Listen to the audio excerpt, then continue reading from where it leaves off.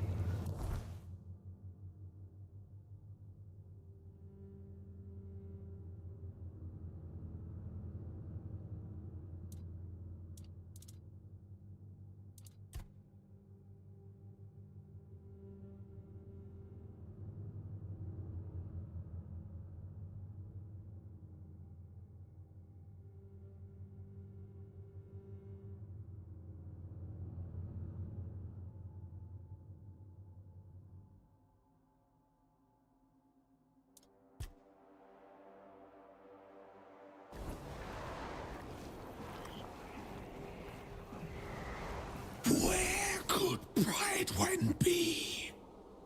Why is he not among us?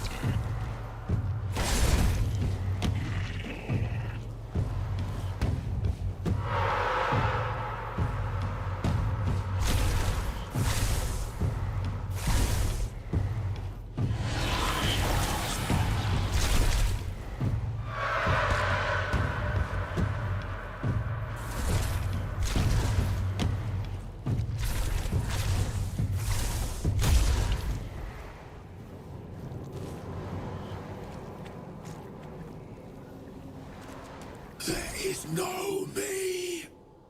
There is no us.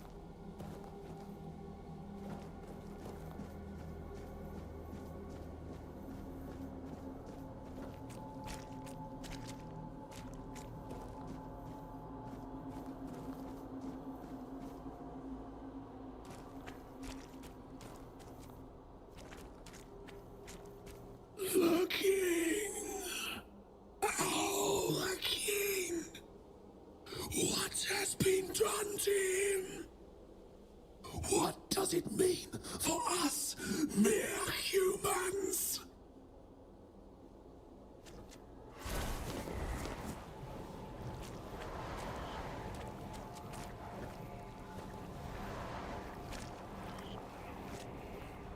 There is no me. There is no us.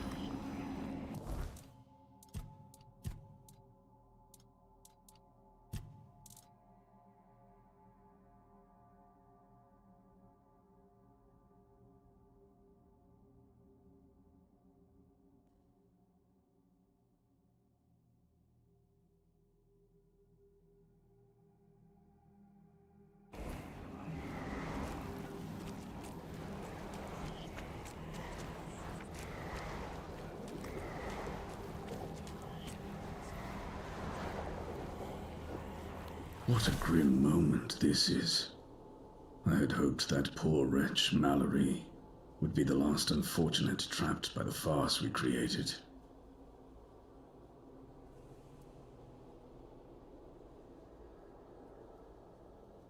We believed that only one whose heart burns with a powerful desire to find answers could pass through the gate dividing the garden from the Hall of Trials. The gate never opened for anyone before. After the battles in the hall, Mallory believed it would yield to him, but it did not. So he waited, trying to understand. As you can see, he eventually gave up.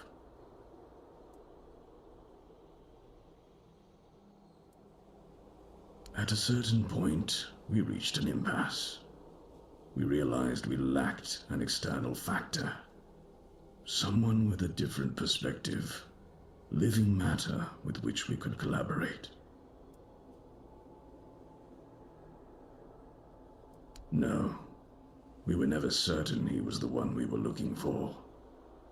We feared letting in someone unworthy. And in the end, we lost control. The soil began to drink blood. The garden started to change. We had no say in the matter. Other druids vanished, although their bodies remained.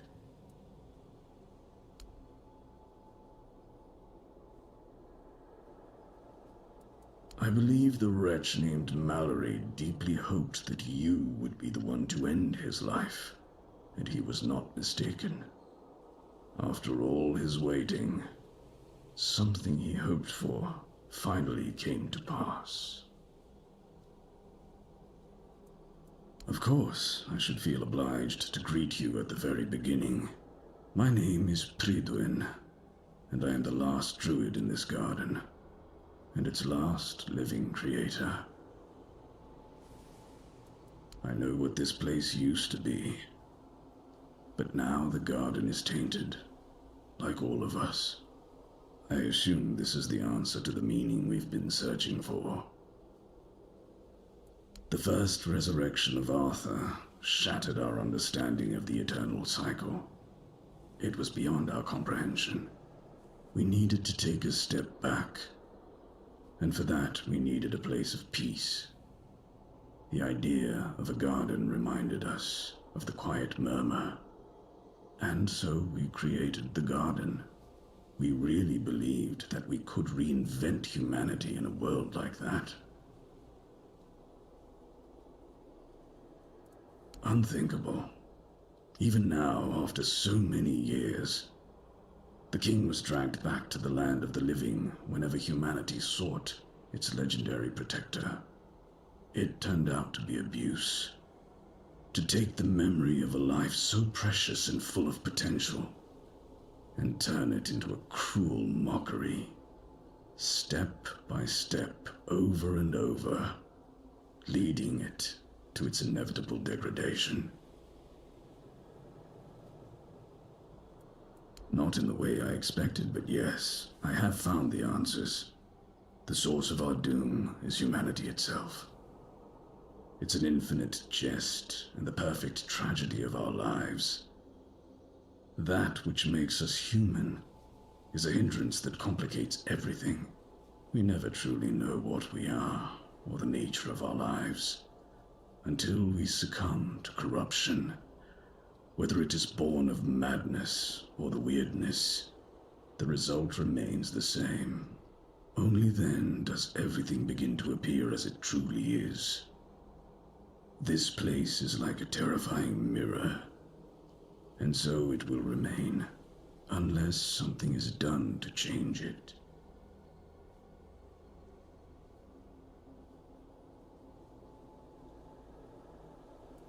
All that Mallory was, you witnessed in the Hall of Trials.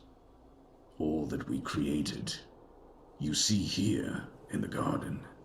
And you could only truly see it once it had been distorted. Corruption revealed what lay deep within us. That is precisely what the weirdness does to a human.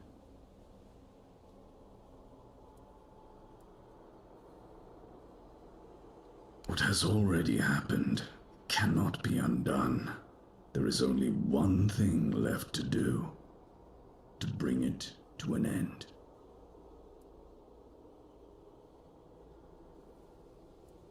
There is a sealed gate. Beyond it lies something that must be destroyed. Whether to face this terror or not, the choice is yours. If you consider that to be your path, then here, take the seal.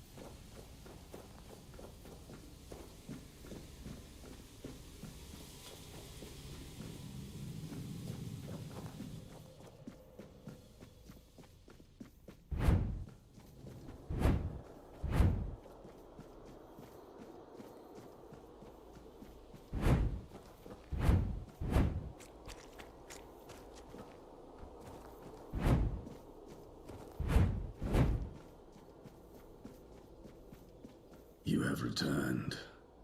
You reek of blood. You reek of purification. You've killed our child and set the fate of the garden on a new path. So, peace will come sooner than I expected. Now, at last, I shall have quiet and slumber. Let the flower bloom in all its beauty and die as it was always meant to. Thank you, Seeker.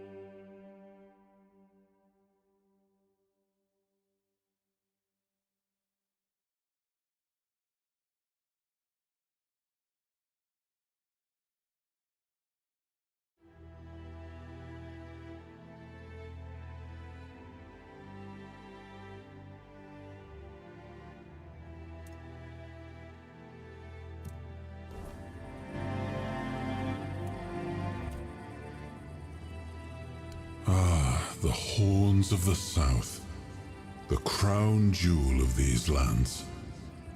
We had barely laid the foundations of Tintagel when Seawall and his men had already built a lighthouse, eager to guide our ships to them. He always had a competitive spirit. Of course, it helped that he took every sailor from the homelands with him, along with a handful of knights, so they could learn from one another. And thus, the Keepers of the South were formed. I decreed that every sworn keeper would stand as an equal to a Knight of the Round Table. I doubt they still honor that law. But I am glad to see the keepers grown. In my time, there was only a lighthouse and barracks.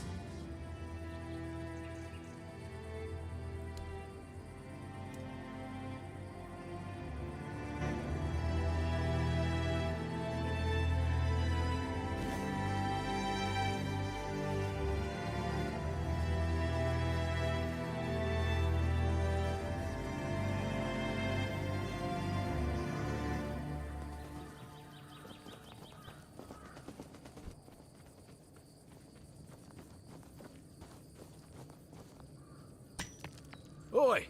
Oi! Where do you think you're going? This is my spot. You can, take the other side. Just don't get greedy. What do you think?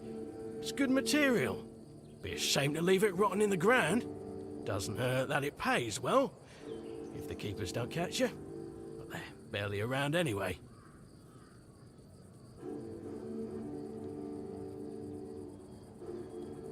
Aye, it is.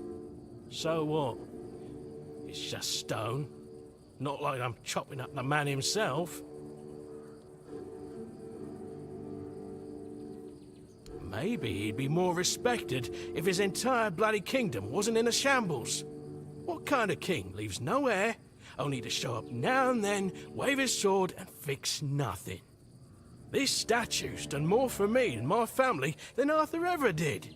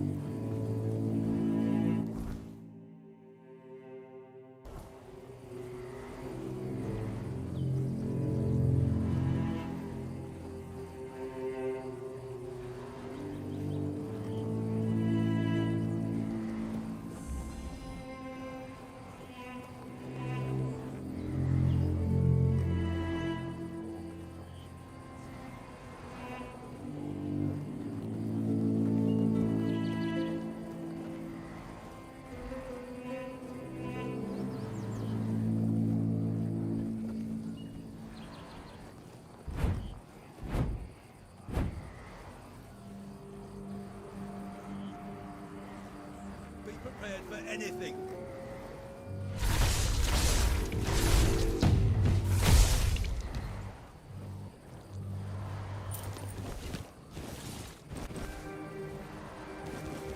We're not safe here.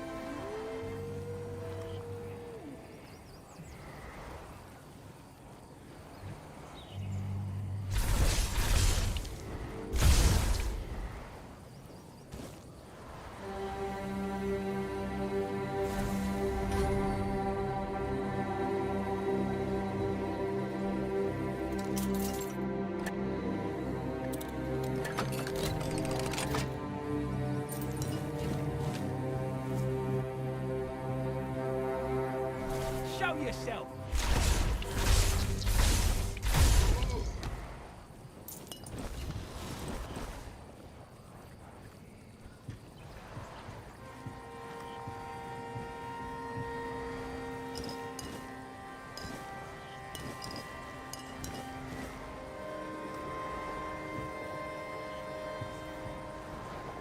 I will bleed you.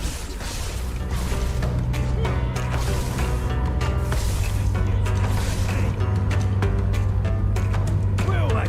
Lawless! I won't go down easily! You'll go last.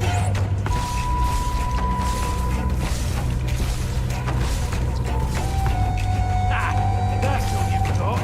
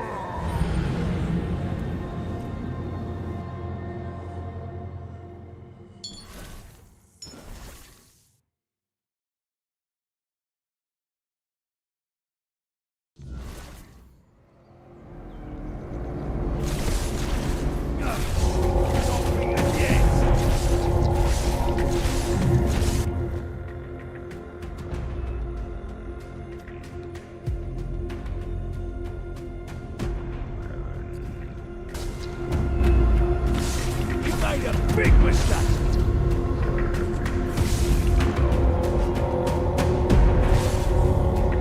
I'll make you pay for that.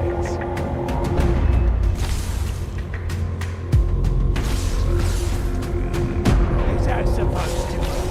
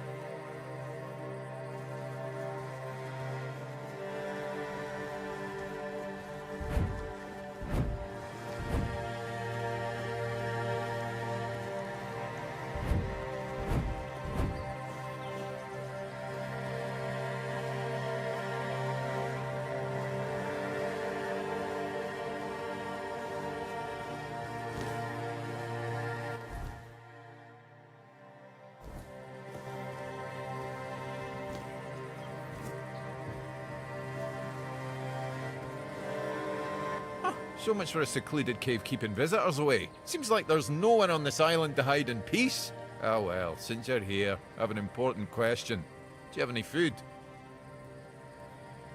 I promise to answer all of your questions, no matter how annoying or asinine they might be. But first, do you have any food? Oh dear. Yes, food. That stuff you put in your mouth to make sure your body doesn't wither and die, you know? Fish, meat, vegetables, bread. Oh, some bread would be especially nice. But I'll take anything, really.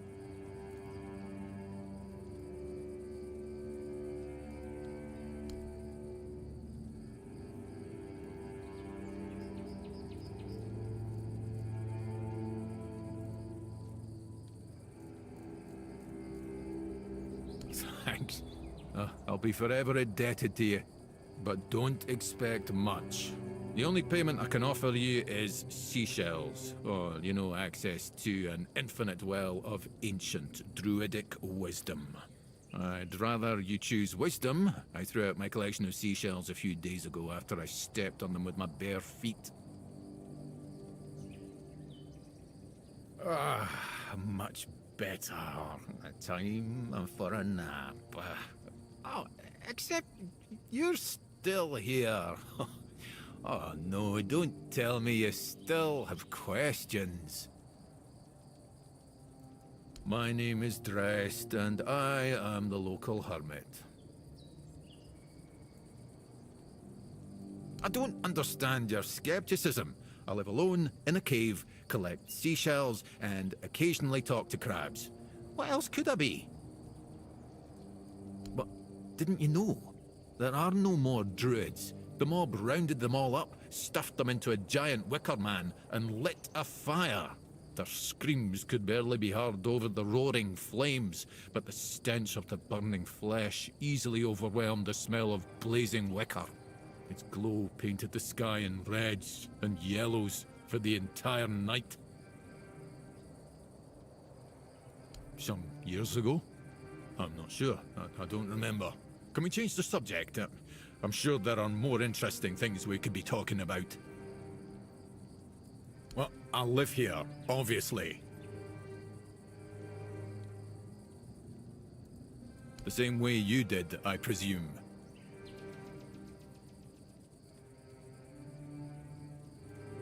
Am I?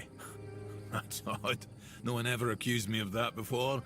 Well, I guess that's what living alone in a cave does to your conversational skills.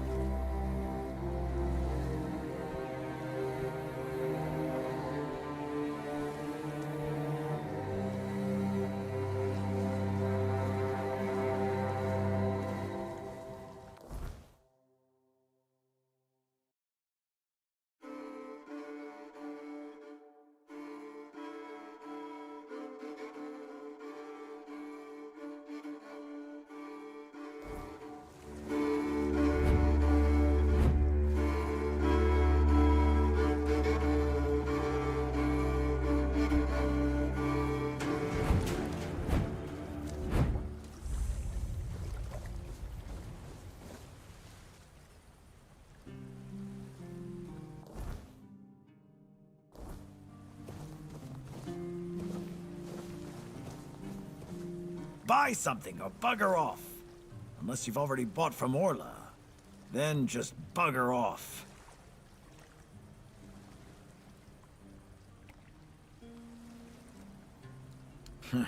I wouldn't mind knowing that myself. She stole a lucrative business contract out from under me and my family, then made herself at home here. Damn those Timberwall merchants. Everyone's always yammering about Timberwall. Timber this, timber that. Bugger them all. Remember, good business, only with Connacht. Fair prices, no bullshit.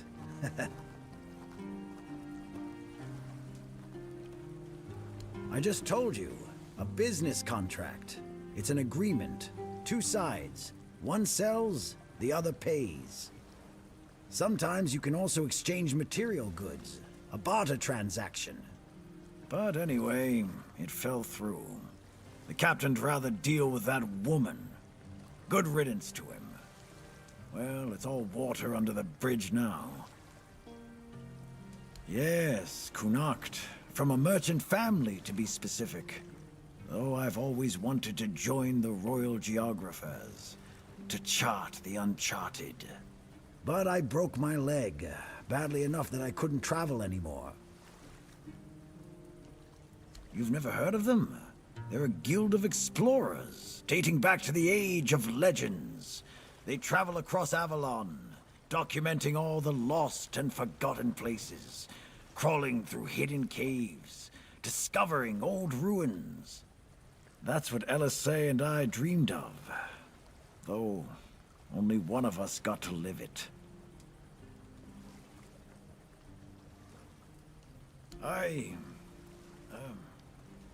Well, a friend from back home. It was a long time ago. We were both snot-nosed kids who didn't know any better. We'd run around Connacht, drawing maps of every corner we could find. And on the farms, LSA insisted on marking every stone in the fields. My mother used to get on my ass for wasting so much paper and charcoal. Good times. She got in with the geographers, started running errands for them. Well, it was right after my accident. I might have acted a bit rashly. Said some things I shouldn't have. You know how it goes. We stopped talking, and then she left Connacht. Haven't seen her since. First thing I did when I arrived was ask the locals what this village is called. And they just said, wait for it, the village. There's also a sunken village nearby. So I asked them what that one was called, and they said, the Sunken Village. So I asked what it was called before it was flooded, and they told me, the village. How do you even work with that?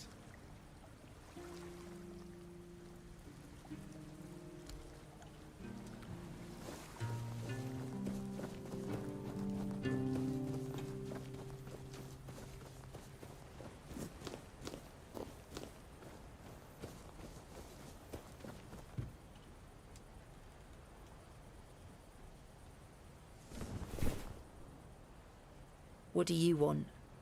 To gawk at the beast? Well, I'll have to disappoint you. My Cole is not the monster you all believe him to be. So you really don't know? If you're not from here, I'm not sure what could have brought you to this hellhole. But you have my sympathies. Just know that Cole isn't like that. Something is poisoning his mind and soul. I don't know what it is, or why it happened to Cole, but now we're all at the mercy of those damned keepers. One evening there was a quarrel between our group, the villagers, and one of the keepers. They'd had a bit too much to drink and let some comments slip. They hurled insults at us, saying there's no place for us here, that we should just get the hell out of here because things are hard for everyone. Hard? Sure. I bet that bunch of wimps wouldn't last a week outside. All they do is sit in that keep of theirs, thinking they're the defenders of justice. Well, Cole went mad. I've never seen him like that before. He attacked that keeper and bit him. It was serious, but the keeper survived. If it weren't for the other men from the village, things could have ended very differently. Afterwards, they chained Cole up and locked him in a cage. His condition started to worsen. They said a monster like him doesn't deserve a jail cell. Jail cells are for humans. Bastards. This might sound silly, but before we reached the keep, we came near a strange structure. The locals call it the Arch Spire. In the morning, we realized everyone had a strange dream, but it was a little different for each of us. Cole started acting weird after that, and in time, it only got worse.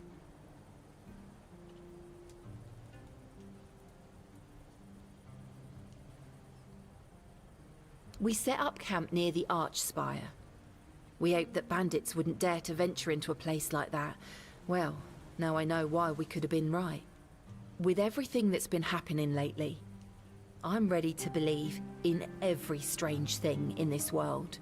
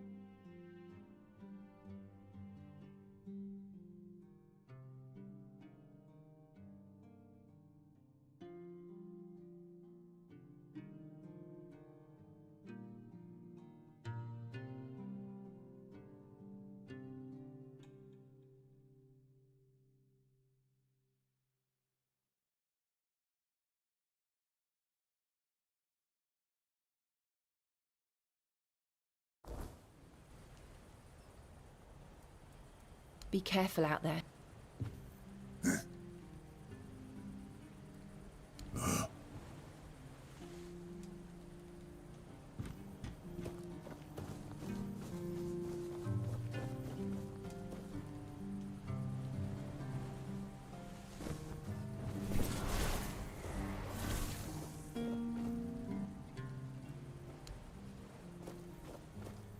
Bloody hell, look at this! The old place is in a shambles. Bunch of decrepit old coots. They do nothing but shuffle around, stare at walls, and sleep under leaking roofs. Can't even hammer a nail properly. I'm telling you, if I was still working here, this place wouldn't be falling apart. But I'm not.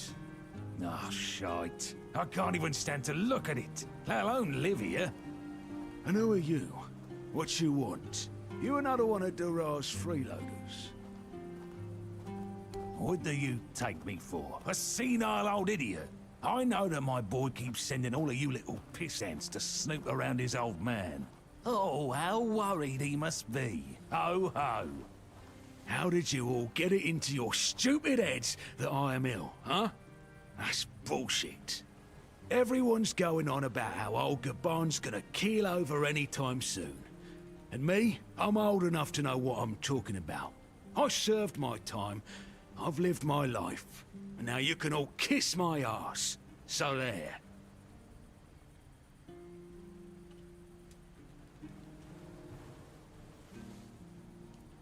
I swear, each one's dumber than the last. Listen, they wanted Heber, that healer from the keep, to come here. He did. They wanted him to look me over. He did. Then he just threw up his hands, mumbled something to himself, and that was it. Hell, I should have been an healer. Wouldn't mind going around being a pain in everyone's arse for a living.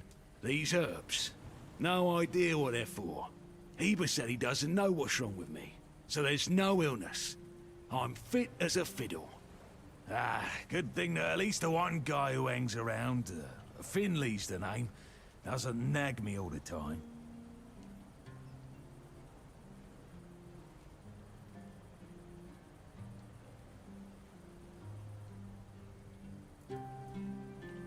Getting a bit too interested, aren't you? Bring a drink over, and I might share.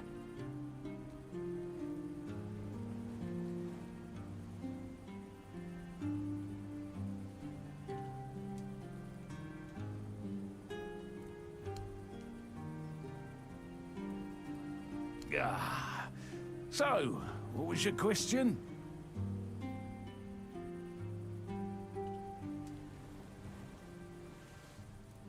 You see, back in the day, being a keeper was a serious business. Now, don't even get me started. You used to come here with a mission, not to run away from your bloody mother. Nowadays, lads get brought here by their own kin when they've had enough of them, or they think the Orns can hide them from the law. No, back in my day there was none of this scum. I came here to serve. My girl cried when I left her, but I've always known this is where I wanted to be. How was I supposed to know she had a bloody bun in the oven? By the time the wean was born, I was already planning the lighthouse's construction. Heck knows what he came here for. That's not my problem anymore, and I don't stick my nose in anyone else's business. Getting a bit too interested, aren't you? Bring a drink over, and I might share. So, what was your question? I'm starting to like you, stranger. And trust me, it's been a long time since I liked, well, anybody. I liked me brothers in arms back in my glory days. Good lads, every damn one of them. Tough as nails, loyal to a fault. A kind, but they're gone now, all of them. The old captain got it in his head to send us down to rediscover some mouldy tunnels under the keep. Damn fool mission that was. We went in together, but I was the only one to come back out. I can still see all their faces when I close my eyes. A hard loss it was, but I'm still here. Oh, some days I wonder why.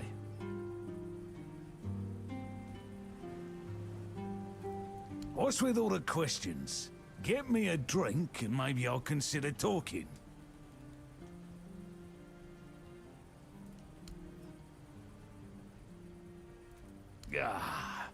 So, what was your question? Those tunnels, right. Well, me and the lads went down there to check if we could repurpose them under the Orns. Damn fool mission that was. But here wasn't just some empty caves. There were monsters, straight out of Age of Legends. Sick stuff. Stuff to get under your skin. Looked like... hell, memory's all twisted up now. Like a bloody nightmare mixed with shadows that don't belong. Want to know more? Speak with Fergus. He's in charge of this shit show now. Now, I propose a toast to those lost souls. This one's on me. Peace, you say. Problem is, sometimes I think they never died. They haunt me in my dreams, you know. Bloody bastards. I swear I wanted to go back and retrieve their bodies. But our late captain, like Grindelows piss on his grave, forbade me from going back. But when I drink, I usually pass out, and then I don't remember my dreams. So, I drink. My brothers deserved better.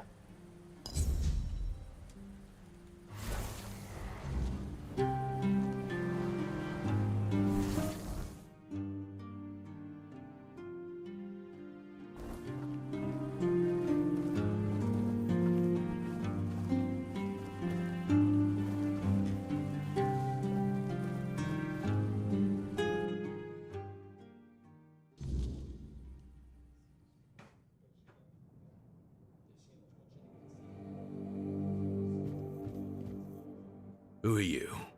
Another refugee? This place is already crawling with your lot. It's like a Camelosian privy after a feast. In my day, you only saw old familiar faces round here. And maybe we didn't all love each other, but a local is a local. It was easier to share with others, even when you didn't have much. That's so. Fine. Whatever you say. But yeah, I could see that you don't really look like one of them. Just pass them through then. Shame it had to be now. Not so long ago, we just sat down and had a drink with the rest of the lads. Now I come here alone. I don't know. But you could put something on the table, and then maybe we can talk.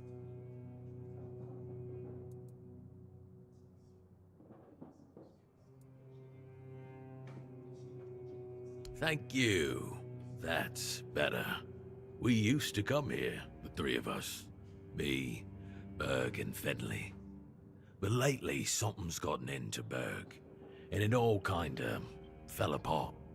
Hell knows what happened. One day he just stopped talking to us. We went to his house to get him, but he only cursed a blue streak at us. Say, mate, do you feel like talking to an old obla? I feel bad for him, but I've got no more patience. And Finley? Let's just say Finley's no good at this stuff. Now you're talking. Ever since he got so maudlin, Berg usually sits alone by the sea. Let me know what's wrong with him.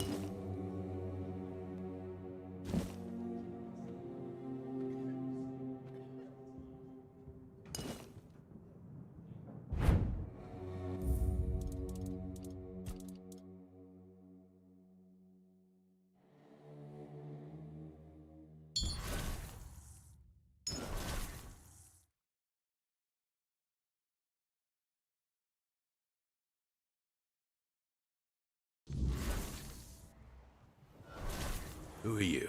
In my day, it was easy. That's not so long. I don't know. Thank you. Hell no. We went to... I feel... Now you... Excuse me, could you get me a clean glass? And I mean clean, not just wiped 3 times with a dirty rag.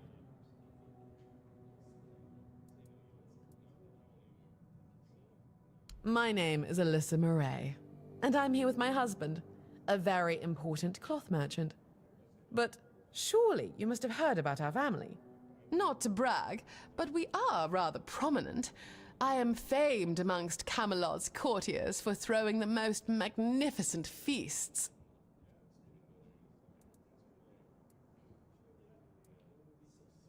Thank you. I designed it myself. I wanted to blend in with the people of the South. The savage tribes, the brave lightkeepers. I wanted to make an homage to them with my new style, and I do believe I've succeeded. I can feel everyone here gazing at me with awe. Give it a few weeks and everyone here will be trying to copy me. It happens in Camelot all the time. It's almost insufferable. Well, my Duncan is here on business, of course. A very important contract with the Lightkeepers. I decided to accompany him because I have never been to the South, and I've heard so much about its wild, untamed beauty. So far, it's turned out to be terribly dull. And the smell! It's like stale fish and sweat. Hopefully I don't have to suffer it much longer. Pray, tell me, do you know anyone here who would run a small errand for me? Oh, of course. You know, I've always found talking about money so distasteful. But needs must, I suppose. Don't worry, you'll be handsomely rewarded. You see, I've had my eye on this beautiful abandoned estate overlooking the sea. It's not very far from here, but it's far enough away from all this rabble.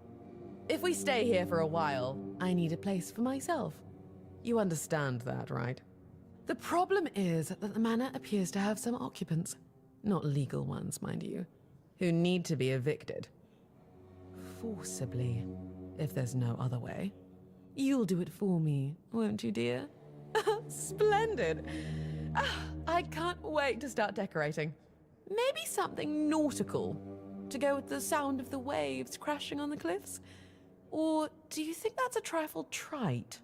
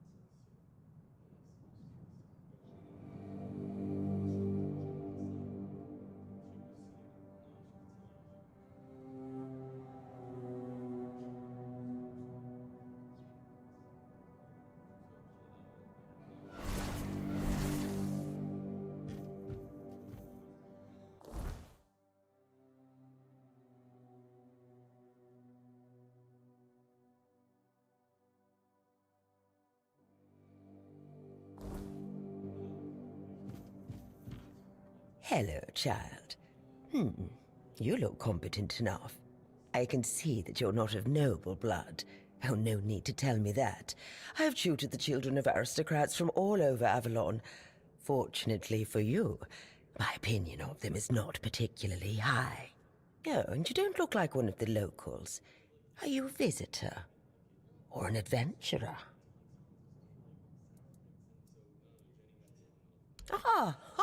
You can talk. Now, I'm sure we'll get along. My name is Lady Elaine. I oversee the Farshire Library, the greatest collection of books in this part of Avalon. Oh, biding my time, until a brave adventurer with a death wish comes along and asks if there's anything they can help me with. Oh, surprising. I'm looking for someone who will help me find a certain artifact. So, are you interested, child?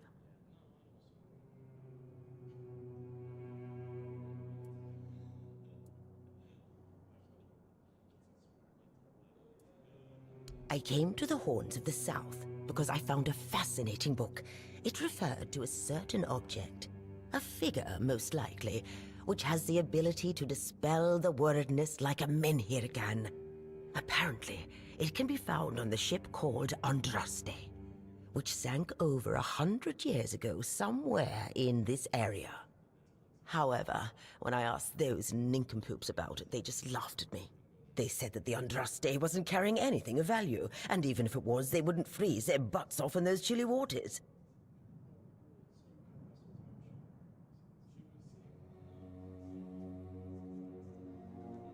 The Last Voyage of the Andraste by Elvis the Lightkeeper.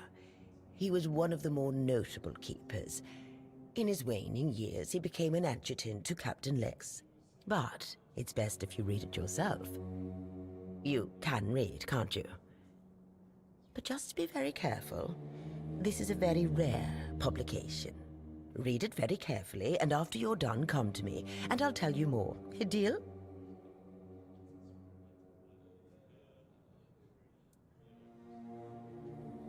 And they say young people don't want to learn anything. Come on, chop, chop, chop, get to reading.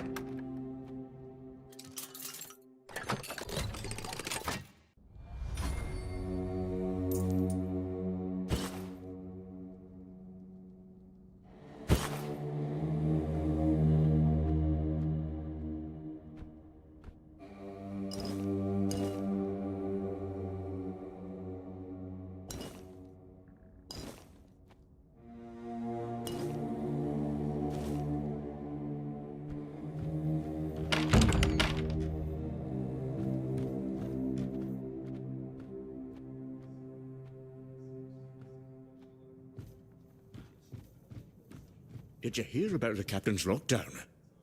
Looks like the lads aren't too happy about it. Yeah, but you know Fergus. He's got a stick up his ass. Only knows how to follow orders like a good little soldier. If it's not urgent, I suggest you... Did you hear about the captain's lockdown?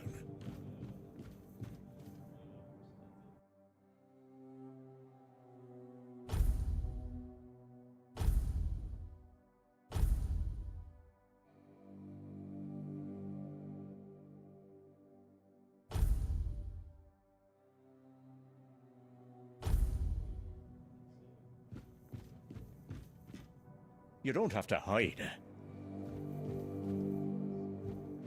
Oi, you're not from around here, are you? Come on, sit down and tell me something about the world out there. Don't know. If I knew what to ask, I'd have asked it already.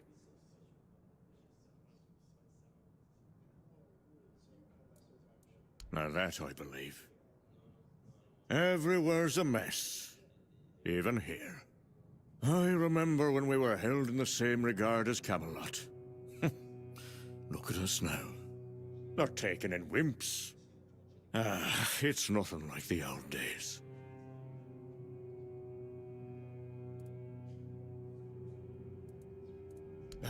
You bet they were. It's all been falling apart ever since they put Captain Brendan in charge. That one's got two coins where his eyes should be, if you ask me. Doesn't care about anyone or anything. He's just looking out for his own skin. Worst captain I ever served under, no doubt. Not that I serve anymore, I'm retired now. Filth everywhere, and it reeks of fish. Everyone's terrified of the weirdness. It's hard to believe I've lived long enough to see times like these. Not that long ago, we used to scare kids with stories about the weirdness. But now, grown men wet themselves if we tell the same tales. Honestly, I'm done with it all. I don't even recognize this world anymore. And I don't want to.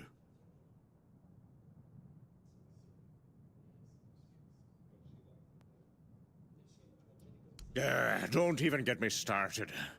Fergus always claims he's busy, but for the life of me, I can't figure out what he actually does. Probably just pretends to work. I talk to Riderick from the museum sometimes, but that one's a real know-it-all. We always end up arguing about how things used to be. If you ask me, they're all just as bad as each other. It's never gonna be the same again. My brothers are gone, and I'm left here, all alone.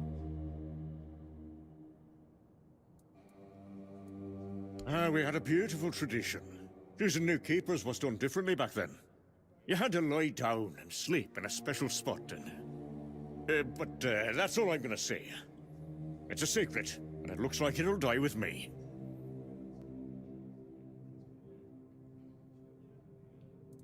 Huh? Of course I do. In my day, it wasn't sunken. It was a beautiful, lively place. Pilgrims would visit the All-Mother's Temple and Excalibur, and end up in the village. It broke my heart when I heard about the flooding. They say the Druids caused it, but who really knows? It doesn't matter now, who did or didn't do what.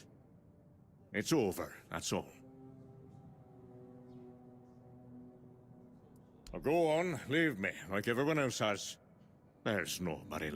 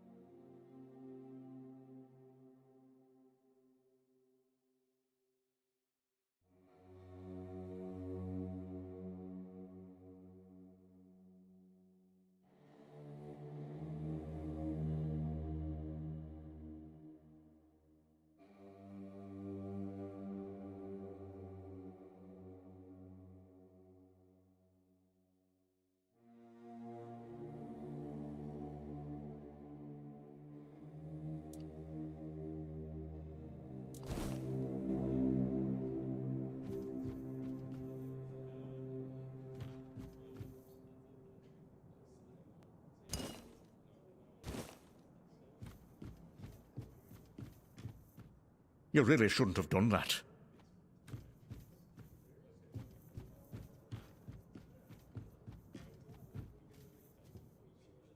Oi, Noel! What if I pulled Excalibur from that stone, but it broke, but only at the tip? Would I still get to be king, or not? Ha! You're so daft, Ran.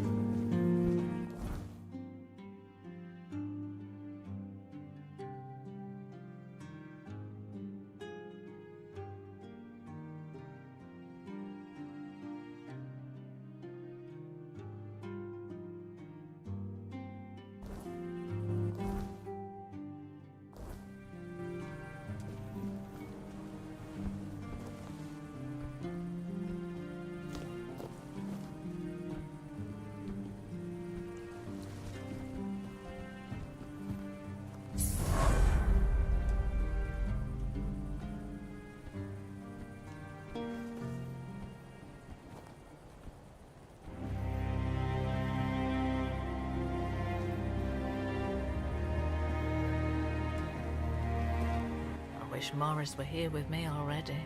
Do you need help settling in, dear? This isn't the best day to start a new life in this place, but we don't always get to choose, do we? What a nasty business with that boy. I'm almost glad my Morris isn't here for this. He's such a bleeding heart.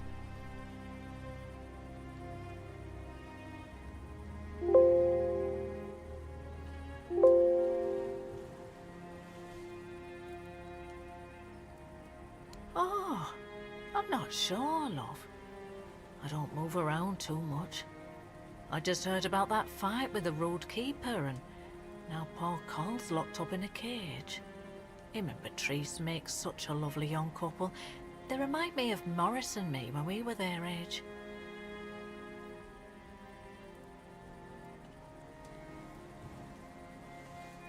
A dream? Oh, yes. There was one, but I don't quite remember what it was about. I'm sorry, dear. I'm sorry, dear. I hope I didn't offend you. I'm still not used to all this. You see, I was born in Little Grove and thought I would live out the rest of my life there, working in the orchards in the mornings and drinking warm cider with my beloved in the evenings. We never wanted to see the world. I guess sometimes the world doesn't give us a choice, does it? Little Grove was raided by bandits, a local gang that had been terrorizing the area for months, growing in numbers with each raid. Their leader, Bald Kate they called her, somehow got hold of a branding iron used to mark outlaws. After pillaging a village, she'd brand some men and women of her choosing. That way, Kate made sure nobody would ever help them, and that they'd have no choice but to turn to her if they wanted to survive. My Morris used to be a skilled tanner. I guess that's why she picked him. Yes, I asked him to. He wanted to run with me, but he was still feverish after the branding. I was worried he'd die on the road. Now, I don't have many kind words for Kate, but she doesn't like her efforts to go to waste. As long as he stayed, she'd make sure he was healed. I hated leaving him there, and I hate to think of what she's making him do, but I hope he's at least still alive. From what I've heard, they decided to stay in Little Grove for a while, drinking my cider to the last drop, no doubt. Not like they have to worry about the authorities. The only ones we saw were the Camelot tax collectors that came by once a year. Other than that, not a uniform in sight since I was a little girl. Oh, Mother bless you, my dear. That's all I could ask for. Please, let me know as soon as you learn anything. Stay safe, dear.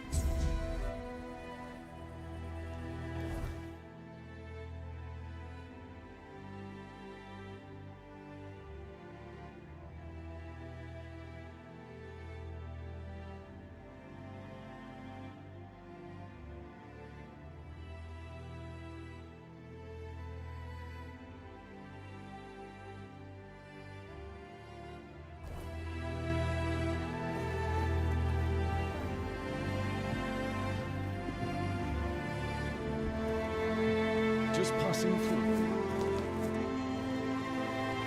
I've already told you I'm not going anywhere. If you want something from me, then... Oh. I don't know you. I'm Dugald. You're not one of us. And you're not a local either. You could have chosen a better time to come here. Kind of poor ambience, if you know what I mean. Well, at least we have a roof over our heads.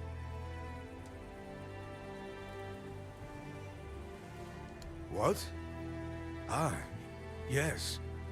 The people are making a fuss over nothing. A dream is just a dream.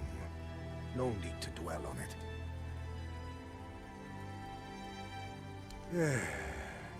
Roscree. Few shacks and a small field of grain. I was a miller back there.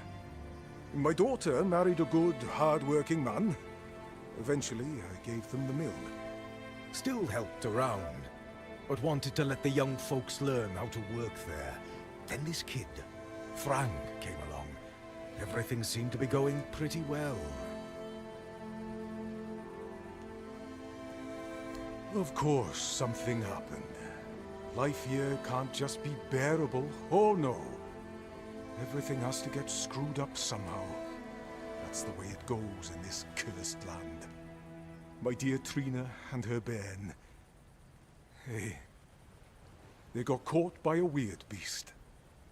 I started to hit the bottle and finally, my son-in-law kicked me out. I left Roscree. And so did Fran. He says he has some kind of life debt, and he won't leave me alone until one of us drops dead.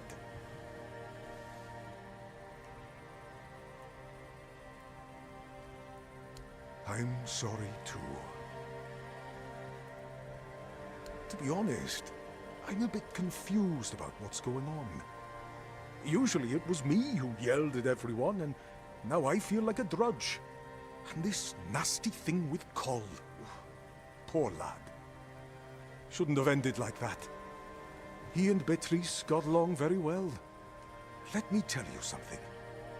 When I saw all these wrinklies around here, I thought this place would suit me.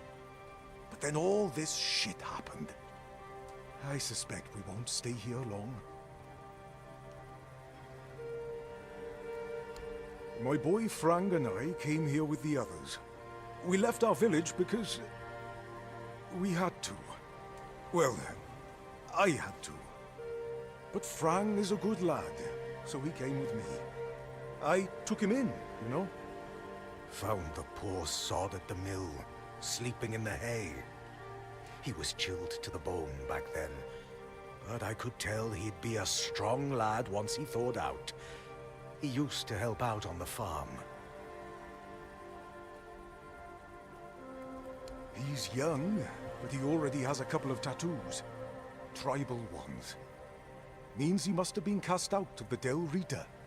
At first, the people in our village gave him dirty looks, but then they realized he wasn't a bandit. He was a good, hard-working kid. Then they started to treat him as one of their own. Frang is a quiet boy, and he doesn't talk much about himself. I feel like those days with the Reader are long buried for him. Almost like he never lived them.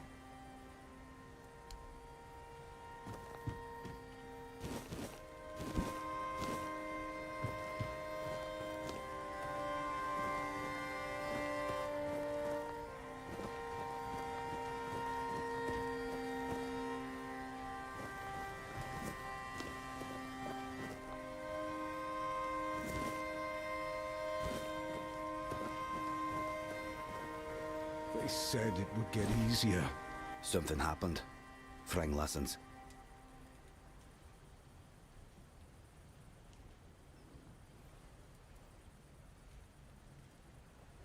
Frang doesn't know dream.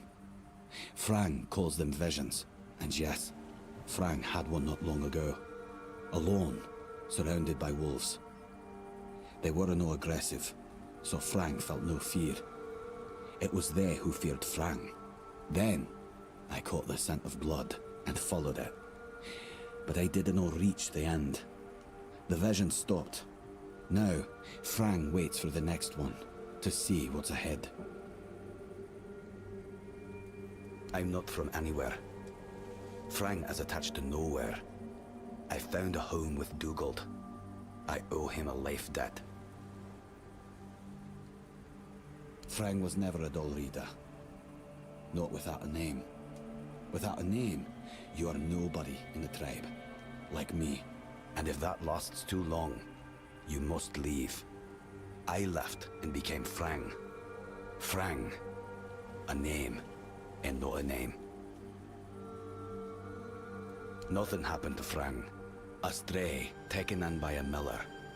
That's all. Frang cannot be a dull riada. His mother was. But the tribe decided that he was not worthy of a name. That is why he is not of the tribes. Conquer. Wolf. Strong. Important name. Not seen in the south for a long time. Must be dead.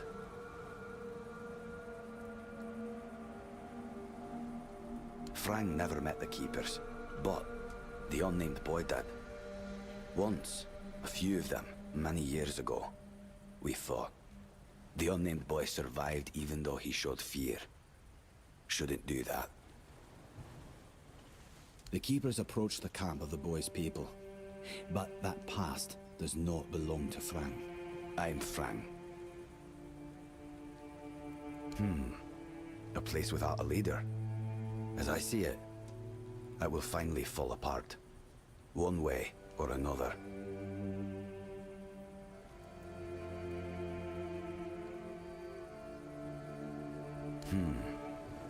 Now they're a bit like Frang. Strays with no home. But Threes is strong, despite what happened with Cole. Ellis? He's funny. I like him. Rawson? I know nothing about her. And Dugald? A man who became Frang's father. He has my gratitude. There are no tales about a place that survived without a strong leadership. And it's not about kings, nobleshites, or chieftains. Titles are just words that pull the wool over a man's eyes.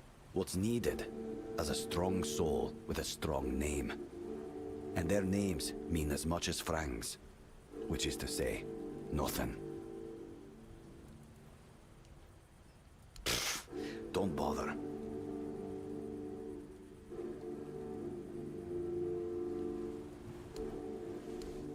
Still here, still breathing. You've come to put me in the cage. Sorry. Just a bit of grim humor. You know, about what's been happening here. Such a mess, isn't it? Cola's all right, and Beatrice, what a shame. Such a fine girl. Anyway, I'm Ellis. Nice to meet you. What do you need? Aye, there was a dream. Strangest bloody thing out of all the strange shite I've seen. When we woke up, we realized that every one of us had a weird night. I was out in the wild. I had this feeling like something was chasing me. But it was Col who really had it rough. Poor sod was moping around afterwards like he'd been hit by a sack of bricks.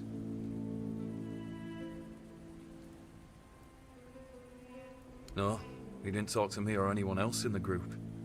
Guess he didn't want us to worry. Especially his lass. Yes and no, to be honest. See, Cole has always been quick to anger, especially when things went sour. And back then, an awful lot of things were going to shite. But this time, I don't know. It felt different. He didn't even bother chatting with Beatrice. Normally, they're a good couple. A real match, if you ask me.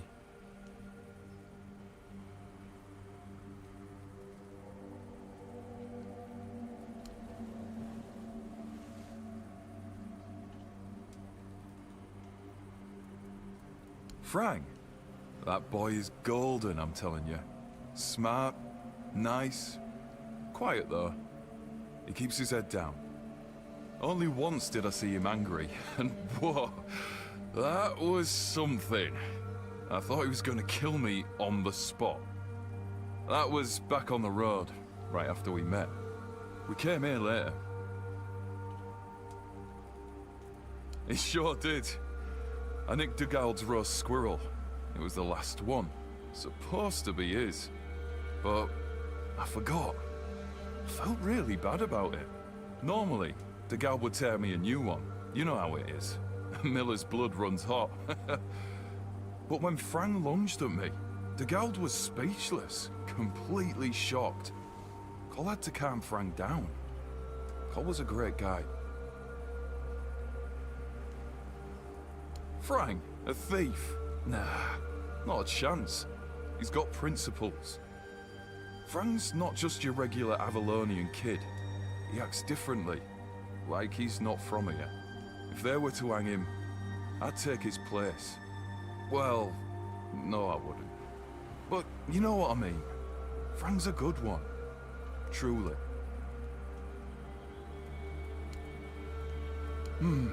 Well, I'm Ellis. Goldsmithing is my life and passion. And between you and me, I feel like I'm losing my mind without it. When I hold tools and make beautiful things, it feels like I can bring some light into this wretched world. I wish I was somewhere where I could just do some goldsmithing, but I'm a bit scared. So, here I am, sitting on my ass in some village listening to waves and the screams of seagulls and old men.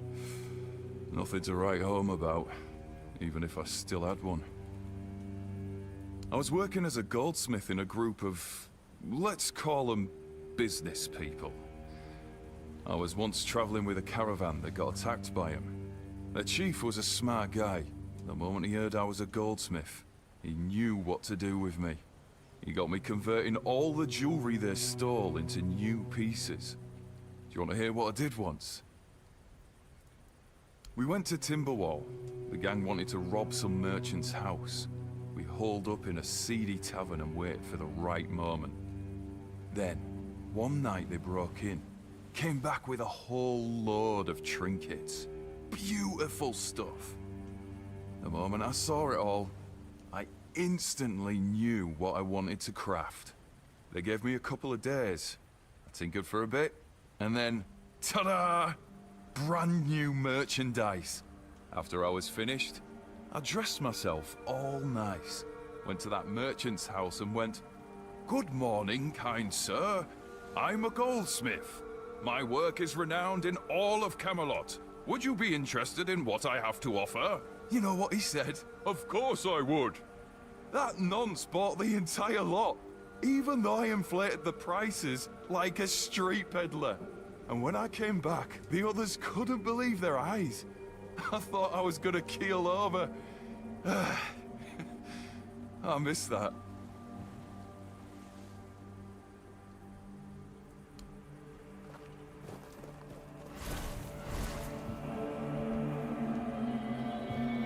They said it would get easier.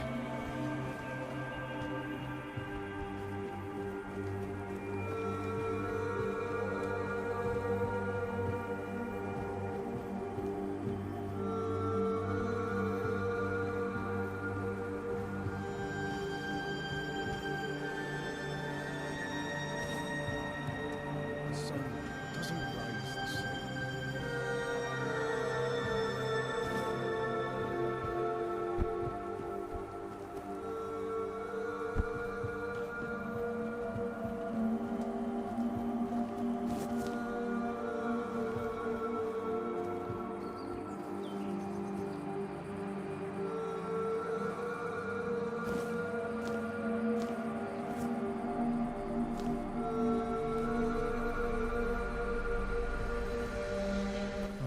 Oh, Mother have mercy. Not another one. If I let you pass, will you promise not to tell anyone? That you came through the village? Because I should have caught you right on the beach and asked what you're doing. And now that you're here, it's a bit late for that. That's just my luck. Take the post turning, they told me. You'll be looking after a village full of old farts. That's practically early retirement, they said. What a load of crap. There's always something. If it's not the deck falling apart, it's a refugee running around biting people. The deck? Nah, just old wood. Honestly, it's the least of my problems. But I've got no way to fix it. Dara's always busy with his lighthouse, and every time I try to do it myself, someone else needs me for something. I can't even sneak out to the tavern because last time some rich bint started complaining that everything here smells of fish. That's a seaside village. What else would it smell of? You do that? That would be a huge relief. Well, maybe not huge. There are bigger problems, but it'd be a start. Truth be told, I don't know why they want it so badly. It's for boats. No one here even uses boats. But, well, you know how it is with old folks. Once they get fixated on something, there's no point in arguing. I'd pay if I could, but this was supposed to be my job. The budget's long gone. But if you're interested, I could teach you a thing or two about home decor. Not exactly standard keeper knowledge, but, well, we all have our secrets.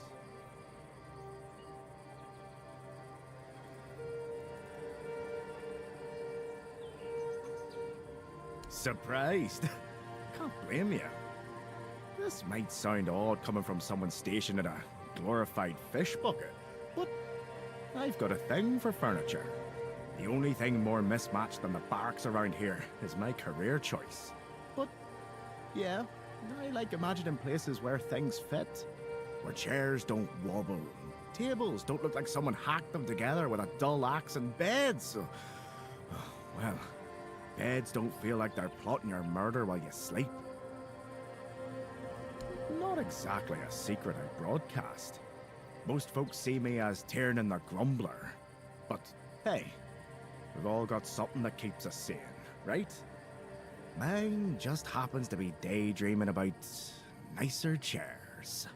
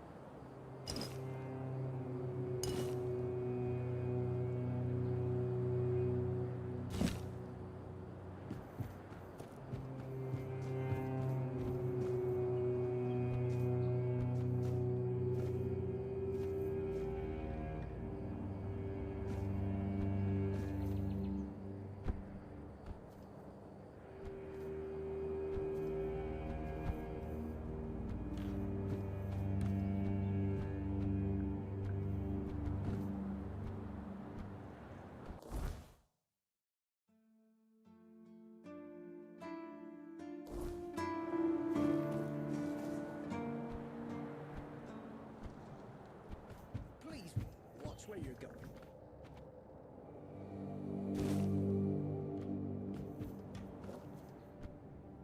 No, he's just...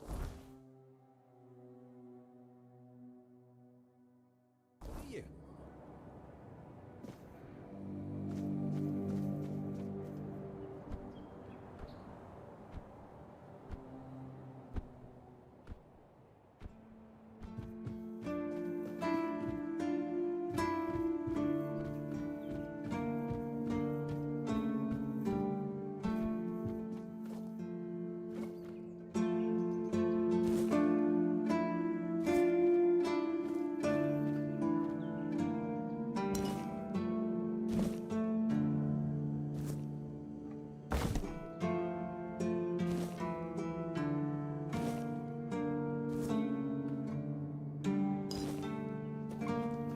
Stay quiet. Stay safe.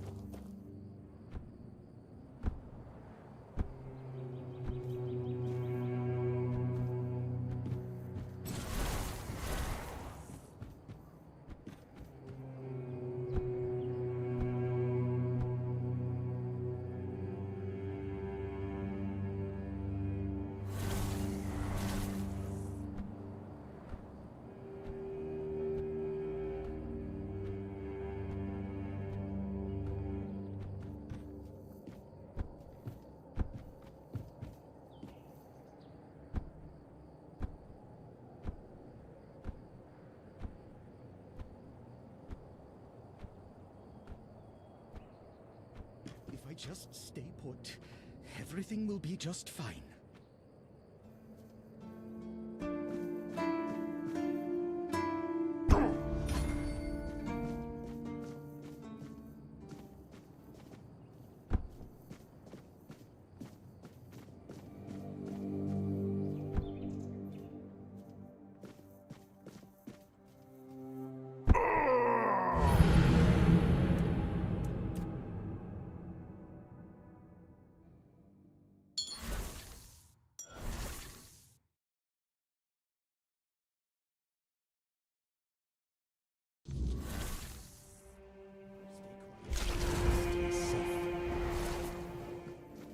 Bloody seagulls!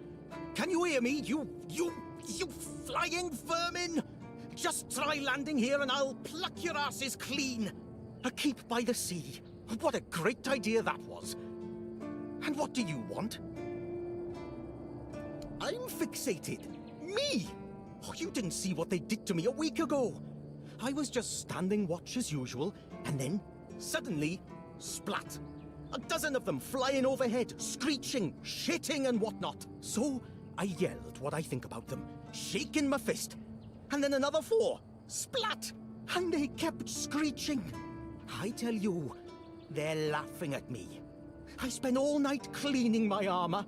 Sewell didn't think it through when he decided where to put the keep, mark my words. And I don't like how you seem to think I'm a fool. So, what now? Should I shit on you for that? I don't think so. I once managed to shoot a few. I thought they'd learned their lesson and wouldn't be flying over here anymore. And guess what they did? They kept shitting. With increased force. Like they're planning it. Vengeful scoundrels. I need to try a different strategy. Find something that will make them feel real terror. Like the way crows are afraid of scarecrows in fields. I'm sure seagulls also have something that scares them. We just need to find out what it is. A fee? I'm not asking you to hunt down a monstrosity from Grubwood or the Sunken Village. Ah, whatever. As you wish. You'll get your fee. Oh, you must think yourself an expert, damn you. I just need you to bring me some kind of a bird scarer. They'll learn their lesson and keep away from me. I don't know. I'm not sure if there's anyone crazy enough to take up something like this. There is one guy in the museum, Riderick. He's supposed to know everything.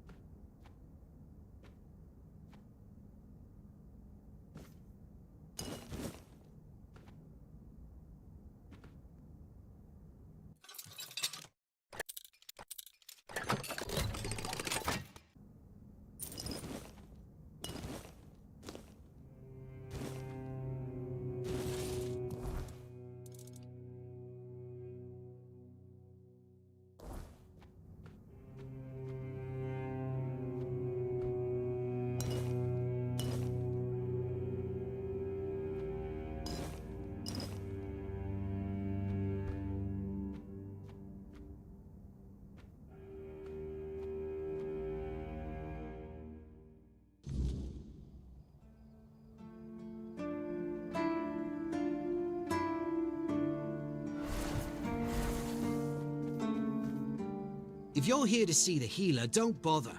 He's a quack and a butcher who likes to watch people suffer. I came to him with a toothache, asked him to make me something for the pain, and you know what he did? He said my tooth is rotten, and then sent me to Osbrit to get it pulled out. That, and I wouldn't trust him anywhere near my mouth. Don't get me wrong, Osbrit's a decent blacksmith, but he's no good with teeth. With one lad, it took him 3 tries before he got the right one. I'll stick to my grandma's potion for toothache.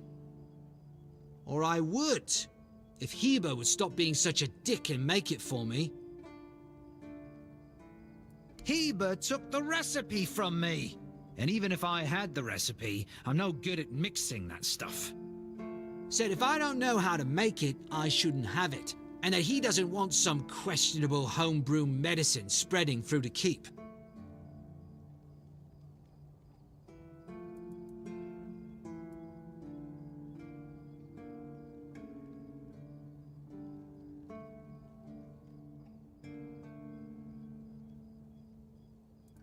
You will? Oh, you're a lifesaver. Tooth saver, yeah? No matter. Don't worry, I'll give you something very special if you bring me that remedy.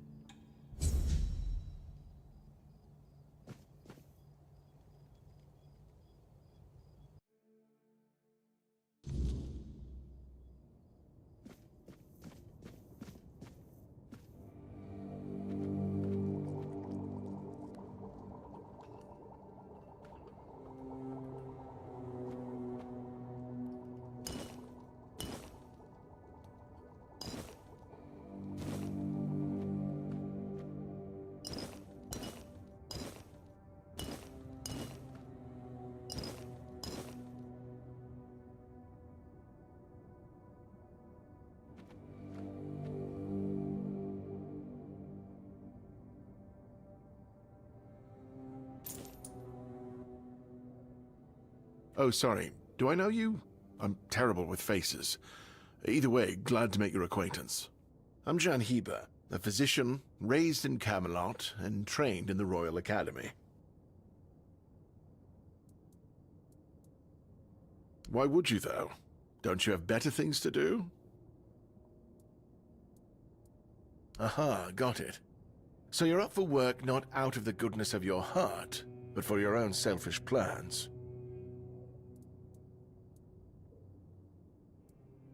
Oh, now you're speaking the language of Timberwall. It does pay, but we haven't settled on a shared definition of well, have we? I guess we can see about it after the job's done. But all right, if you're a mercenary, then I do have a job for someone who'd be willing to risk their life in exchange for material goods. Straight to the point, eh? All right. I need someone to perform a ritual within a stone circle nearby. You go there, read a spell, do whatever needs to be done, come back and tell me exactly what happened.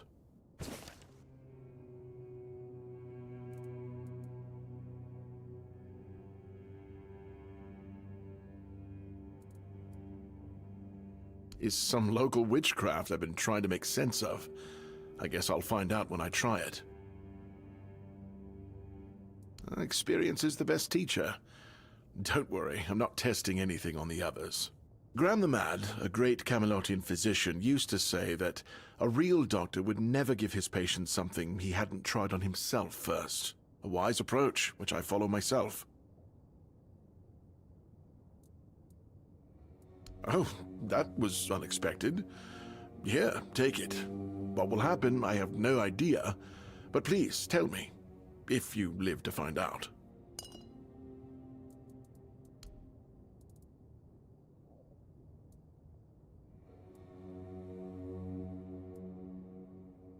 I was classically trained in the proper art of medicine by the scholars of Camelot. The things they do here, they make no sense. No sense at all. Most of this stuff shouldn't even be effective, yet it seems to work wonders on these simple-minded, tough-bodied people here in the south. Shipments from Camelot are late, so I'm running low on supplies. If I'm not able to treat them, they'll start complaining. And Fergus doesn't like when people complain, especially when it comes to their health. He truly cares about them, I've got to admit. He doesn't care much about anyone else, though.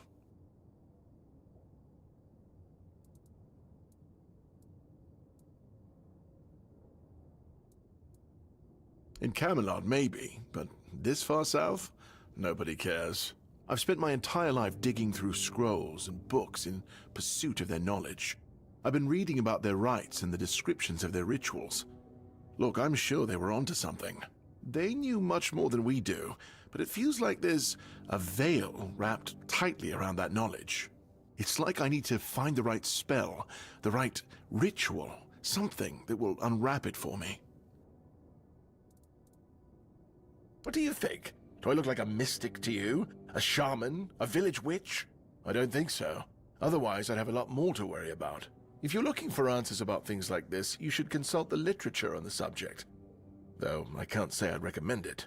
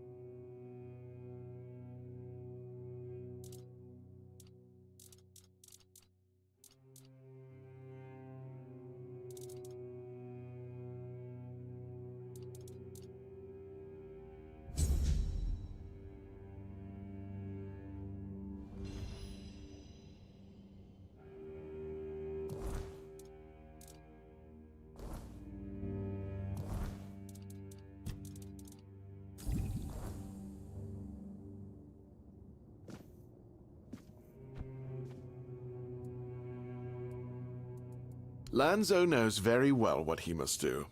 I'm sorry, but there's nothing else I can do for him. Either he removes the tooth, or it will keep hurting. Yes, his grandma's miracle medicine. I honestly don't have time for village superstitions. I had to confiscate the recipe as well, lest he tries making it himself. As if I don't have enough problems already.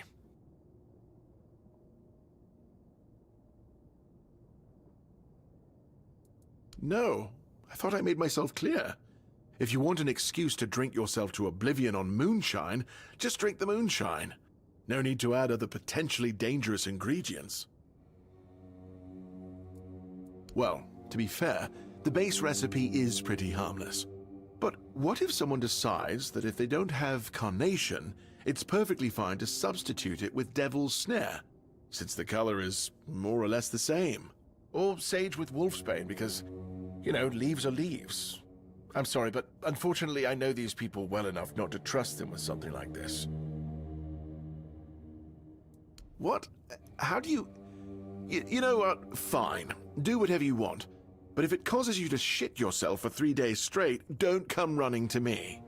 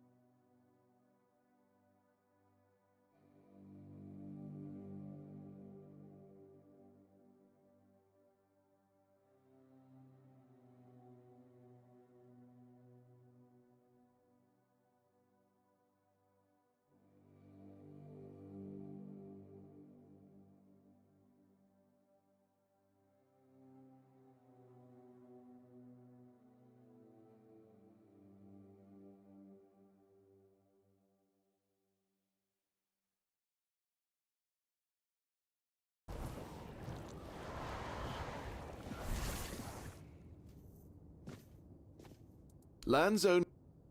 Yes, I had to No, no need to... Well, but... Or say... What?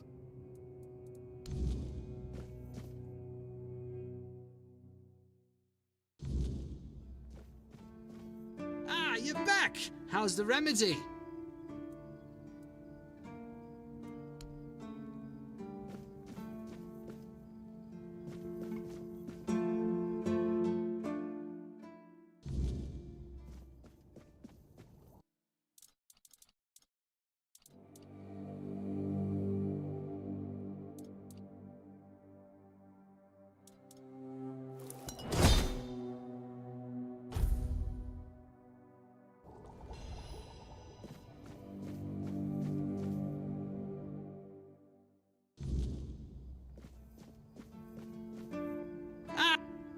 Thank you!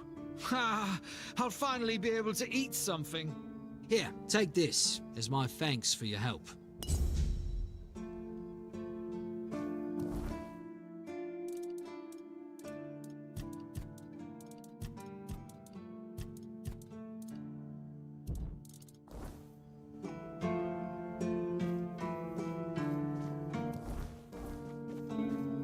Eyes forward, and mind your step.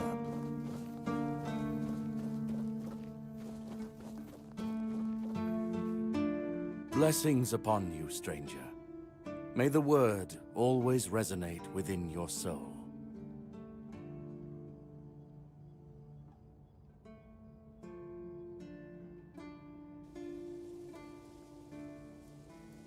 May Kai's word always guide you.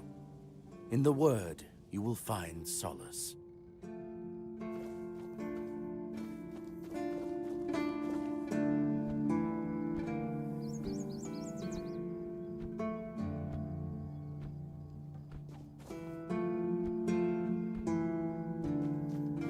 Good to see you again. The pledge today was very interesting, wasn't it? The certainty in Quartermaster Aimer's voice. Beautiful. Makes one eager to start work. So, what do you need this time? The pass again? Are we planning a trip to the Stale Lamb? Hey, not this time, my friend. I've run out of ink. I'm waiting for a delivery. Steward Orla will let me know when more arrives. In the meantime, I need to ask you for a favor. So, you in? For the sake of our long friendship?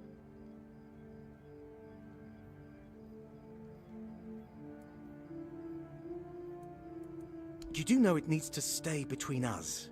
Do you understand? Say you understand. Fantastic. So, here's the thing. On a recent night out at Ron's, it seems I may have left some sensitive documents at the bar. Documents, with Captain Fergus' seal. But not necessarily sealed by him. You know what I mean. I can't really go there right now. Could you get them back for me? I'm sure it won't be too much of a problem. Splendid! When you have the documents, meet me at the third crowing of the rooster. Or just find me. I'll be around.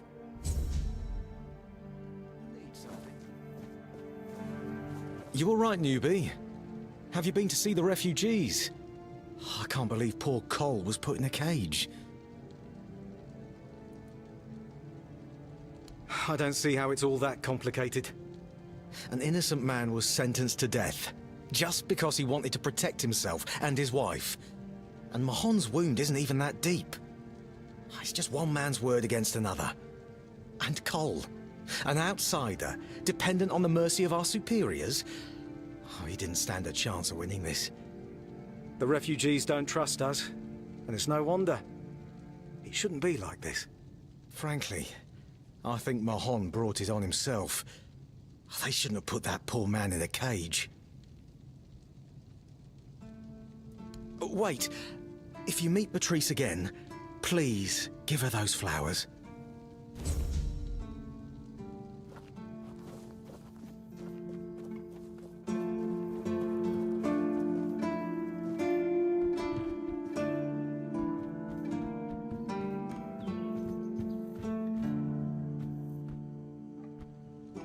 Just stay put. Everything will be just fine.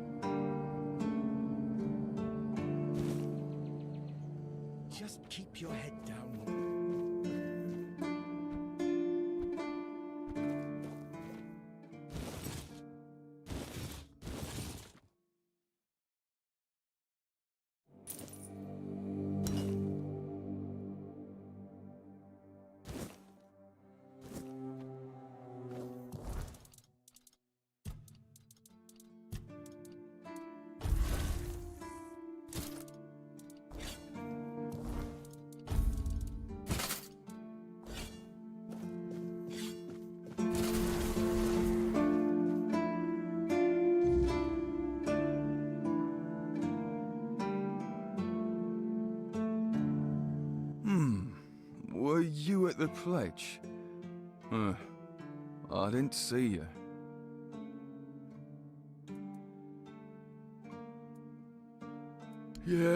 Yeah.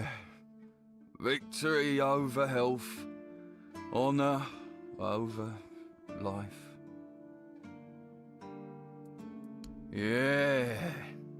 Bandits, tribes, Sodom all. Sleep, damn it, is the worst son of a bitch I ever fought. No sleeping, though. The service is eternal. Where would we be if Seawall took naps all the time? You need to serve, not...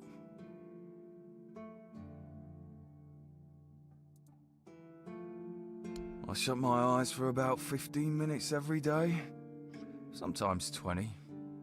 Besides, a true keeper doesn't sleep.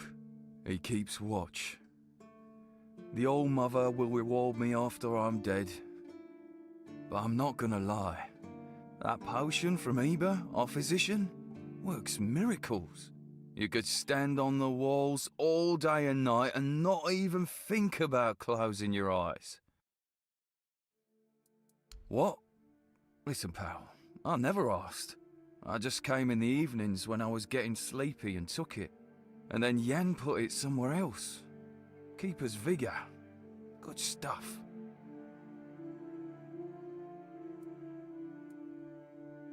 Excuse me? Those were local supplies for every keeper. Shit. Maybe I was stealing. Oh, I never thought about it like that. So...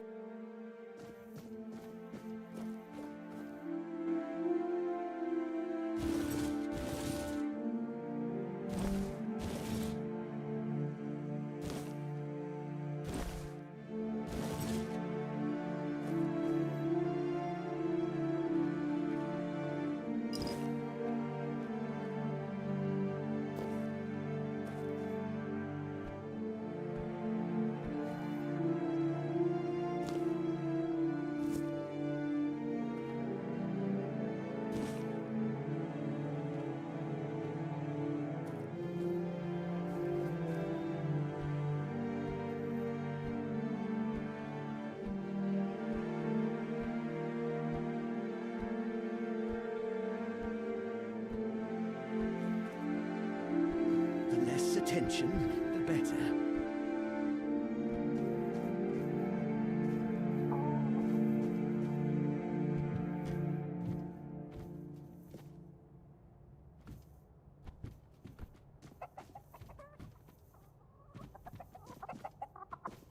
Watch the feet!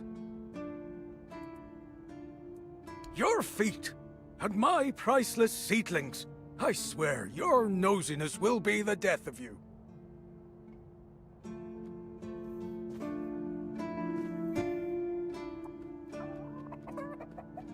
I have everything I need.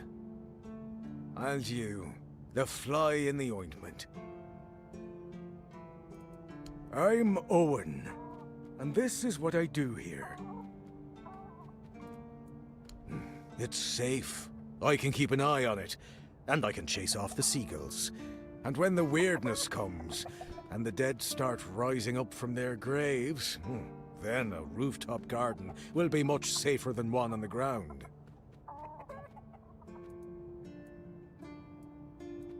No, I can handle a few seagulls. I'm not like that idiot Gwilyn. I let Rark in. He doesn't talk so much. He's my best friend. My hoe in your skull would be worth 1,000 words. Always. You need to talk to plants to help them grow. I'm not gonna waste my breath on people.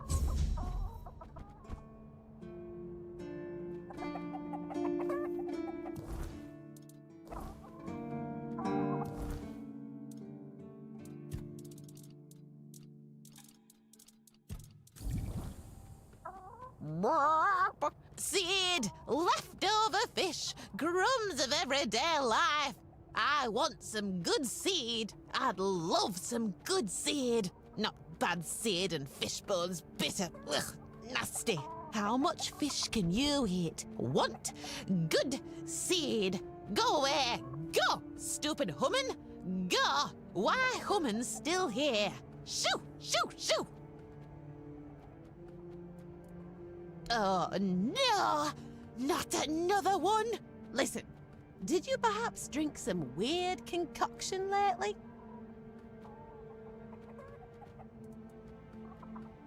Human Heber, I see. I know it must be an entirely new situation for you.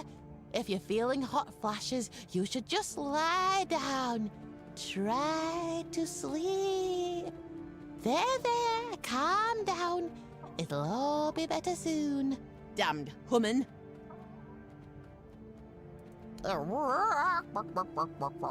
What? Unless I've grown 4 arms, I should still be a chicken. What's wrong with you lot? Do you always ask such stupid questions? Pecking, clucking. What else am I supposed to be? Pardon me, Avalonian. Quacking doing. If you want an egg, don't ask me. I'm not one of those henhouse floozies. Now get lost!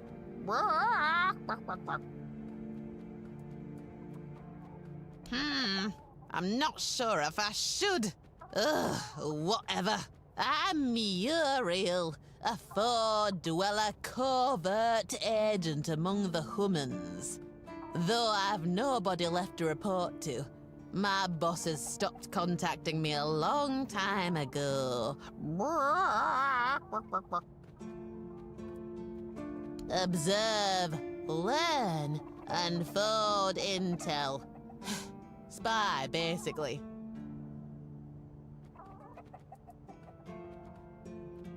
You're sad, bitter, impulsive, short-sighted, petty, and you have a penchant for self-destruction. Oh, yes. And everything you touch, no matter how good, eventually turns into shit. And then you wonder why everything around you has lost all meaning. I could go on and on, but I won't.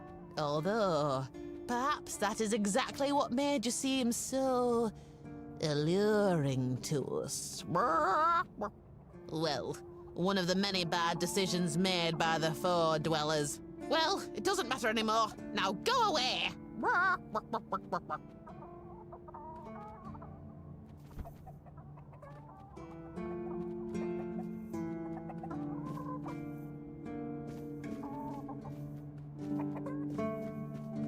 Stay quiet, stay safe.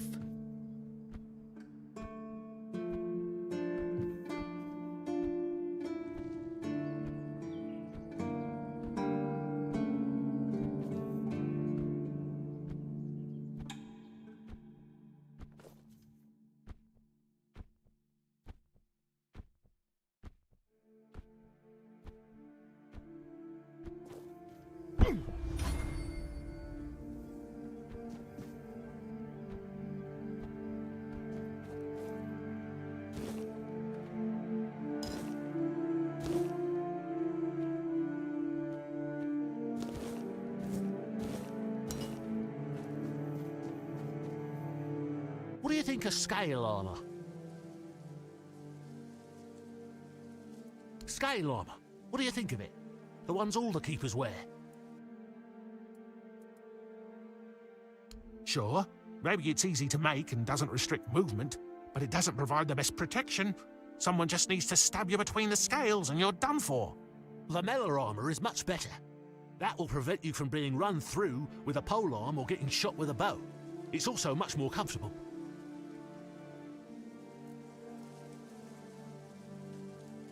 Oh, of course. I mean, I've never made one. I'm not an armorer. But I've read so much about it that I'm sure it won't be a problem. Here's the page from the Armorer's Almanac that explains the process. I told them, but they both said I know jack shit. Besides, the keepers rarely go outside the walls nowadays. Then the quartermaster added that if I don't like our equipment, he could send me out scouting in just my underwear. Perhaps you're right. But if somebody ever stabs me under the scales, I'll go straight to the quartermaster and give him an earful. I read a lot about it. In Volume 4 of the Armourer's Almanac, Arden Shadowblade describes the differences between various types of armour. For example, chainmail allows for a good range of movement, but it's heavy. It also provides poor protection against blunt weapons, and its production is laborious. Shadowblade is a moniker. Arden is passionate about weapons and armour. He has great knowledge of materials, techniques, and history. A true expert. Everything he writes is interesting. I would love to meet him one day. No, but I...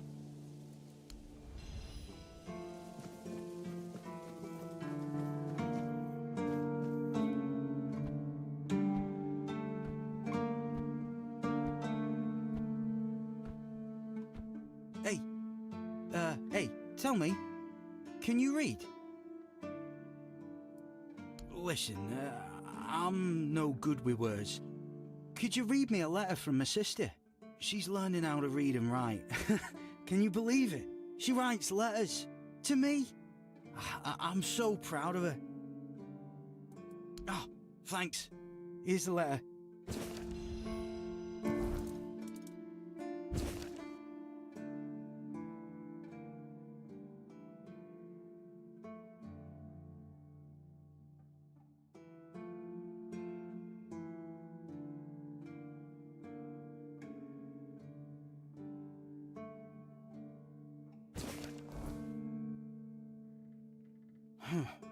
And what did it say? Everyone's healthy? No, you must have misunderstood something. What do I do now? I don't know. I don't know what to do. I should go back to him, right?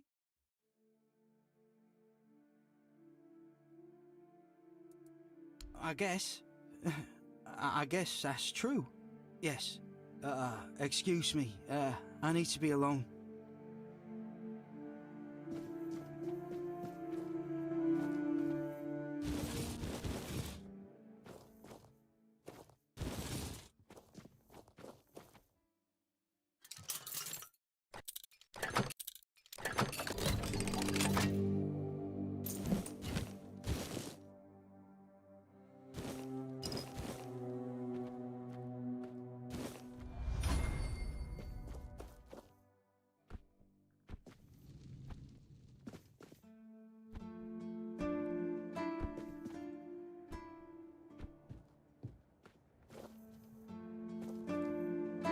Are you here to keep me company or put me out of my misery? Just kidding. I love the view, but this weather is killing me.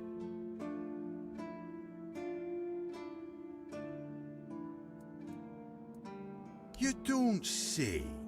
I didn't choose to be here. Our beloved quartermaster sent me to freeze my arse off. He said, as punishment for spitting on the good name of the keepers. Whatever the hell that means. I just got drunk in the tavern and lost half my pay. And maybe some of my clothes. But I mean, why would he even care? It was my gold. I can spend it how I please. Oh, aye. I need a warm coat. And I mean the absolute warmest coat you can get, huh? Osprey might have something in stock or know how to make one. I'd ask myself, but he's not exactly speaking with me these days.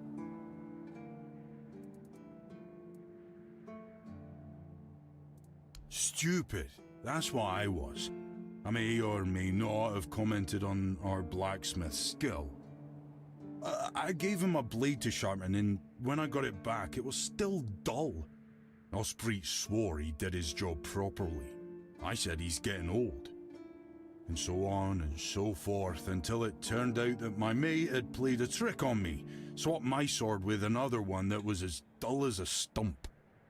I tried to make amends with Osprey, but the old man's pride is as stiff as his steel. Can't say I blame him. Now, here I am, frozen to the bone and in need of a hand. You got one to spare? Oh, come on, can't you see I'm freezing? Who in their right mind orders someone with bad joints to patrol the walls in this kind of weather, eh? Thanks. I'll be right here, freezing my arse off.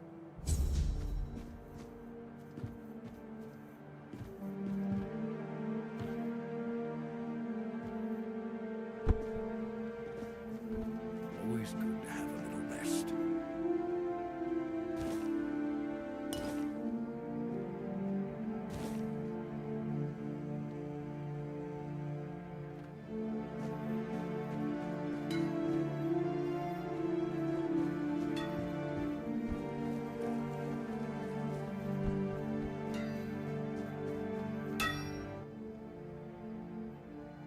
Oi, friend. A question. Do you know why people always stop and watch a blacksmith at work? Because he's riveting. It's good to see a new face in this sad hole. Oh, of course. I forgot to introduce myself. I'm Osbert, local master of hammers and anvils. Do you need your blade sharpened? Ha! Friend, I wish. But the only task I could use help with might be a bit too delicate for you to handle. Unless you're a master goldsmith, then feel free to prove it, and I'll have work for you immediately.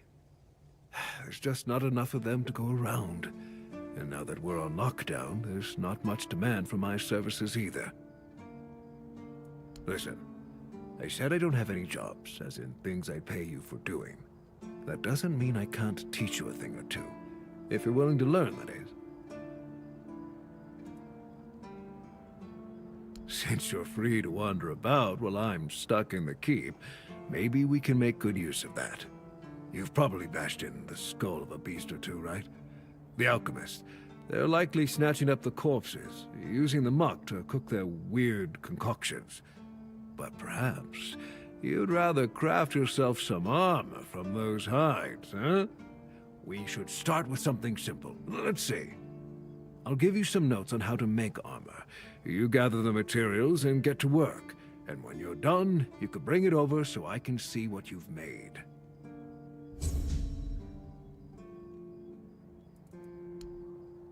Huh. It's for Dan, isn't it? That ungrateful bastard's still on the wall. Disagreement? Sure, you could call it that, and I guess I might have overreacted a bit. But since Dan is on the wall and I'm here, I couldn't tell him that I get it. The prank and all. And I forgave him a long time ago. Now that I think about it, it was a hell of a prank.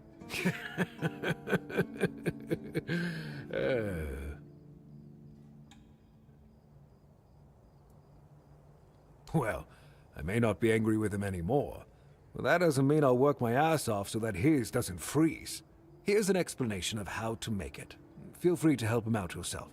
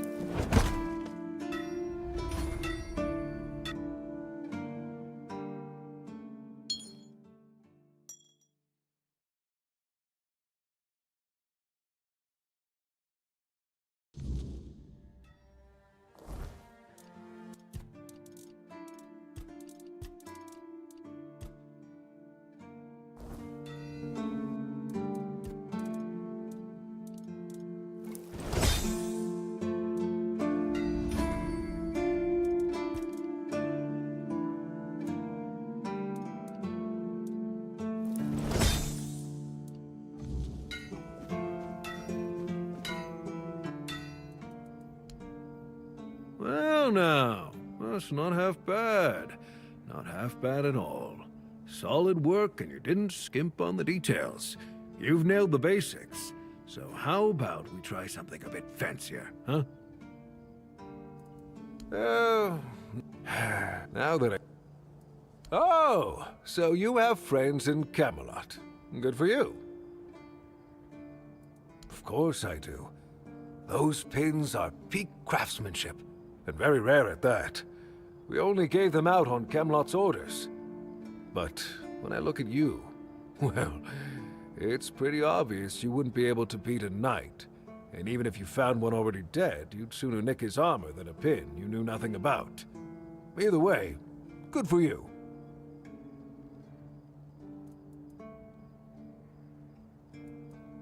Sometimes I wonder, you know, how many things can go wrong at the same time. They say that misery loves company, but here, it's like we've done something to anger the gods, and they're taking their sweet revenge. First, we started hearing that the weirdness was spreading near Grubwood. Soon after that, we saw waves of bandits approaching from there. Desperate people. It took a lot of our territory. Then, the Del Rita tribes took over the All-Mother's Temple. And after that, the supply chains from Camelot collapsed for some reason.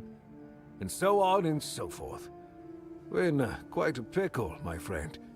We've started betting on what's going to happen next. Sea monsters? Who knows?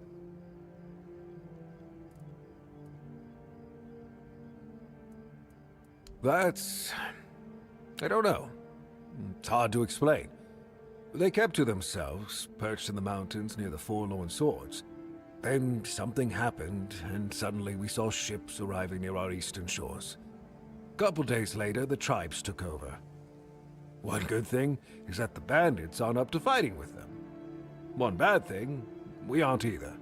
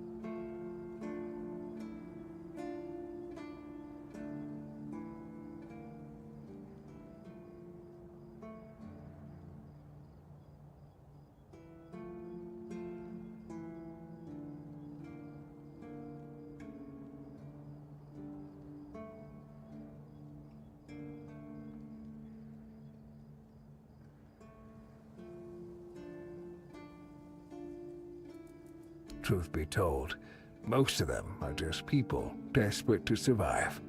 When the villages started dying out because of the weirdness, hunger, or raids, they lost their livelihoods, ended up with nothing to their names, and nowhere to go. So they banded together and started raiding whatever was left. Then they turn to killing each other. They're like rabid wolves. Too bad they're here now, too.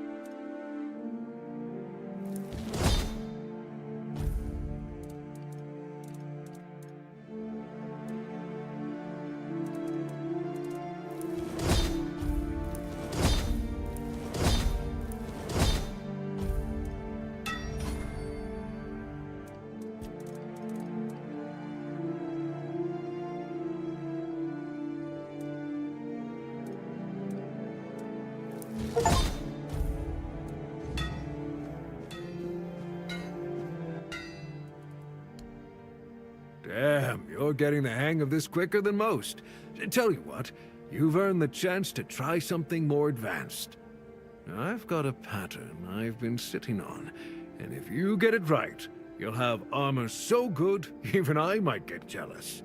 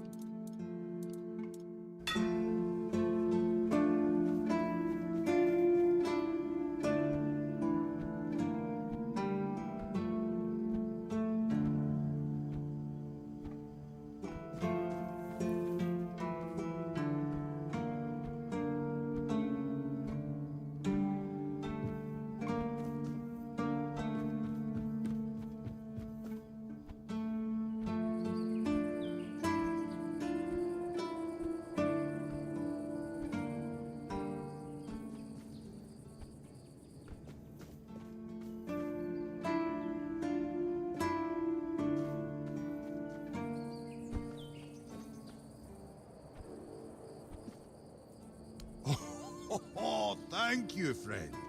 Let me repay your kindness. Even though I don't have much, I can at least tell you about something I saw a little while ago. It might be interesting for an adventurer like you. See those rocks near the shore? When it gets dark, sometimes I see a light there. I'm no sure what it could be, though. A bandit camp this close to the Horns? Impossible. The Daliata? No way. They wouldn't hide like that. Maybe something else entirely? It's probably nothing, but maybe you could find something interesting or valuable there. Farewell.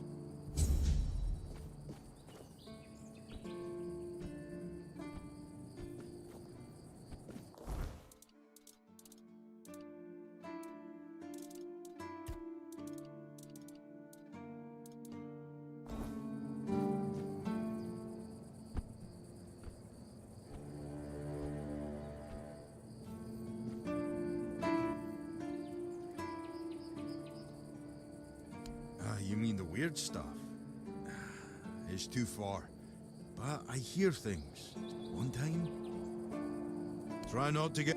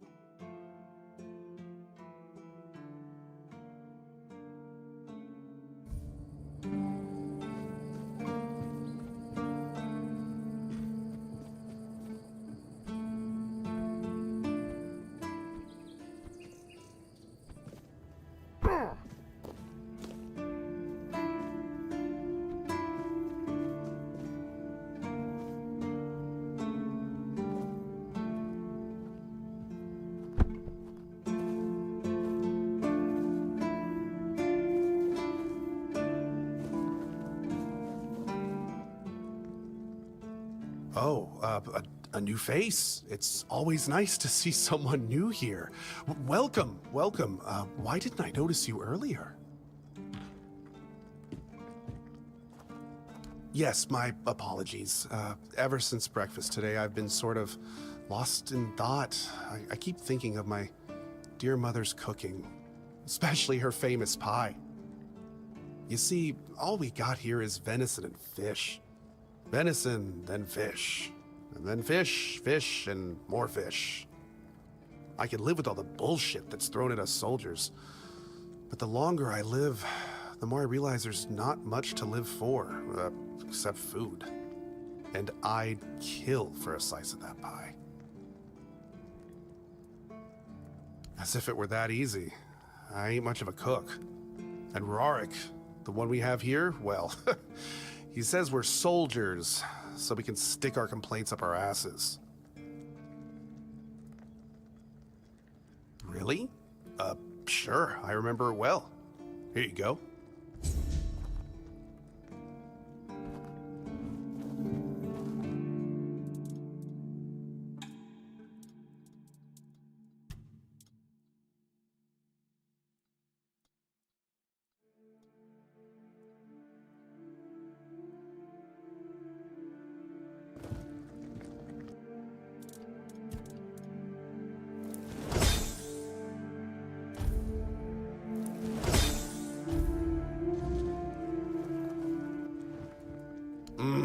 Yes.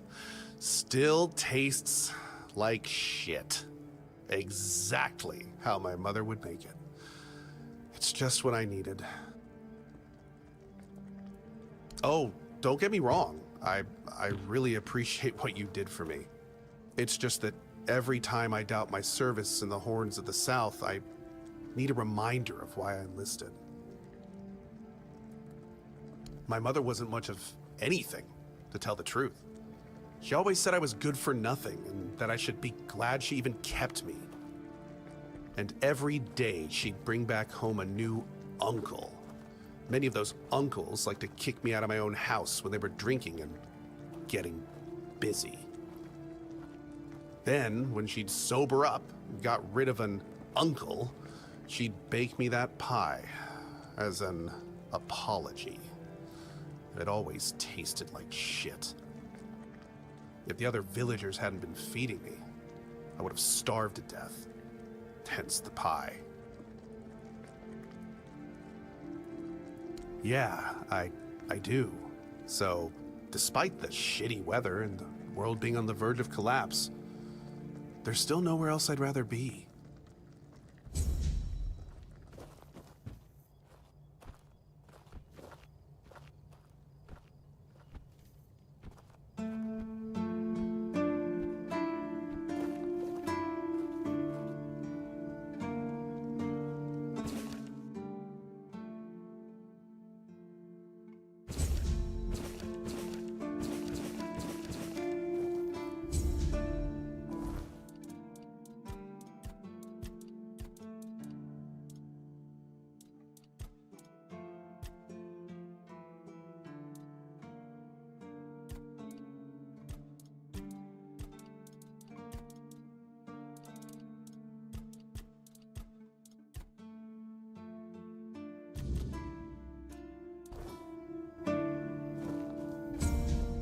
Welcome! In the name of our eternally reigning Majesty King Arthur and the Knights of the Round Tables. I am obliged to inform you that fighting those who actively break the law and reject the rule of the crown is the duty and pride of every subject. As Camelot's representative, I will be paying a bounty of 10 gold pieces for the death of each bandit roving the area, as long as adequate proof is provided. I also recommend checking the bounty board for information on wanted criminals, especially those considered particularly dangerous. Please, state your business.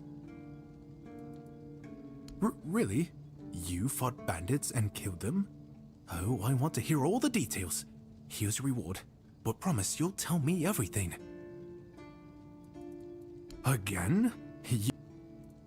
Incredible! You're a born killer, aren't you? Instead of just taking out bandit scum, how about hunting something bigger? There's an ogre, a really nasty son of a bitch, holed up in a nearby brook. I've heard that one swing of his hammer can turn a bear into a bloodbath. As you can imagine, the keepers aren't too keen on dealing with him, even though the ogre roams just off the main road to the north. When Galahad arrives, he certainly won't be pleased. If by some miracle you manage to kill it, you'll earn Camelot's gratitude and a hefty reward. Bring me the ogre's shiny eye as proof of the kill. The brook is right off the King's Road. Here, I'll mark it on your map. Oh, someone finally checked out the notices I was posting on the board. That's the carcass of Fingerless Comb, isn't it? They've been hunting him for the slaughter of 2 keepers, and now they finally got him. Well, you have. Here's your reward. Go, the hunter waits. Go chop off. That's correct. My name is Killian. I was sent here from the capital to see how the horns of the south are handling the bandit problem, and also to encourage the keepers to fight. The situation with the Pict and Del Rita savages is precarious. Too bad we can't get rid of them as easily as we did the Druids. There have also been rumors that we might soon have a civil war on our hands, so Camelot cannot afford to spread our forces too thin. I don't really have much more to tell. It's hard to get any updates here. I only know that the new Lancelot has not been very popular, and that's putting it mildly. The Witch Morgaine would have been burnt at the stake long ago if everyone weren't so afraid of her. And then we have the commoners who seem to keep forgetting their place, and loudly demanding changes. Everything is falling apart. There are rumors that the Rita tribes want to unite, and that would mean open war with Camelot. As for those Pict savages, they've been growing bold, leaving their forest. For now, it's just been small scrimmages. But who knows how it would end? Well, you've probably heard about the Druids making human sacrifices by stuffing people into wicker puppets and setting them on fire. Well, the people decided to give them a taste of their own medicine. They rounded them all up and then sent them up in smoke. Oh, how they must have howled and sizzled. Too bad I couldn't see it. Yep, made human sacrifices, prayed to the dark gods, brought the weirdness back. Bunch of bastards. Good thing they're worm food now. Most of them, the survivors have supposedly taken refuge with savages in the woods, and one of them is rumored to be hiding in the Horns area. But whether that was before or after the Charred Conclave, I don't know. Would you like to hear about him? His name was Slaudiarg. He was lurking near Blood Lake, a small pond where they used to throw the bodies of executed convicts. They say he would fish them out and use his magic to turn them into undead monsters. Supposedly, he started needing some fresher corpses, so he slaughtered one of the keepers. The Horns organized a manhunt. They found him and sentenced him to death.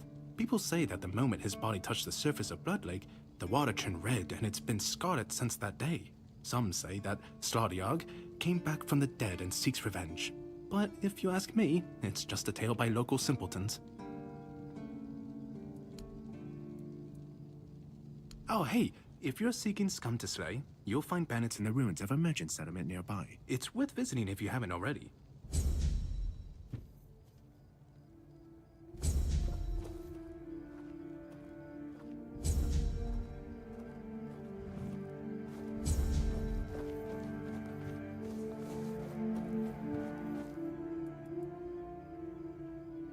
You do realize you won't score any points with the Keepers by helping me, right?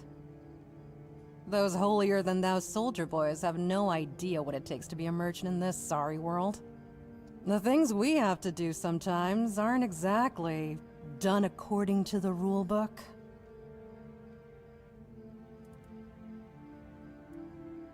All right. A woman named Ness has my cargo and I need it back. I don't know where she is, but starting the search near the Arkspire seems like a good idea. And yes, you'll get paid. Just bring me the wares.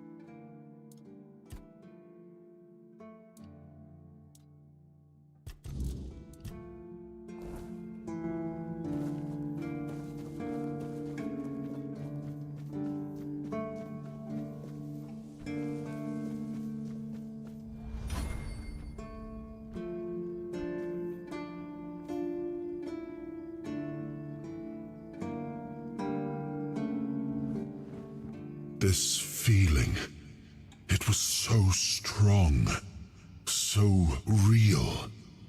I remember now. The weight of it. The power. This blade was never just steel. It was a part of me. Yes, the sensation is unmistakable, but it carries more than my soul. It carries a part of my legacy. A sword like that, it doesn't yield easily. It demands strength of body and of will. You'll need to grow stronger before it will choose you.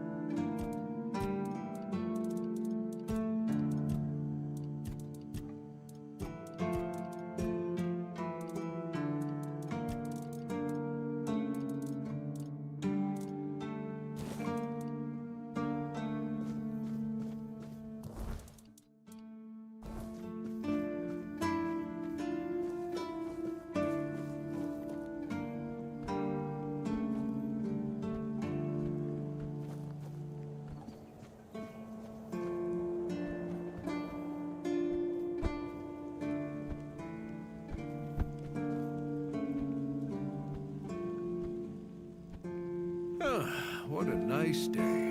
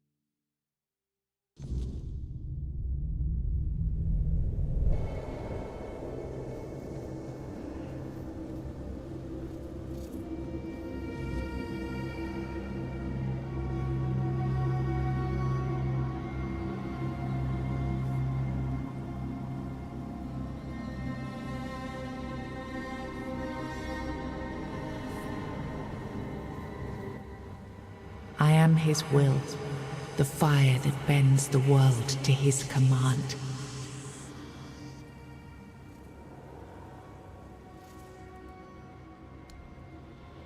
I am the blade that shapes kings and shatters tyrants.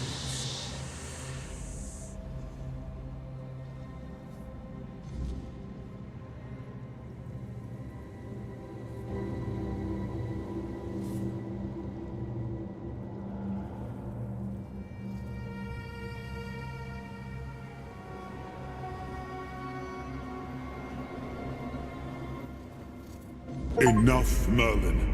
You can't keep throwing lives into this abyss. These experiments, they're destroying what remains of us. Destroying us? They're what's keeping us alive. Do you think the Four Dwellers will stop for pity or mercy? Every soul we lose here saves 10 more on the battlefield. You told me to do this. You sanctioned this. And I'm close to getting it right. I know it. No, we can't justify this. There's no victory worth such a cost. You know full well, Arthur, that this isn't about victory. It's about survival. If we don't push these boundaries, there will be no future for your kingdom, for Avalon. You dream of peace, but without victory, there will be no peace to dream of. The path ahead is brutal, but if we relent now, we lose everything. And yet we keep losing people and gaining nothing in return. We must change the path. They volunteered for this. They volunteered to save our kingdom, and you've gotten no closer to doing it. Their sacrifices cannot be in vain, Merlin. Find another way. Use your mind, your wisdom. Leave this slaughterhouse you've created behind. A different way. That will take time, and resources we may not have. The enemy won't wait. They will if I make them. Whatever it takes, I will buy you that time. Find me a weapon that wins this war without annihilating what we fight to protect. Whatever it takes. Yes. Let it be known that it was my decision, and I will bear the consequences of it. Oh no, my king. People can never know. It was all my idea, and you knew nothing about it. All of us have our role to play. You are the leader, and they need to love you. If we win, you need to become more than a man. You need to become a symbol.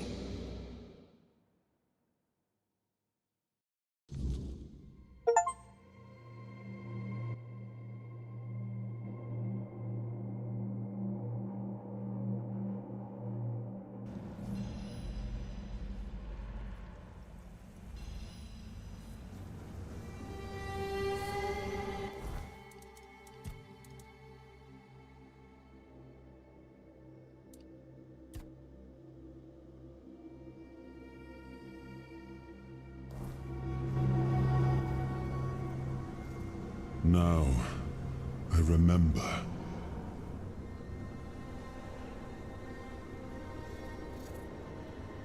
Before you judge me, it all seems so obvious now, doesn't it? The right thing to do. It wasn't back then, and you can trust me on that. We were on the brink of losing the war, and wars aren't won with wishful thinking. There was no clean path, no noble answer.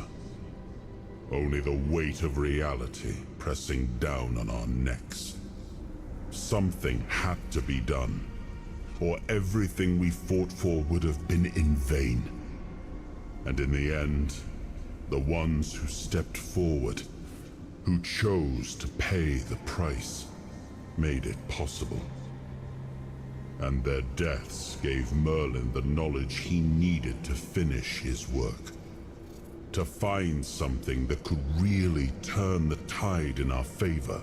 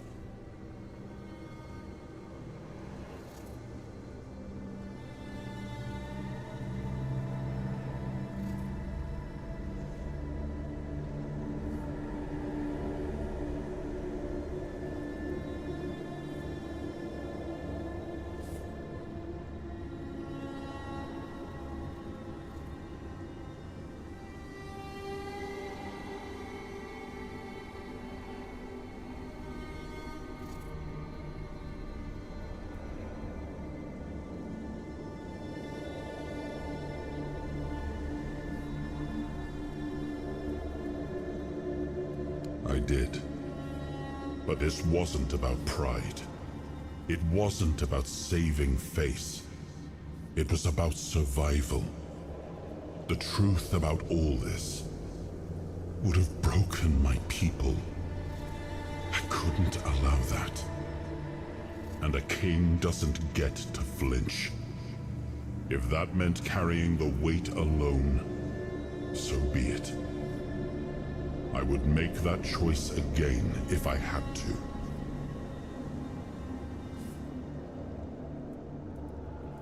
I told him to stop the experiments on our men, but to keep going. And he did. He started experimenting on the Four Dwellers, the enemy. If their bodies could be broken down, their power turned against them, wasn't that their own doing? Wasn't that fair? So he figured out how to twist the Four Dwellers' power into something we could wield. I told him to conquer the weirdness. And in the end, he did. He found a way to make me stronger. Stronger than any man had the right to be. It wasn't just magic. It was something deeper, older. A force that reshaped me. And with it, we won. The war ended. Avalon was ours. The bloodshed stopped. The banners were raised. And the kingdom stood safe. That's the question, isn't it? I keep thinking about Seawall. He was ready to pay the ultimate price for what we were fighting for. And I thought he did. I grieved him. Told myself his sacrifice had meaning, that he had given his life for Avalon. And now, after all these years, finding him like this, I told myself I carried the weight of my choices. But seeing him, I wonder if I ever truly did.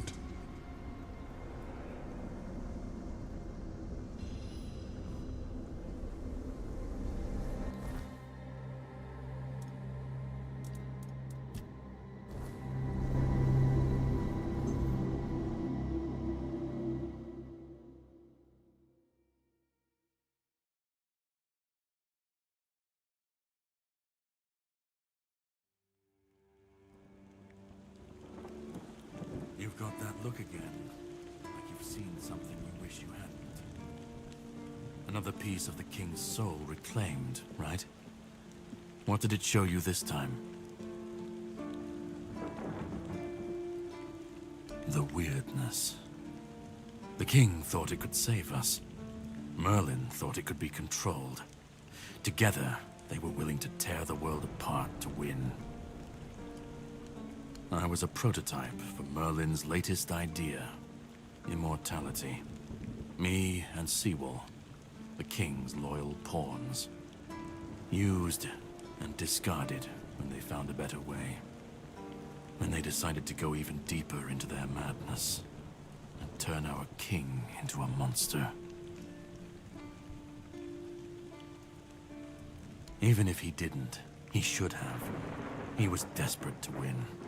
And desperation doesn't leave room for conscience. Every scream, every scar, even if he didn't see it, he allowed it. That's as good as approving it. Seawall was Merlin's first attempt. I was the last. We could say I was lucky, but to say that would take a truly macabre sense of humor, don't you think? Fight back. Against who? Merlin? The king? You don't fight gods when you're just a pawn on their board. You endure. You wait. And when the time comes, you either break or you're left to clean up their mess. That's what I do. What I've always done.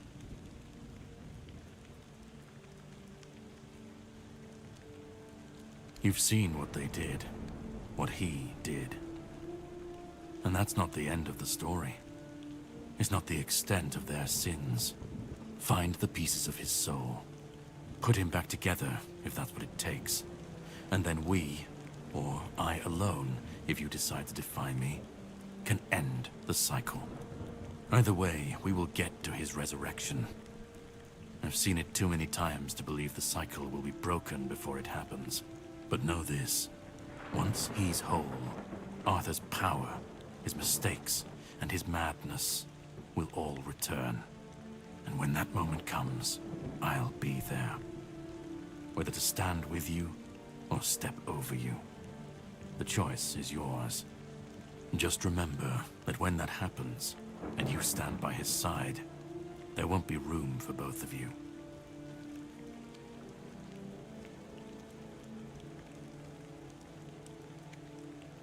Start. You've already started. But if you want the next piece, head to Kunacht. The Menhir there is failing, the weirdness swallowing what's left of the village. You will need to find another artifact. The shield our king gave to Palamedes. He was one of the king's finest. A voice of reason amidst the madness. But it didn't save him or his legacy from what they had coming. Find the shield. And then, well, we will meet again. We'll see if your perspective changes.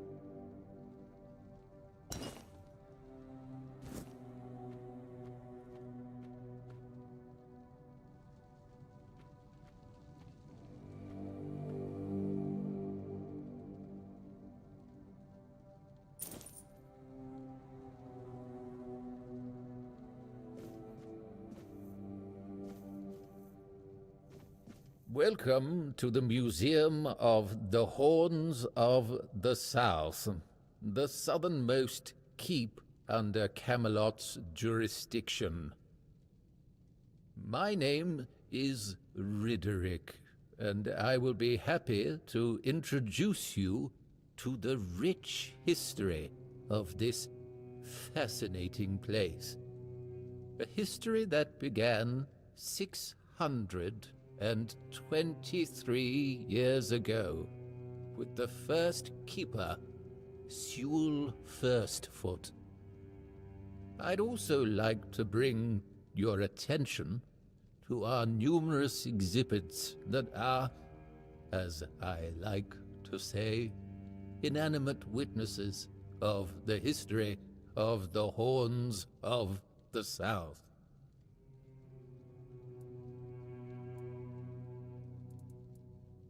I have to admit that local fauna is not one of my main areas of interest, but I do know the answer to this question, as it is rooted in the history of the Horns of the South. It used to be the case that a significant part of the daily catch was gobbled up by our troublesome coastal neighbors. So the keepers of that time found a very peculiar way to deal with the problem. Some of them, called the seagullers, scared off the coastal birds using specially constructed masks. They made them from feathers and pieces of tanned pigskin sewn together. The reason the gulls avoided these masks is unclear, but perhaps their peculiar shape reminded them of a natural predator? It began in the year 542. It is the crowning achievement of a group of keepers who were fascinated with Sewell Firstfoot. It took them years of tremendous effort to finally open an institution devoted to research and education, worthy of commemorating Sewell's great legacy. The first keeper of the museum was Gladwin Flanagan, who was personally appointed by Captain Berach the Black. I don't doubt it, since Sewell Firstfoot was a remarkable figure, well known to every keeper. Drawing on available sources, we can claim with almost absolute certainty that Sewell Firstfoot was the first man who ever set foot on the island of Avalon. As you can probably guess, that's where his moniker, Firstfoot, comes from.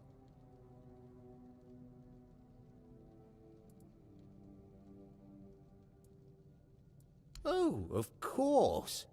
Sewell was an outstanding commander whose strategic mind, bravery, and charisma contributed to our capture of the South from the Four Dwellers. He was also the founder of the Horns of the South, so I can say with absolute conviction that if it were not for Sewell Firstfoot, we wouldn't even be standing here having this conversation. The museum holds a collection of 72 items of the so-called movable, tangible heritage. The collection includes big and small items that represent the world surrounding the keepers of the Horns of the South from the 1st to the 6th century of the Avalonian era. Here you will find militaria, craft tools, everyday objects, furniture, textiles, coins, religious artifacts.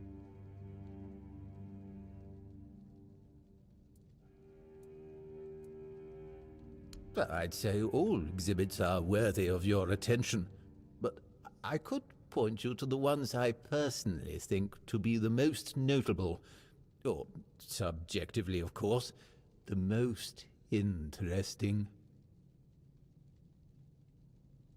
Those would be the items that used to belong to Sewell Firstfoot. We have his signal horn, and also his boots.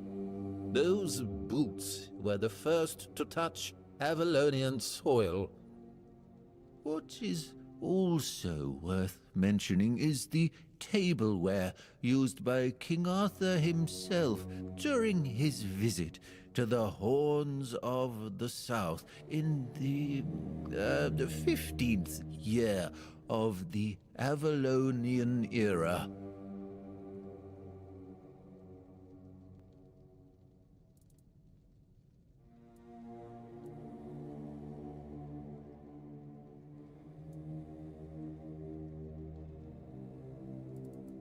Yes, remarkable, isn't it? You can find them in the central display. Sewell's boots were sewn from 3 pieces of tanned calfskin, tied at the top with a leather strap. The seam goes through the middle of the instep, which is decorated with ornamental embroidery. On the outer side of each shoe, you can find a decorative brass buckle with the motif of the Camelotian bear. It is notable that even after 600 years, they are still excellently preserved, which is unusual considering the high humidity in this area.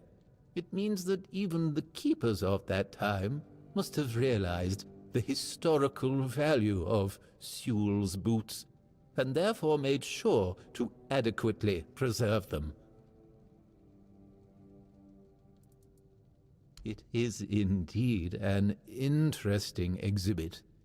The horn was used by Sewell during wartime, not only for signaling, but also for intimidation. It is 50 centimeters long and made of the horn of an ox.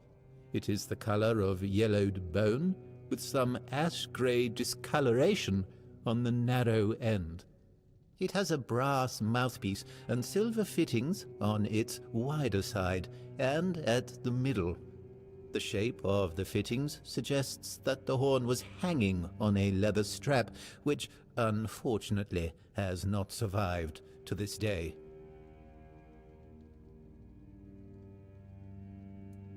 It's a memento of the visit of the legendary ruler of Avalon. Impressive, isn't it? The tableware is made of tin coated with silver. It consists of a plate, a bowl, and a chalice.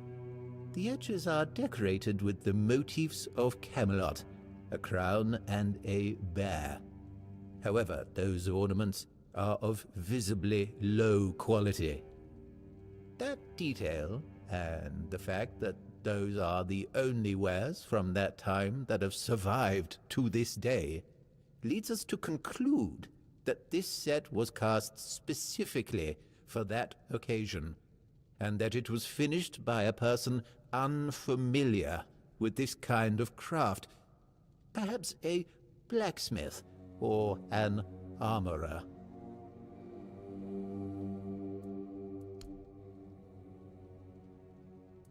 Really?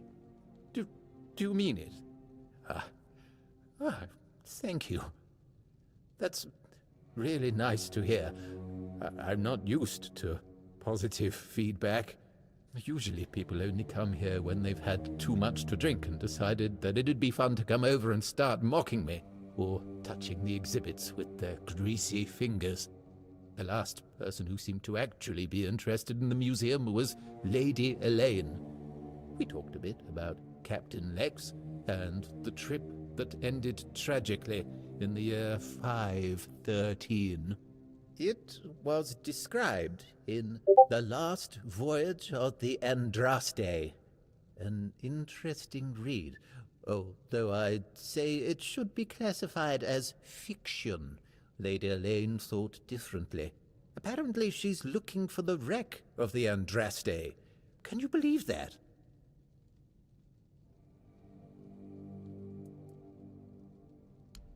Oh, that's excellent. I have a lot of respect for that kind of archaeological endeavor, even when it's based on incorrect assumptions with regard to the subject of the research.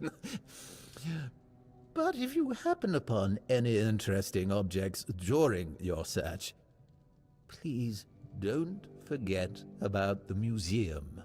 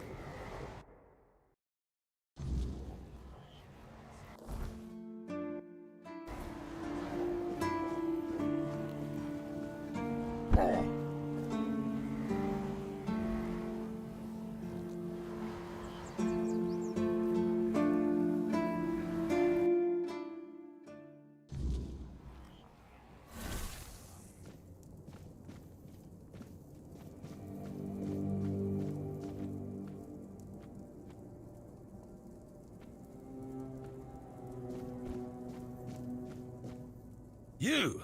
Ah, shit. Another mouth to feed. Fergus must have been off his rocker if he thinks I can feed everyone with the little he gives me. I'm serious. If we don't open the keep soon, we'll have to start eating rats. Not that I can't cook them in a way that makes you think it's chicken. Oh, this is new. Maybe we'll get along after all. The dimwits here never want to learn, only eat. Ah, Owen. Yes, he's my best friend. We don't even need words. Heck no. You should have seen Owen 20 years ago. He was sharp as a pin and could get anything done. If you wanted something, you went to Owen, and he always found a way to help you. Politics. What else? Owen survived 3 captains. One was terribly lazy. He just sat there like moss on a log and did jack shit. That frustrated Owen. Then there was another one. He was afraid of everything. So all he did was kiss Camelot's ass. And that blocked Owen's ideas to do something meaningful with his fish shack. And when it was finally Brandon's turn, Owen was already fed up with all this. It's funny, isn't it? First captain who doesn't mind introducing new ideas, and our local revolutionary has given up already. So now he just putters around in his little garden trying to find some peace in the twilight of his life.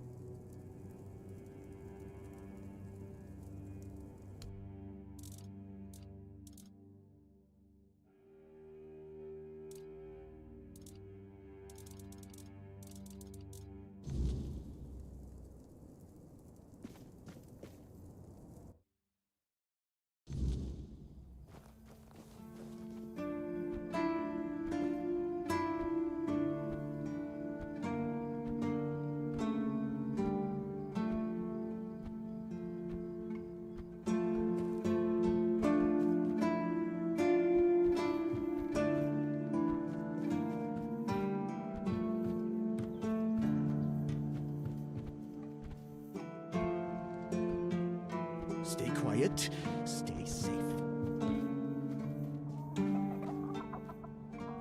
And? No, he doesn't. He knows better than that. Ah, look, if I give you something to do, will you stop talking? Here, take some seeds. Find a free plot and grow whatever you want. That'll teach you to appreciate some peace and quiet. Besides, I'm a bit curious to see what will come of it.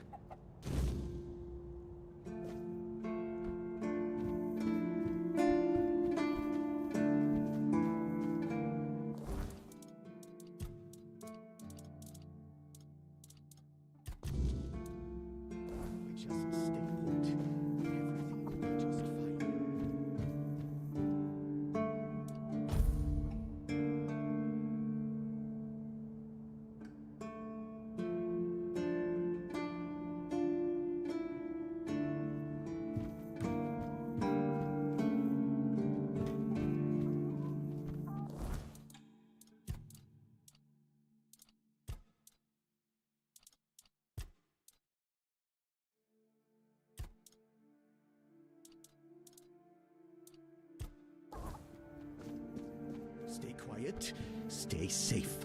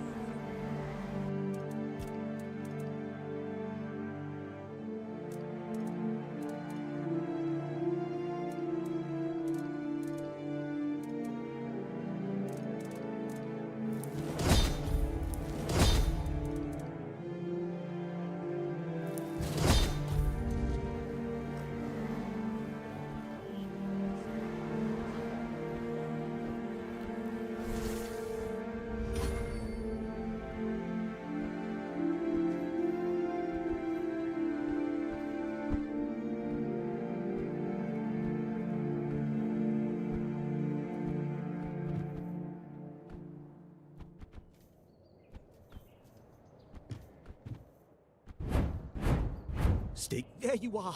Finally. Do you have what I need? A mask? Eh? Are you sure? Ah, whatever, sod it.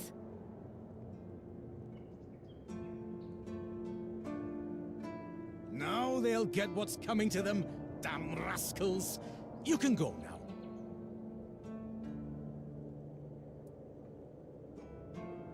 You're right. Here, take this. But don't think, even for a moment, that the struggle is over. We need more, much more, to finally rid ourselves of those blasted birds once and for all. Are you ready for the next step in our fight against the flying, shitting enemy? That's the spirit! In a war like this, every ally counts. Look, I've got the perfect seagull trap design right here.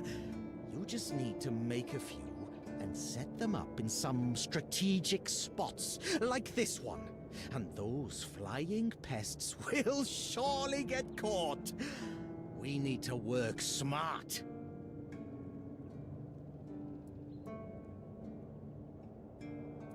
Go on then, and fight against the flying vermin.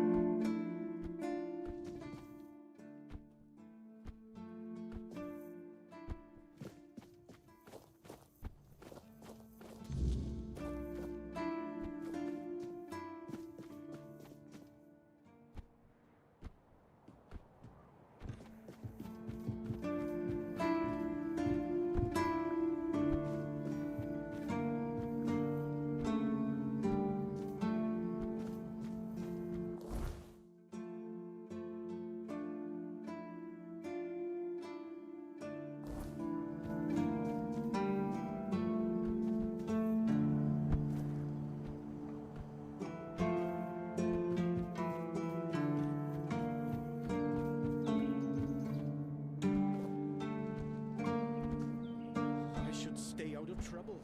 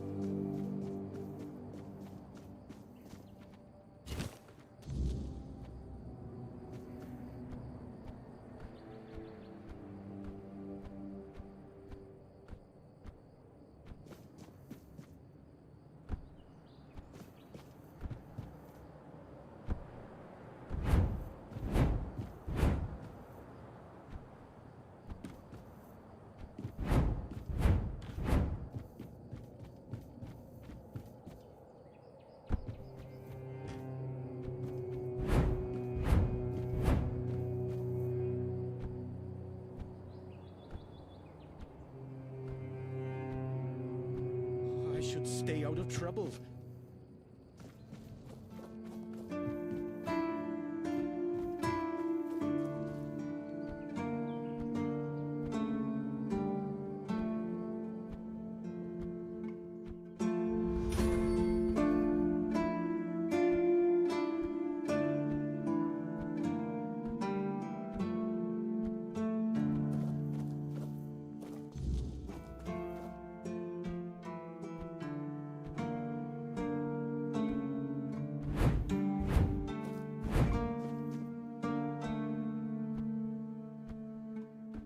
If I just stay put. And how did my traps work? Quite the technological marvels, aren't they? What?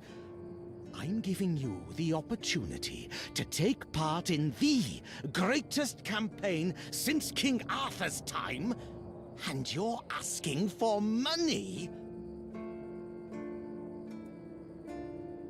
Well, that's fair.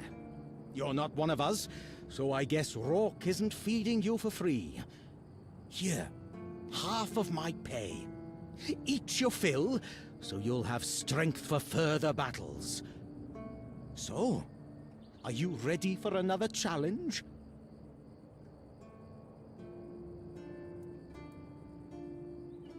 We need to solve the seagull problem on Avalon once and for all. You'll search for their nests and destroy them without mercy. Burn the nests, shoot the parents. It's the only way to eradicate the evil for good. The nests will keep coming back, but don't even think about giving up. Only consistency will save us. There will be less of them with time, you'll see. Go. Fulfill your mission, my brave first officer.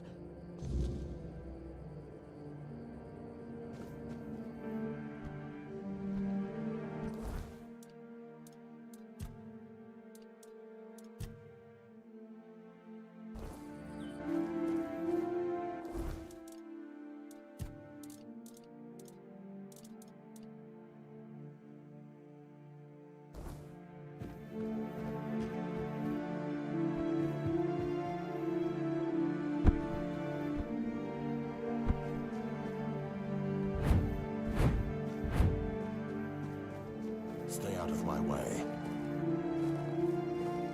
Sir, I haven't seen you before. I wasn't expecting any guests, and you don't look like a new recruit. And yet, Odrin let you in. He's not drinking again, I hope. Most unfortunate, but that explains why you just strutted into the horns. I'm afraid I'll have to take action. The name's Fergus, and I assume you already know I'm the quartermaster here. Now state your business. And please, try to be convincing, or the walls of this fortress will be the last thing you'll ever see. Yes, I know. And that's why you're still standing in front of me. However, these pens were only given to certain people. They mean that in times of trouble, these people will always find a safe haven here in the Horns. And that makes me wonder, what happened to your friend? Where is he? If what you're saying is true, he must have had a deal with somebody well above my pay grade, and that leaves only the captain. However, if you're lying, then you might as well have just confessed to the murder of a Knight of the Round Table. But nobody's that much of a fool, I think. Fortunately for you, I've seen my fair share of morons in life, and you don't look like one. Fortunately for me, this pen only means that I'm to make sure you're safe in the Horns. Nothing about helping you out with whatever you're up to. Anyway, welcome to the Horns of the South. Make yourself at home.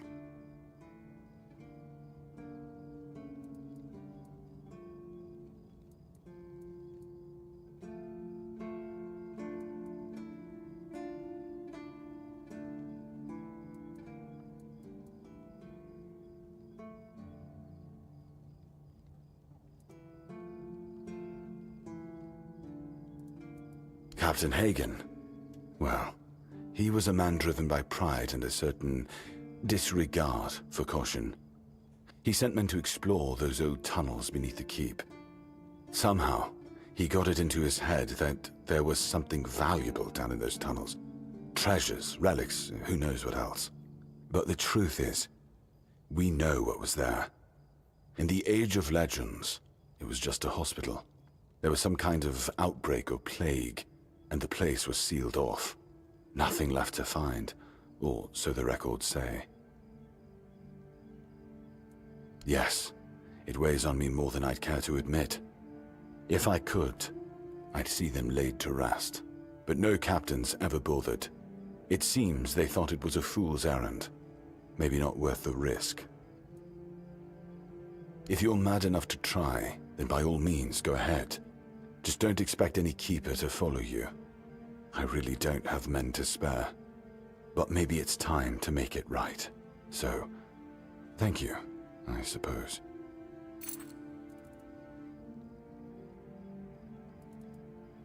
Let me guess.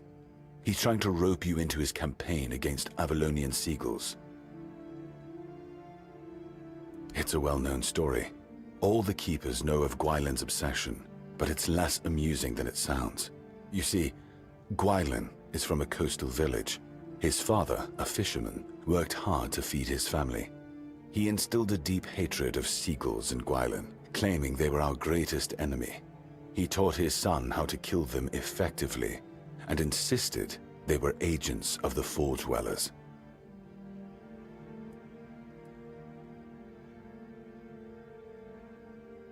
What? I'm sorry, I must have heard you wrong. What were you talking about? Essentially, yes, but he wasn't always like this.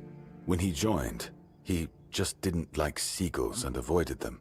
I gave him simple jobs away from the walls, and everyone was happy. Until one day, he asked to serve on the walls. I agreed because I thought he'd simply got used to the birds. I had no idea I would be contributing to feeding his obsession. I spoke to him. Between his rants, I heard a confession I didn't expect. When Gwylin was only 7 years old, he saw a flock of seagulls attack his father and pluck his eyes out. Is it true?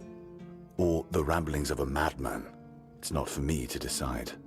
Don't get me wrong, Gwylin is harmless, and he's a good soldier, but he can't be helped.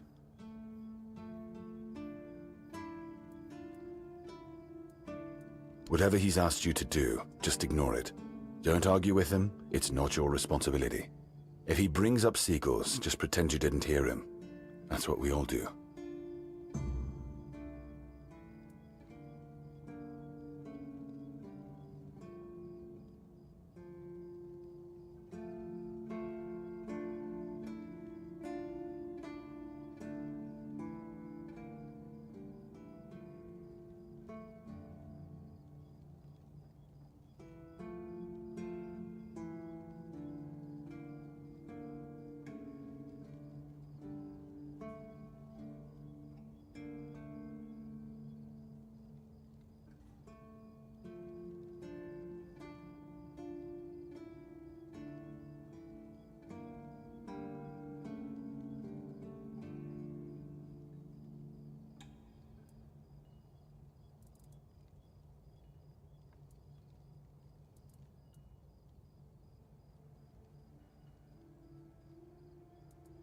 That's between her and the captain.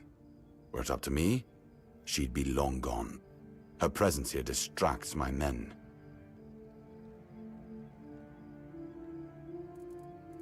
If you need rest, you can sleep in the barracks. It's no royal chamber, but it's better to sleep under a roof than under the stars, right? Especially in this horrible weather.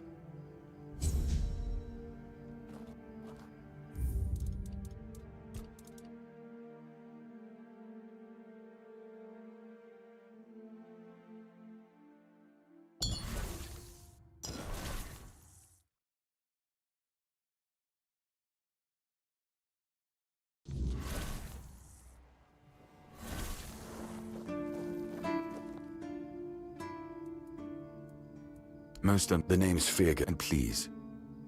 Yes, they mean that. That makes me... If what... However, fortunately for... Anyway. Just as I... Because I said so. What? Did you really expect that you could just enter our keep and head straight for the captain's quarters? There wouldn't be much point in having walls and guards here if anyone could just do that, would there?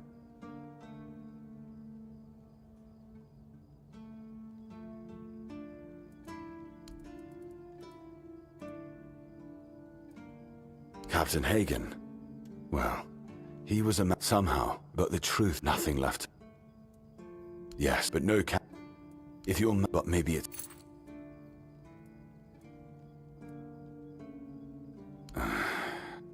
I knew we'd have to deal with this sooner or later. Time isn't exactly on our side. Mahone's condition it's hard for me to admit. If you find...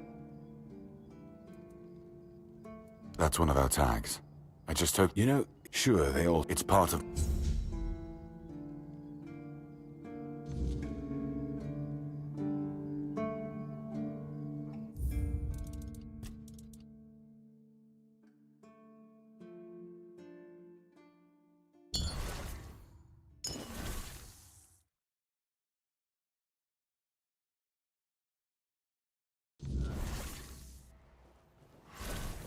Sir.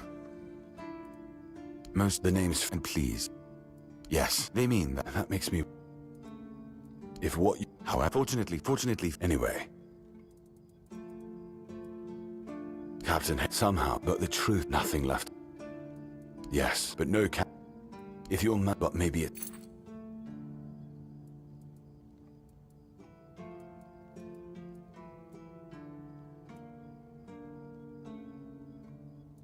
If you need rest...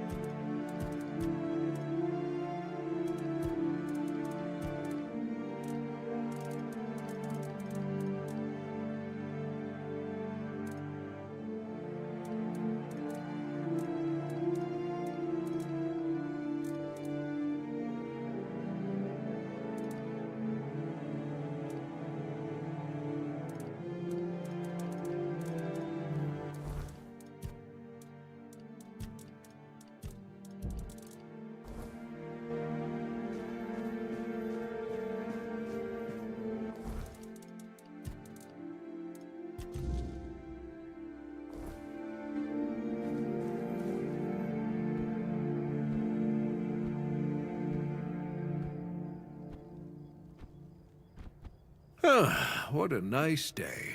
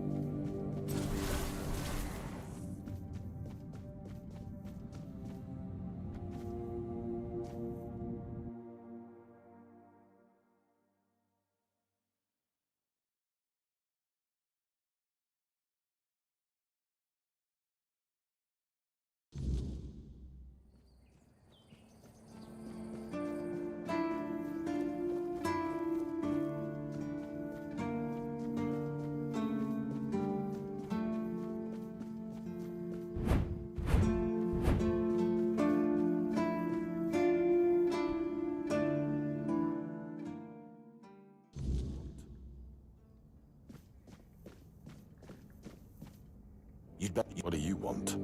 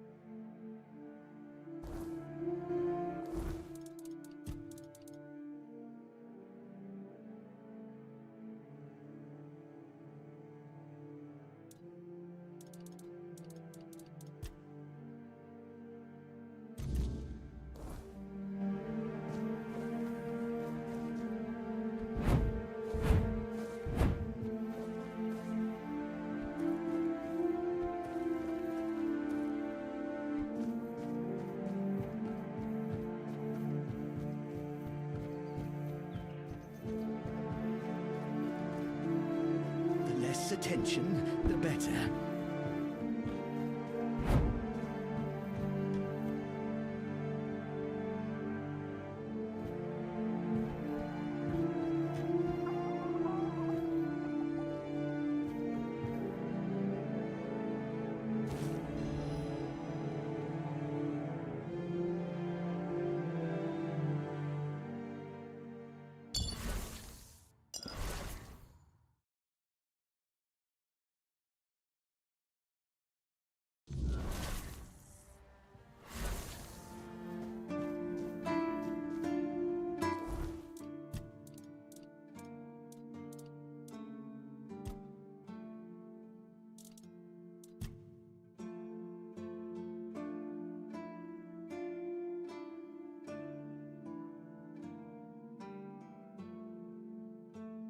Quiet, stay safe.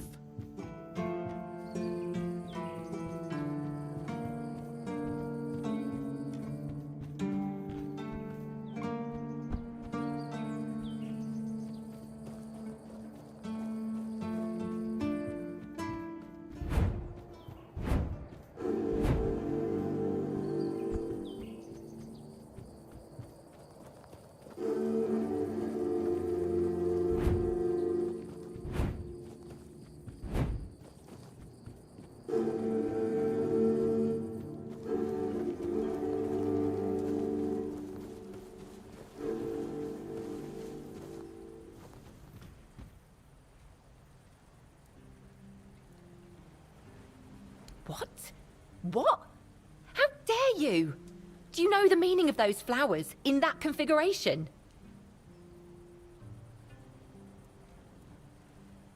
Revenge. Revenge, deception, and death. There's nothing nice about it, and I don't know if he did it on purpose or if he's just an idiot. But trust me, it's not a nice gesture.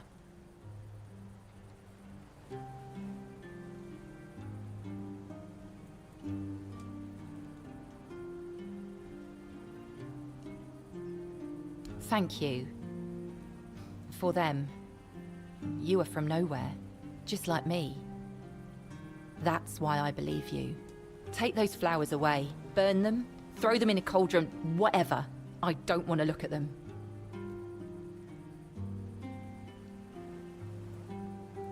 Be careful out there.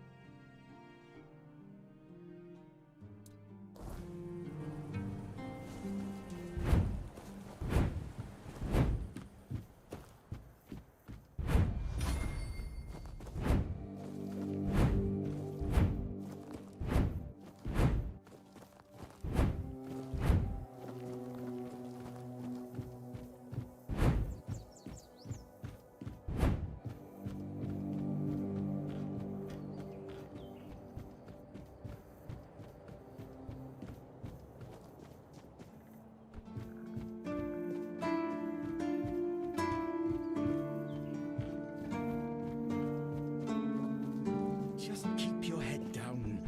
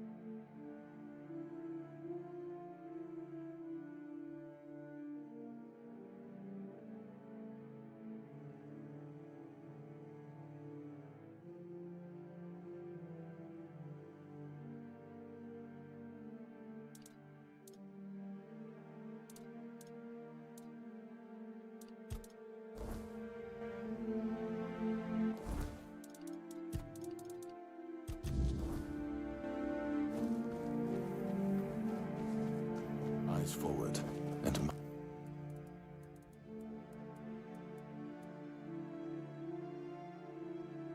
you actually did it? Cleared out those tunnels on your own? Every captain before me thought it was a fool's errand, not worth the risk. And how are those tunnels? Salvageable? Aye, that it does. Camelot won't be eager to finance the repairs, but knowing the threat's been dealt with is a victory in itself. Perhaps someday we'll see them restored. Until then, we can at least rest easier. So the Keep owes you for this. Here's your reward. And what about Goban's friends? Did you find any trace of them? Give those to Goban, if you haven't yet. He's restless, but maybe seeing those again will help settle him. Might even help him get his act together.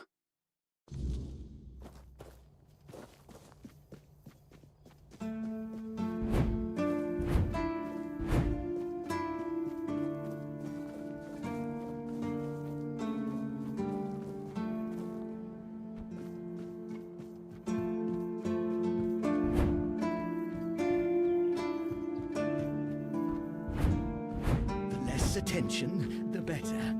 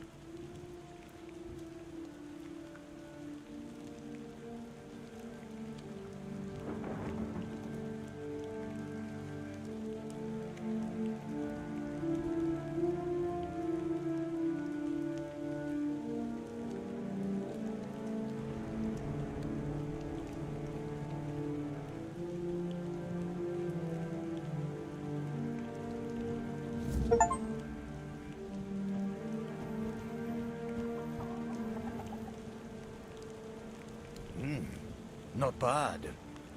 Listen, how about we grow something bigger? Size-wise, how else? Good. Now pay attention, because I won't say this twice. You're going to get us some pumpkin seeds. I don't know. Find a farm. Ask some farmers. Do you need everything spelled out for you?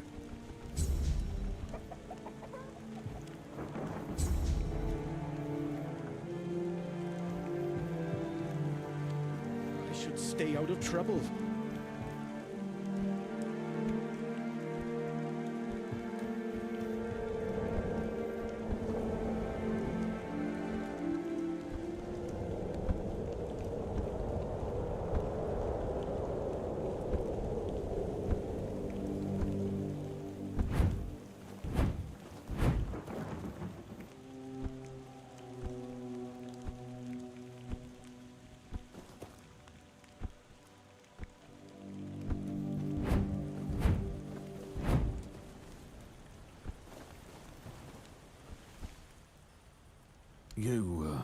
You went down there and came back with their tags.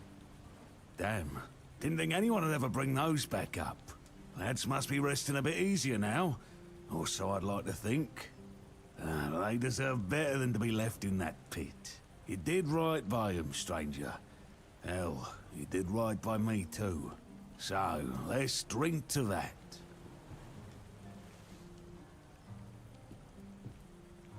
Why the hell would I do that? I want to celebrate. You can't celebrate with seawater and fish, you dummy.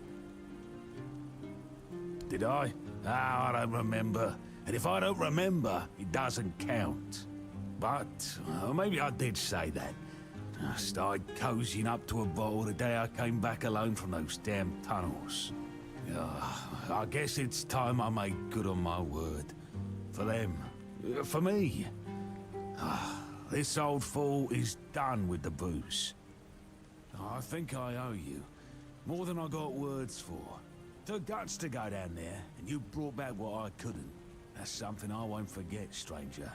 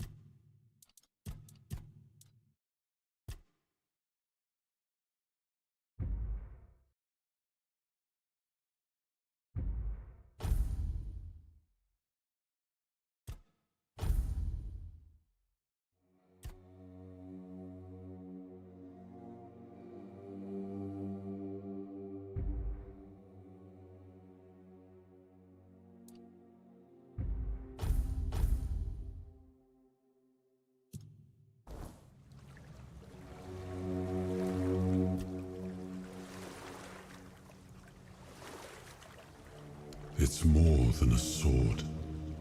It's a promise. A blade that stands for unity, for strength, and for hope. It wasn't just mine.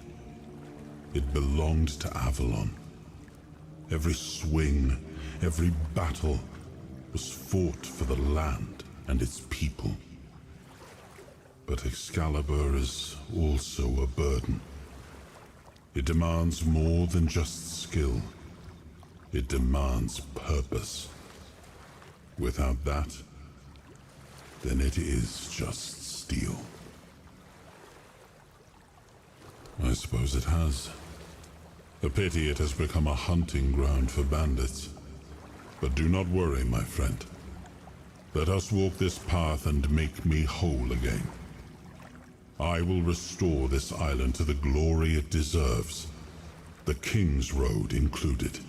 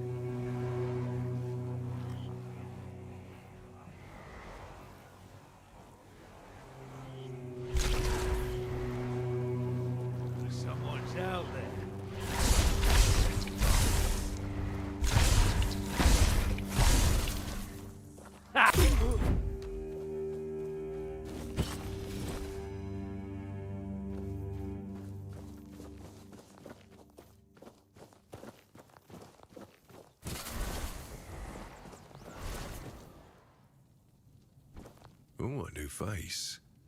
I haven't seen you before.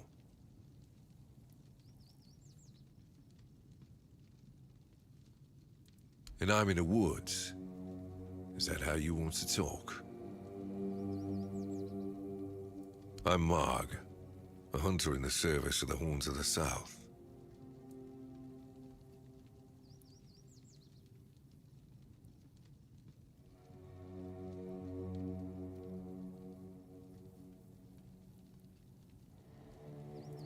You should try to keep. There's always work to do around there, and plenty of men who'd gladly push it on to someone else. Now, come to think of it, I might also have something for you, if you don't mind the stench of death and decay.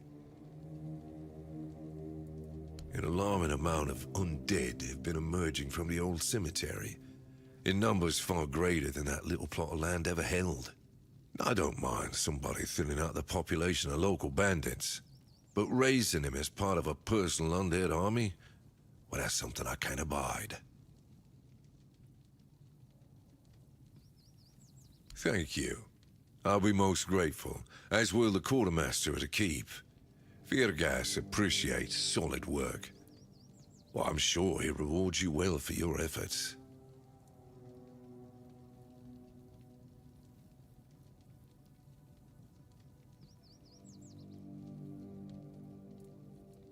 No.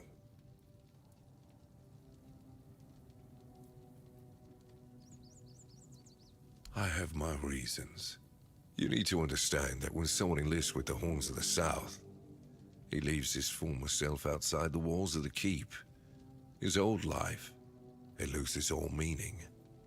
If someone comes here and gets political, well, they'll end up disappointed. Well, I don't know if you're aware, but becoming the captain is a curse for any true keeper. It's not the honor others on Avalon seem to think it is. Because the captain answers to Camelot and its representative, Galahad. So every captain needs to get political, whether he likes it or not. And the current Galahad is a real piece of shit. He burns people under any pretext whatsoever, or none at all. He sows terror. I have no respect for the man.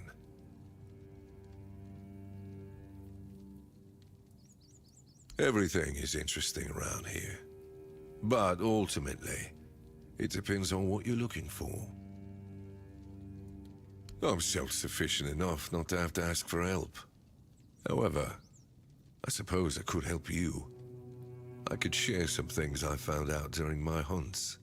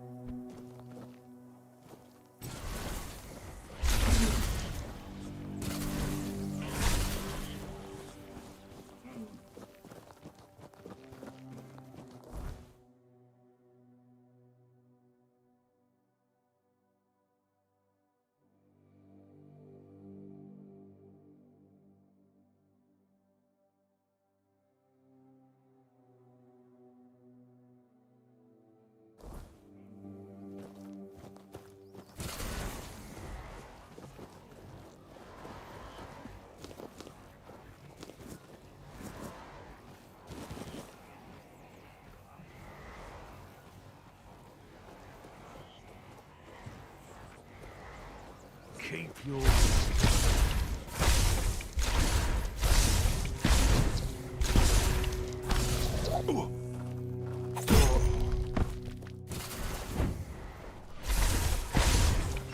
You're no match for our band.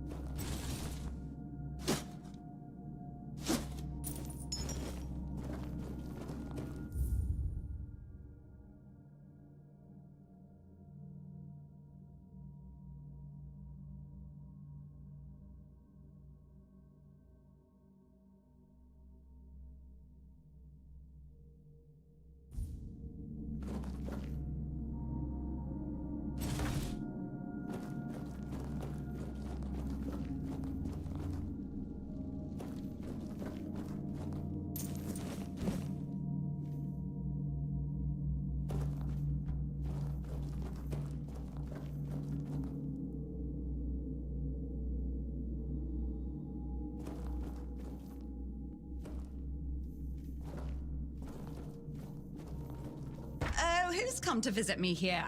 Surely you're not here to steal my treasures, are you? Oh, they call me all sorts of things. Evil spirit, lurking fiend, imp fae, nasty little thieving pest. But really, my name is Marg.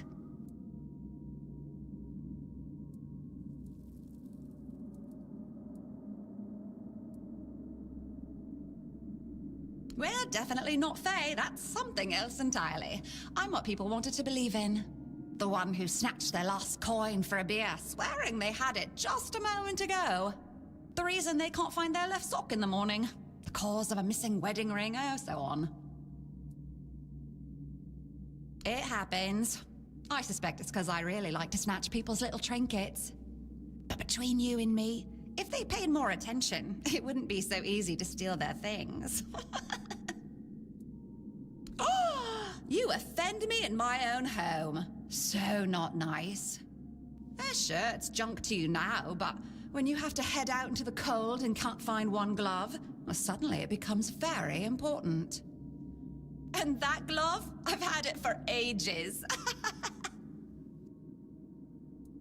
I'm just helping people appreciate the little things, because those are the only things that truly matter in life, right? At least that's what some bores say. Nah, it's just hilarious, watching you all lose your minds over a missing key or a sock. And I've been doing this for centuries. It's second nature by now.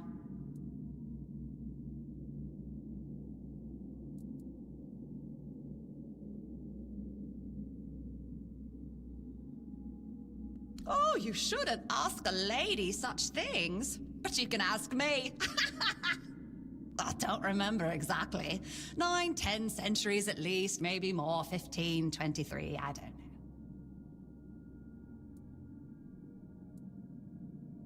What is it with you people and gold? I've been around for ages, I still don't get it. I don't give a damn about gold and jewels. When you talk about them, you suddenly get all serious and pompous. I'm just here for fun.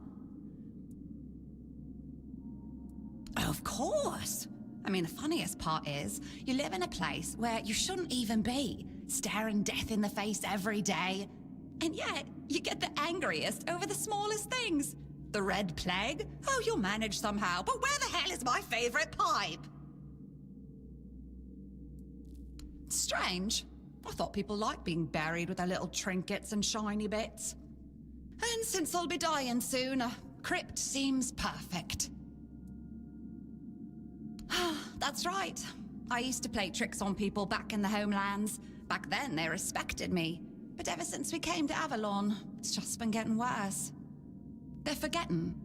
Sometimes someone still tosses salt over their left shoulder for me, or maybe leaves a little bowl of milk with honey outside, but those folks are rare now. And when they all forget me, that's the end. No, it's just the natural order of things. I've lived long enough anyway. But since I'm kicking the bucket soon, I could pass on some of my power to you. What you say? Well, before I give you some of my power, I just want something from you. Something stolen. Nothing big or expensive, just a little trinket. Just sneak into someone's house and swipe the shoes, or grab a wooden mug from the tavern. Will you do that for me?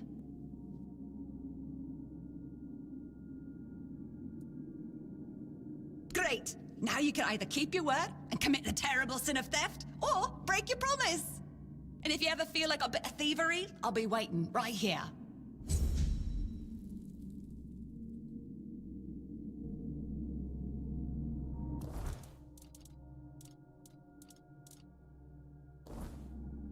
Well, have you...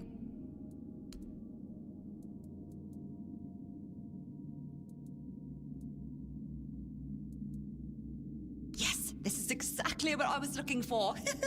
A human doing my work, I can't take it. You've been just a great source of fun. All right, time for my part of the deal, I guess. Close your eyes, put on a serious face, like something very mystical is happening. Ooh, ooh, ooh. And done. Now you've got a bit of my power. Go into the world, use it well.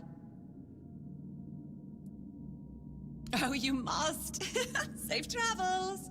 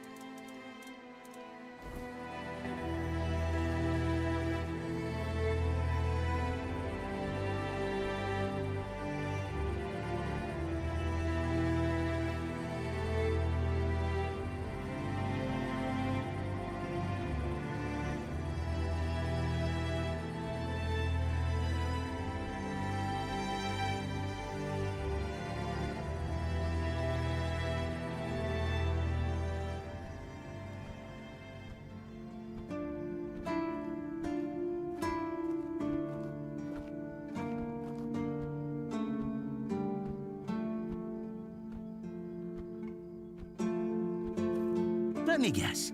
Camelot, no? Timberwall, also no? So you're not from the north? Ah, of course. You must be from Connacht. I should have guessed right away. So, who's in charge there now?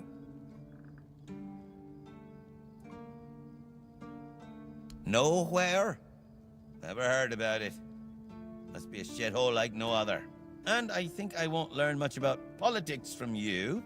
You know, people are talking about rising unrest in the north, and a secret coalition preparing a coup at the highest levels of power. And that whole plague thing is just a tool to reach their final goal. The Red Priests are also trying to get something out of it. And to be honest, it's not gone too bad for them. The Druids are out of the picture already. Well, sure. They want to establish a new order on our island. And it's not clear who's involved in the whole mess. Maybe. Maybe our captain is even involved. Hell knows. They have their people everywhere. Damn it, you could be one of them too. Although when I look at you, I don't think so. You have such a stupid face. With all due respect, of course.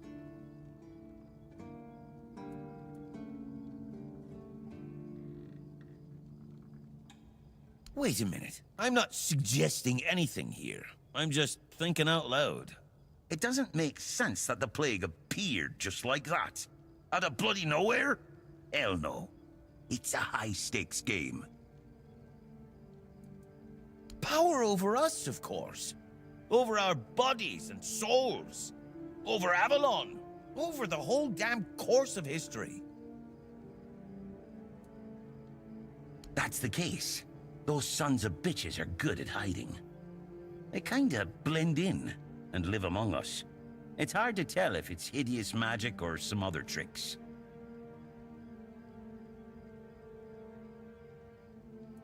You see? It takes one to know one. And that means we're just pawns. Folks like us won't change anything. But we have to talk out loud. It suits them when everyone keeps their mouth shut. You know, I've been thinking lately. What if King Arthur is just a stupid fairy tale? What if the nobles and others involved in the whole conspiracy just made him up? And us peasants eventually just started to believe in it. You know, one story for everyone. They drilled it into our heads, and drilled until it finally stuck. And then they built statues, wrote books, and everything else.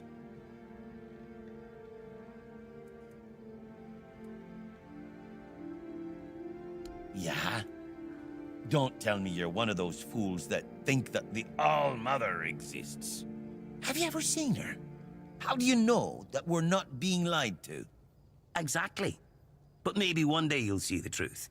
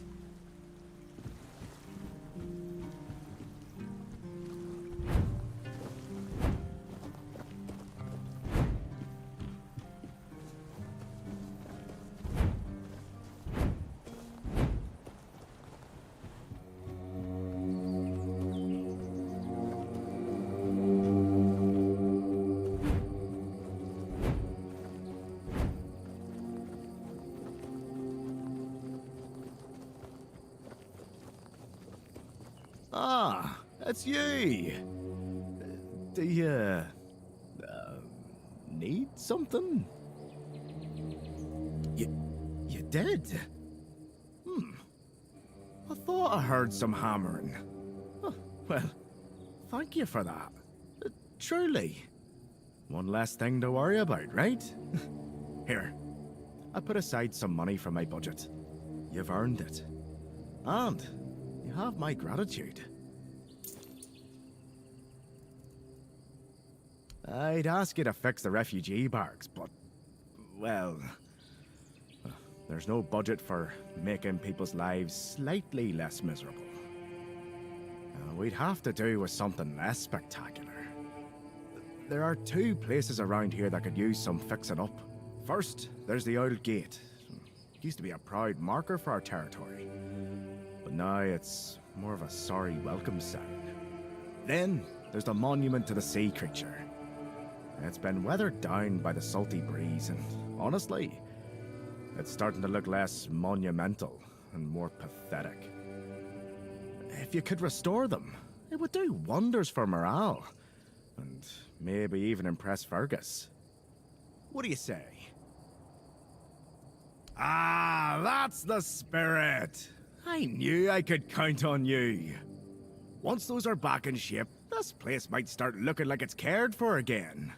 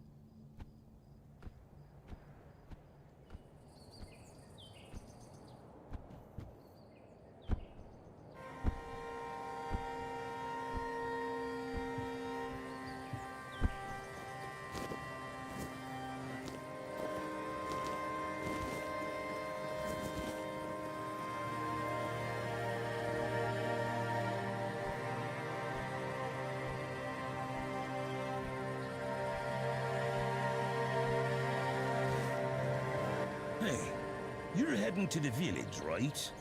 Tiernan should let you in. Take this medicine to my father, will you? Goban is a loud man. You shouldn't have trouble finding him.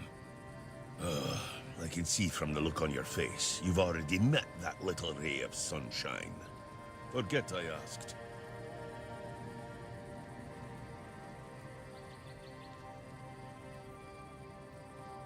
Because he received orders not to let any keeper through without a pass. And I don't have one. I've already used mine. Guess what I used it on? That's right, bringing medicine to my father. When that Egypt gets an order, he's like a priest who stumbled into an archie. He's got a stick up his ass. Nothing gets through him. He told that tale about the tunnels more times than I can count. To anyone who'll listen. But these days, it seems nobody does anymore. I've heard it plenty of times already, believe me. To him, those old friends of his were everything. They meant more than his own son, that's for sure. He'll go on and on about it. If I'd been there, if I'd gone with him, he won't let it go. Sometimes I think that if Fergus had let him go into those tunnels and meet the same end as his brothers, he might have found his peace. Or at least quit drinking.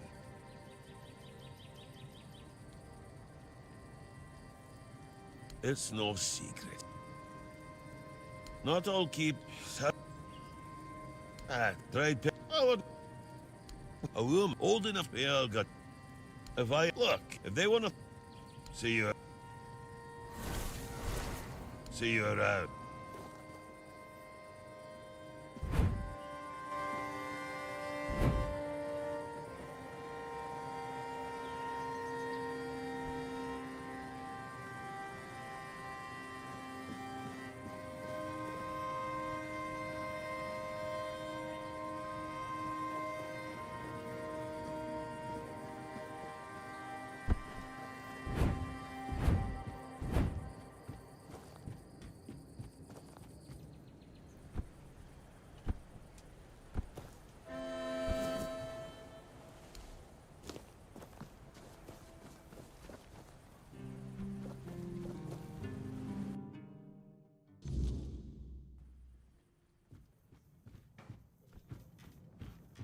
Beer from Kunacht, wine from Farshire, moonshine, only local, the best there is.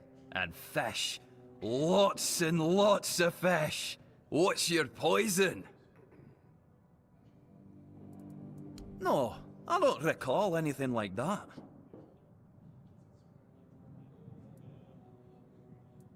No, listen. I don't know what's going on, but I doubt any of the keepers had anything important on them. Half of them couldn't tell the quartermaster's seal from a pile of horse dung someone stepped on. But that means... no. Impossible. What if... Holy moonshine. I remember. Sigibald. It was Sigibald who left those documents behind. I've no idea how you found out about it. Sigi. He's dead. Taken by a fever.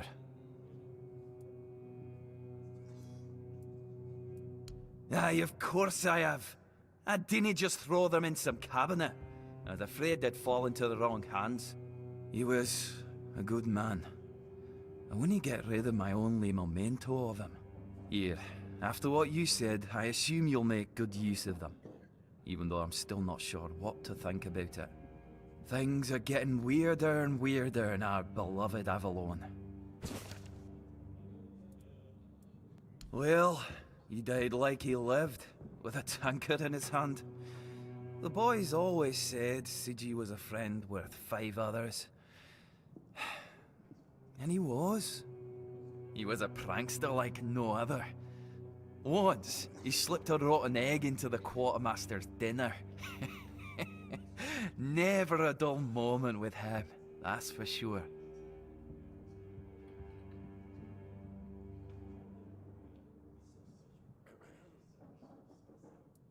No problem. Listen, If by some miracle you really talked with Sigibald, please, give him my warm regards. I don't understand anything anymore.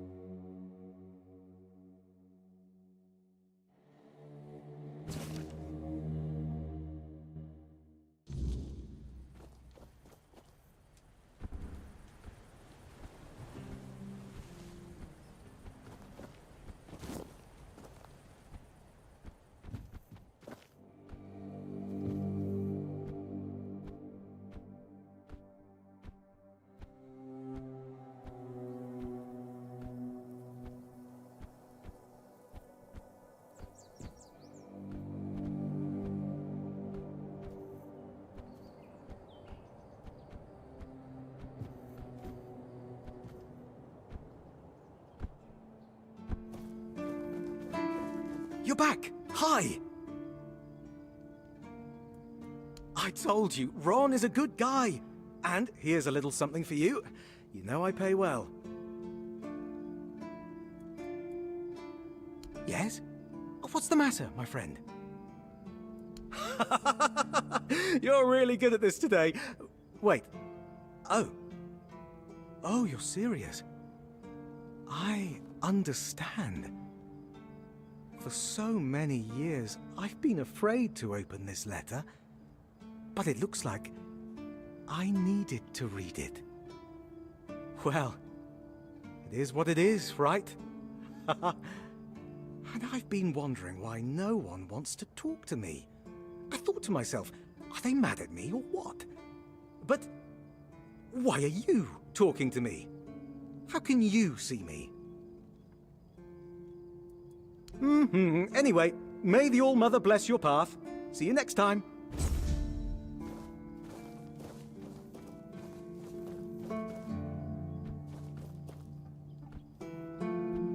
Just another peaceful moment.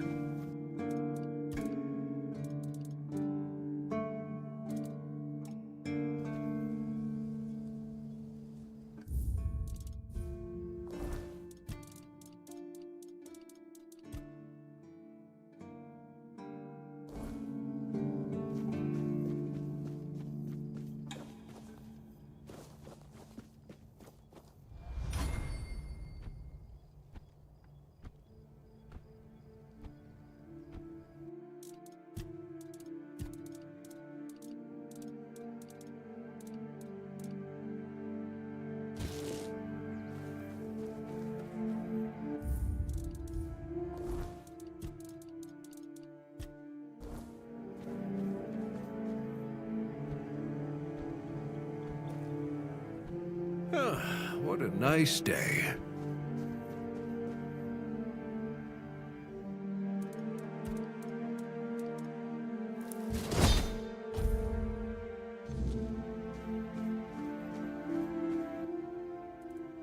You've done it again! Oh, there's real craftsmanship in this one. Keep this up, and folks will be coming to you instead of me. Oh, I've got something else for you, friend. This one will make you sweat, but hopefully you'll come out as sharp as my finest blade.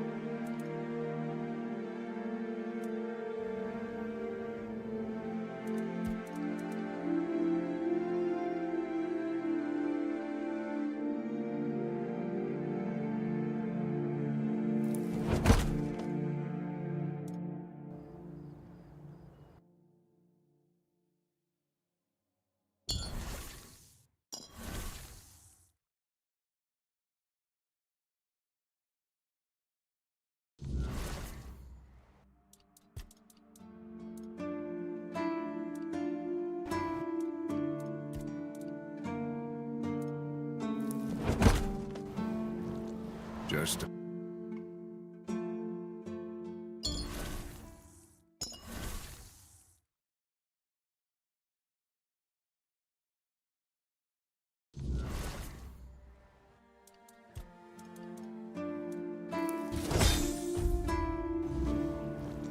Sometimes it's...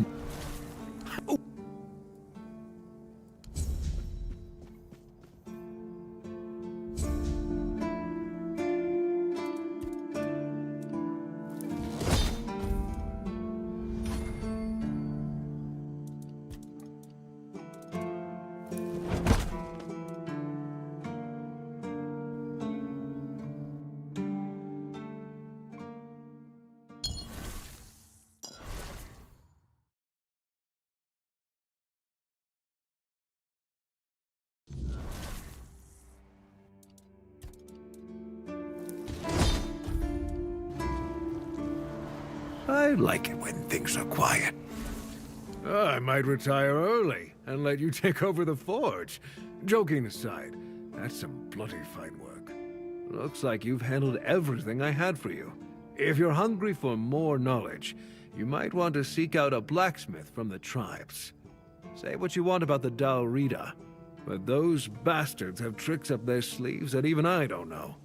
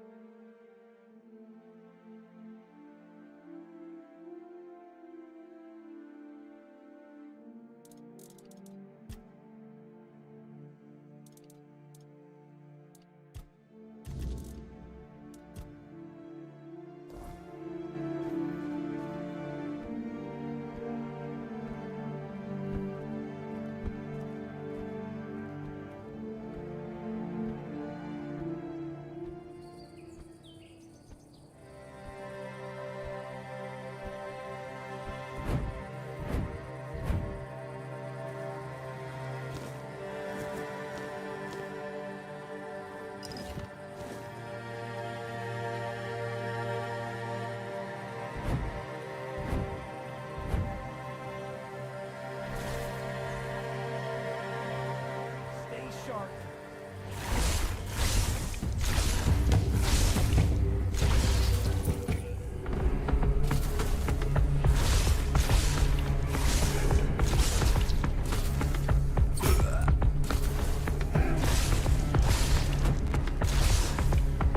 You'll have to do better than that. You're only making me angrier.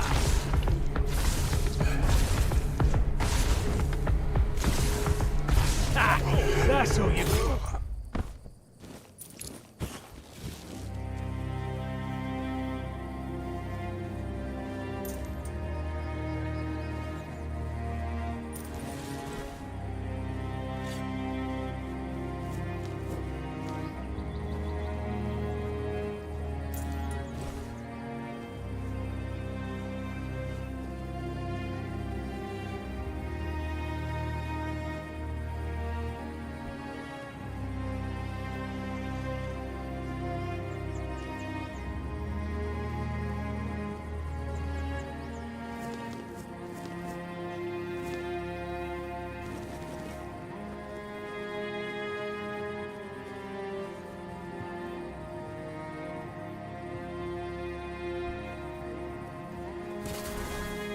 We're being watched.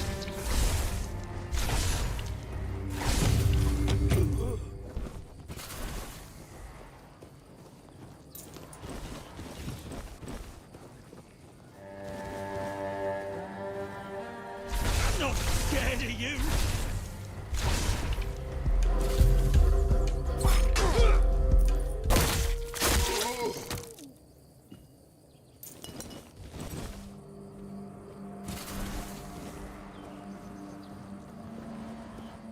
You'll regret this!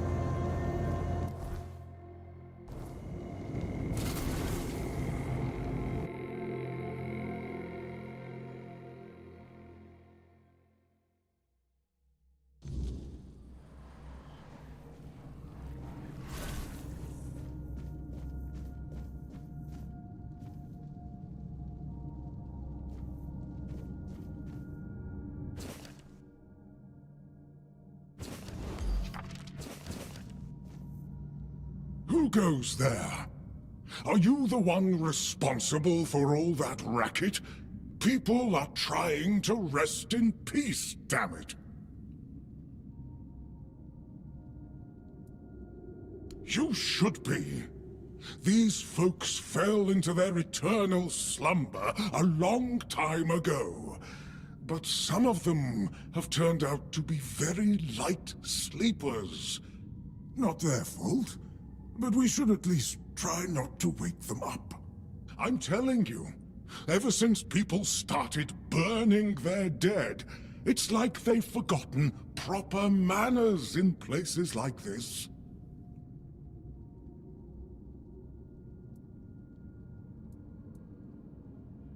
My name's Huardok, and I am the keeper of this place.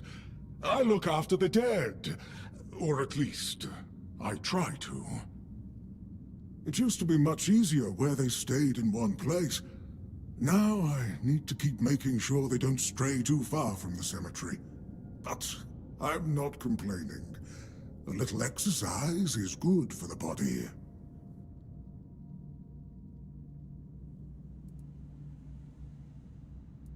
Dead, alive, what's the difference? I am here. I always have been, and I always will be, until the day I'm released from my service. Truth be told, I'm not quite sure. Has it been a long time since the wave came and swallowed the village? That was when people stopped coming here. It's like the sea washed away the memory of this place as well. I don't remember much of what happened afterwards. I must have fallen asleep for a while. I know everything that happens here. If you're looking for some juicy gossip, Becca from the third row south still has no idea where her husband is. They were supposed to be buried together, you see, but he never showed up. The scoundrel. Everyone here thinks he got remarried and chose to rest with his second wife. Not me. I think he probably got eaten. Oh, that would be Master. He's been at his experiments again, I'm afraid. Getting the folks around here all agitated. Putting them back to sleep again is going to be such a chore.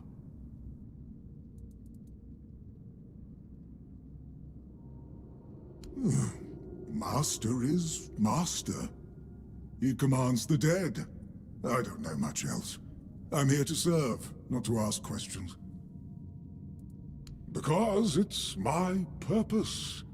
The sole reason I was brought back. That has never changed.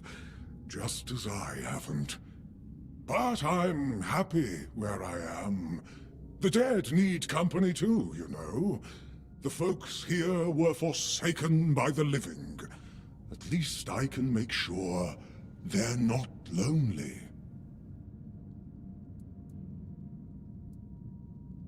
Dunno. Usual. Glowing chalk, candles, and dead bodies. I even saw some new faces recently, but they didn't stay long. You want me to betray his trust that easily? We barely know each other. I wouldn't tell you even if I could. Interested in local history, are you? Good, good. The memory of those who came before us should be preserved. I can let you in. There is a small fee of 5 gold coins, for the upkeep of the cemetery, of course. It's constant work, as you can clearly see, and my petitions for additional funds seem to have fallen on deaf ears.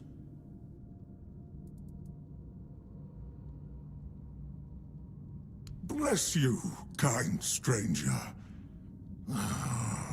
Those old bones are not what they used to be. Here, just take the key. Be careful, though. There's evil dwelling in those crypts. Oh, and I hope I don't need to remind you not to rob any graves. It's terribly rude. and I'd rather not deal with the complaints.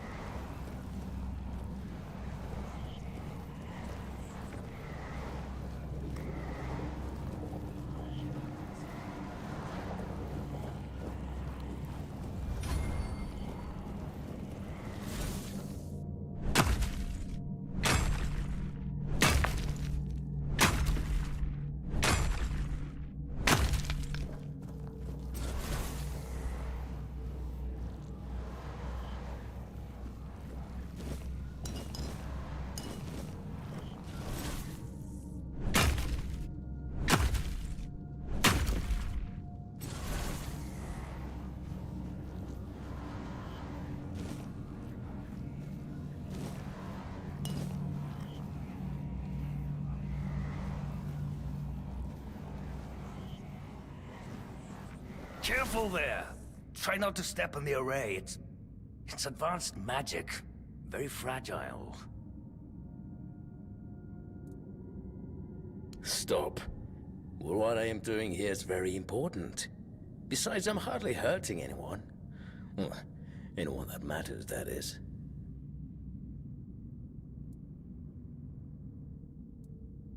Oh, please. Is that the only thing people can think of when it comes to necromancy? What use would I have with an army? My ambition isn't to command the dead, but death itself. I aim to make Avalon a place where people won't have to fear it anymore. The problem is, I keep missing something. Raising the dead is easy, but I don't want mindless minions. I want truly living undead. Yet no matter what I do, it just won't work.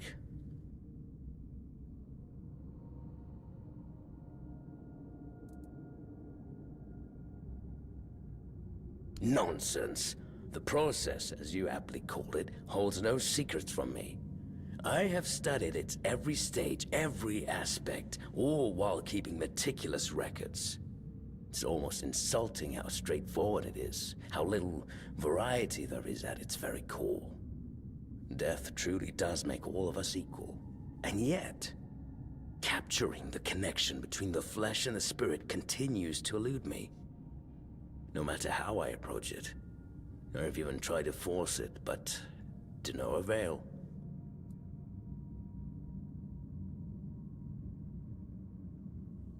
Warduk. You mean the servant? I'm not sure where you got that idea, but he is indeed merely a minion. Quite a sophisticated one, I'll admit, but he's never said more than 2 words to me. Fine. If you wish to waste your time with him, go ahead. Who knows? Maybe his first master simply forbade him from speaking his mind. Still, don't hold your breath for any groundbreaking insights.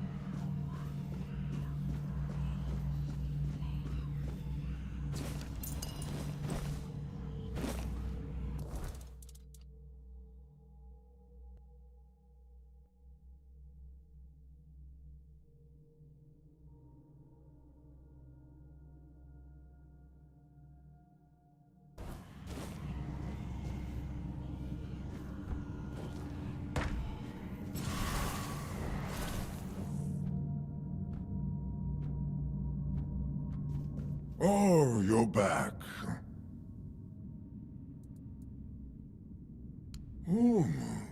Does he now?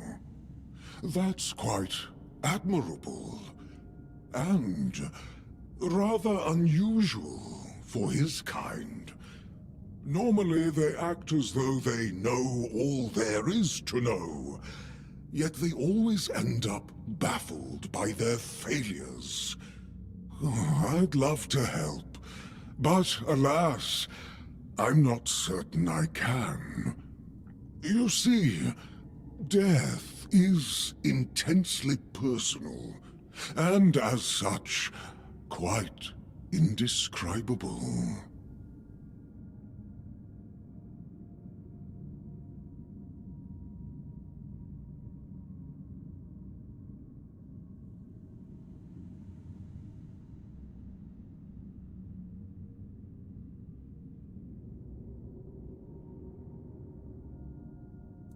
Well, whether you die alone or surrounded by loved ones, dying is the loneliest experience of our lives.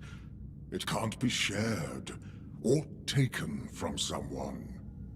In the end, no matter how it happens, our death is the only thing that truly belongs to us. It's a potent experience, one for which there are no words, because there is simply no need for them. Nobody is meant to die and then return to tell the tale.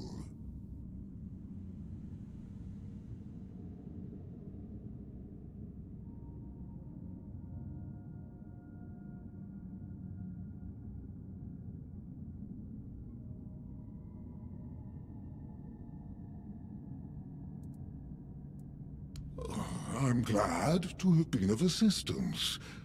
Though I do wonder how the Master will react when he hears about this. I just hope he doesn't do anything that will cause even more trouble here.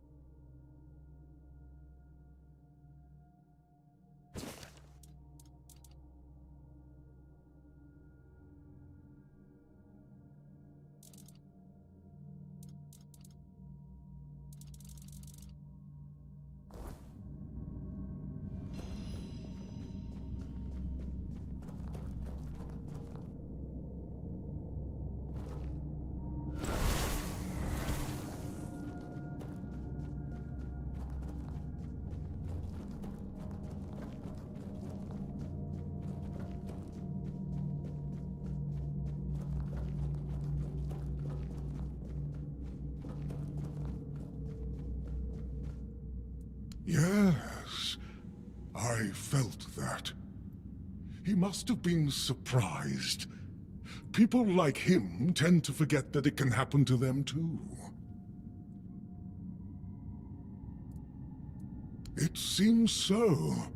But before you go, I have a small favor to ask. As you can see, There's quite a commotion around here. I'm afraid I won't be able to fulfill all my duties before I need to rest again. Could you take what remains of the Master and place him in a special crypt I've prepared? If you feel so inclined, a few kind words about him would be welcome. Here's the key. Well, goodbye, then. And thank you for stopping by. It was truly appreciated. Though we are dead, we still enjoy having a visitor from time to time. It's nice to be remembered, even if just for a little while.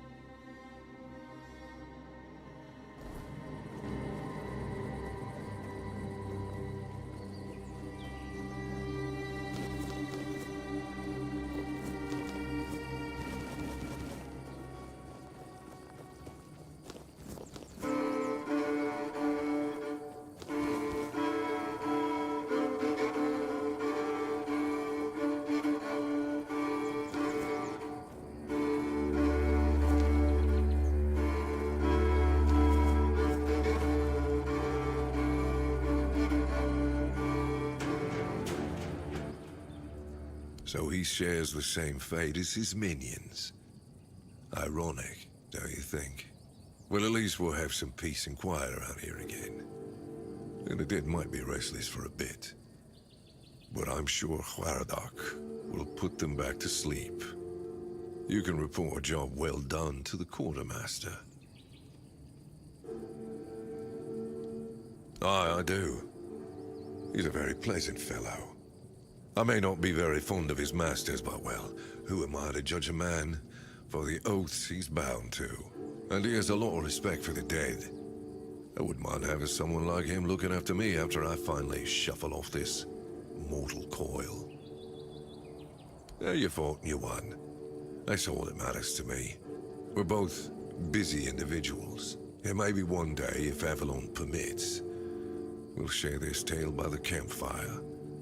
But for now, let's focus on what's in front of us.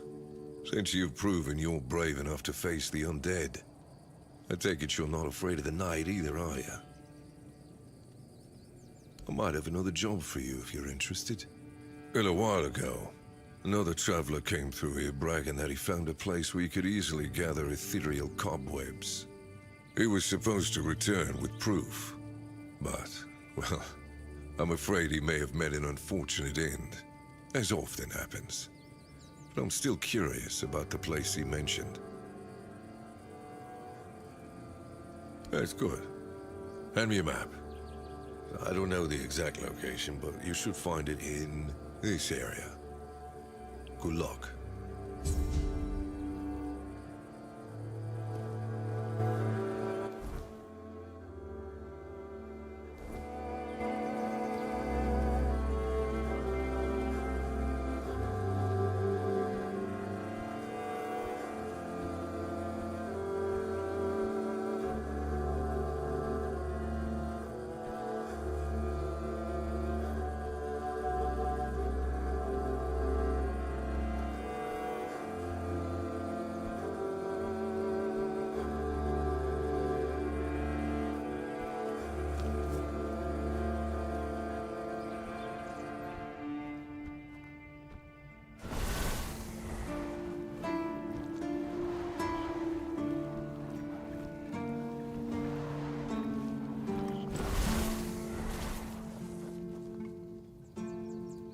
Yes?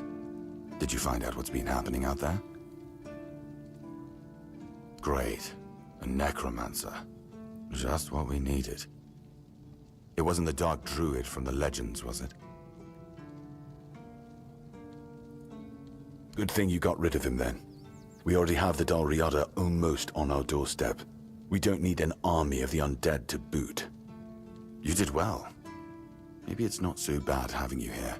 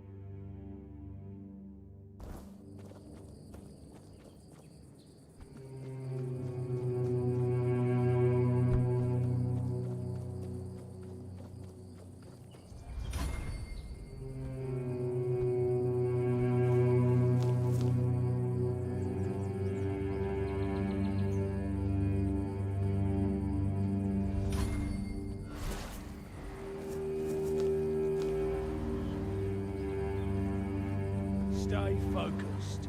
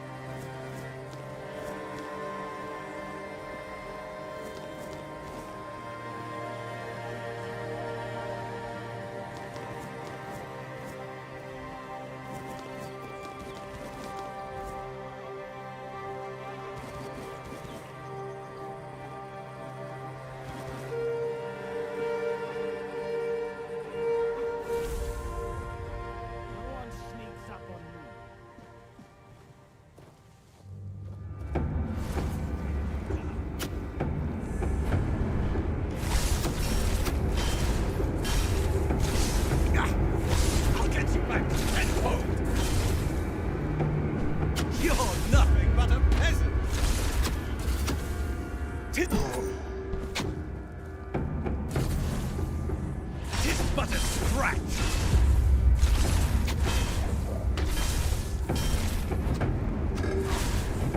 You'll pay for...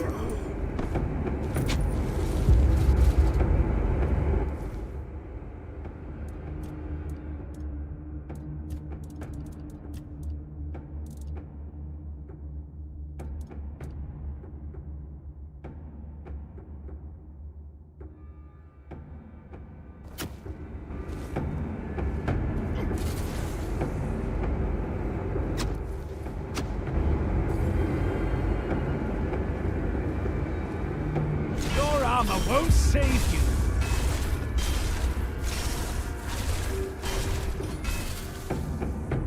Show me...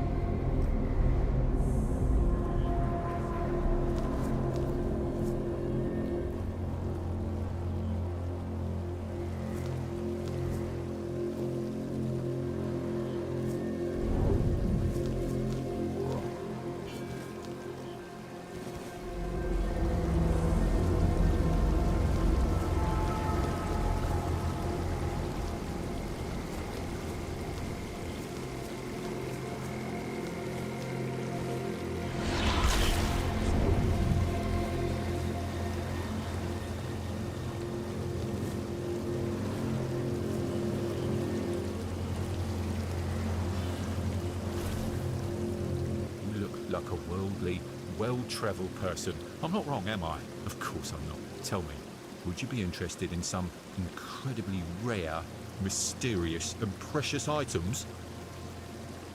Then let me introduce you to a one-of-a-kind collection of Arthurian relics. Here's an authentic Four-Dweller's tooth. And look, a bone from Sir Galahad's little finger, and along with many other riches.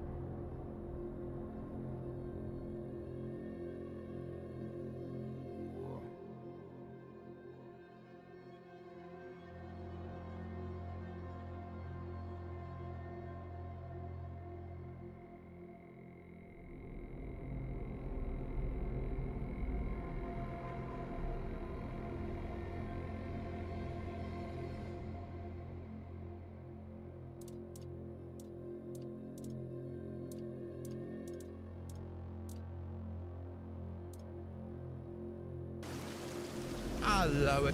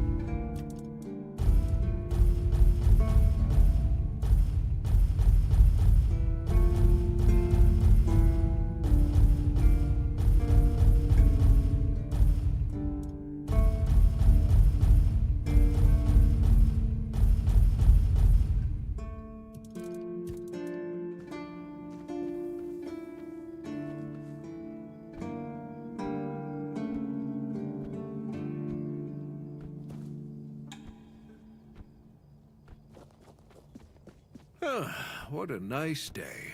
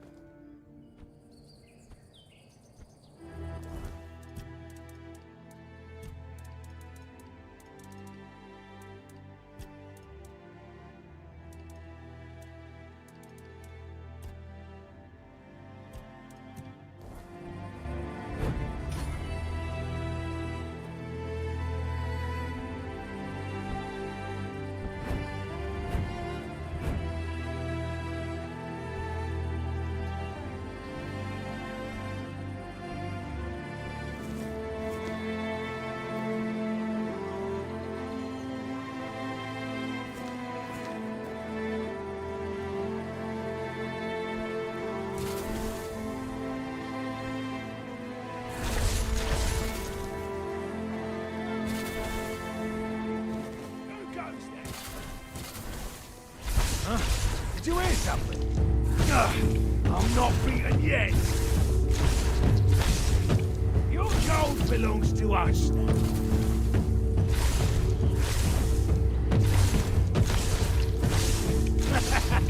This is my lucky.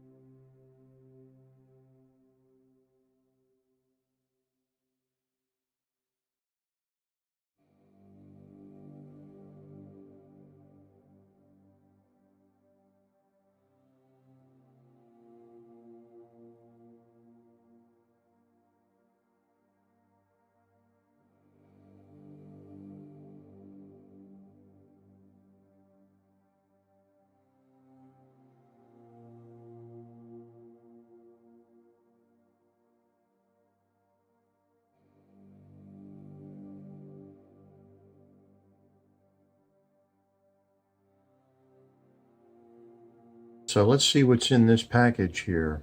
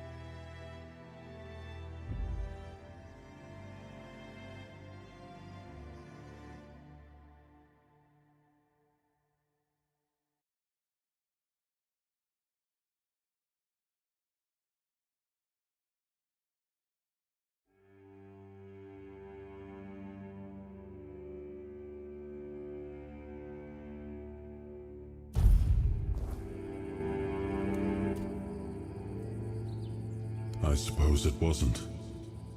I can feel it guards something primordial within. The markings on the stone resemble the work of the Foredwellers. In my time, such inscriptions would shift and change, making them impossible to decipher. Yet, I met some people who sought to unravel these mysteries. Most of them were Picts. I allowed them to explore Avalon without my oversight.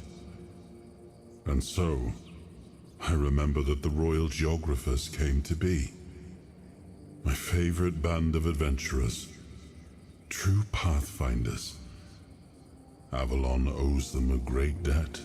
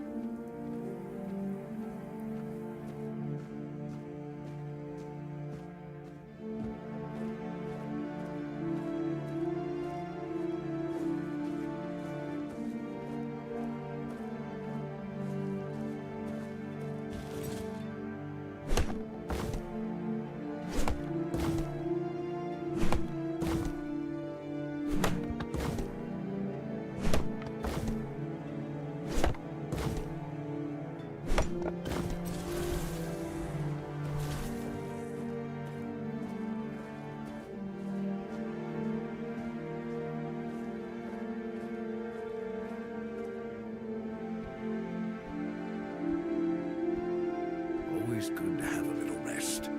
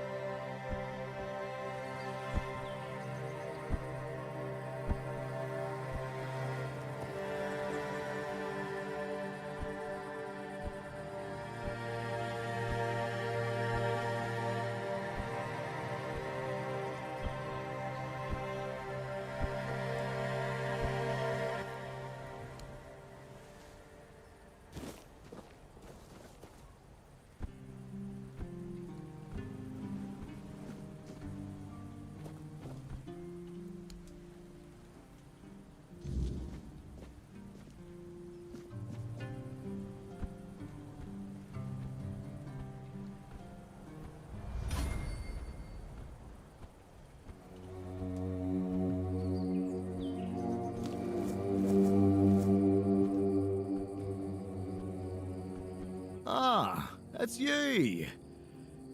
Do you need something? I know. The gate's standing proud again. And that monument. Well, it actually looks like something worth remembering now. Folks around here might not say much, but they'll notice.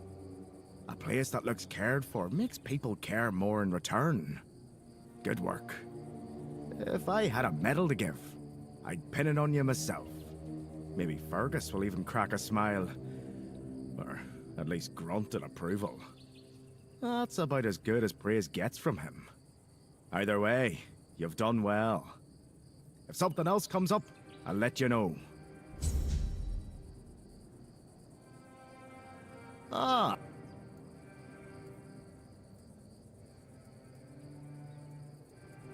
Now, so... Oh, no need. So whether it's... Well, some of them... Because so the far... Well... No... Play...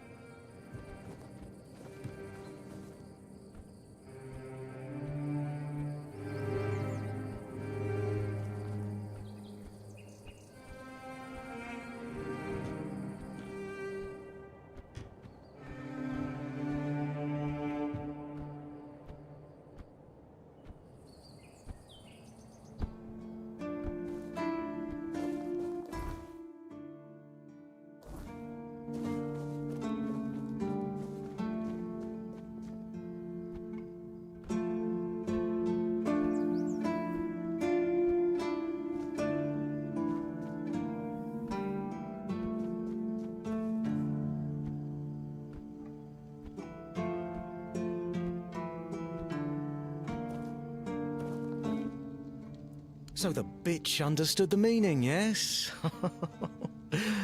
I'm glad. They should all be scared shitless. Even more so after Cole got what he deserved. Congratulations on your powers of observation. Those vagrants should know that since they live on our dime, they also live by our mercy. I can do anything to them, and they can't do shit. my plan was perfect. It's necessary. And I don't have to explain myself to you.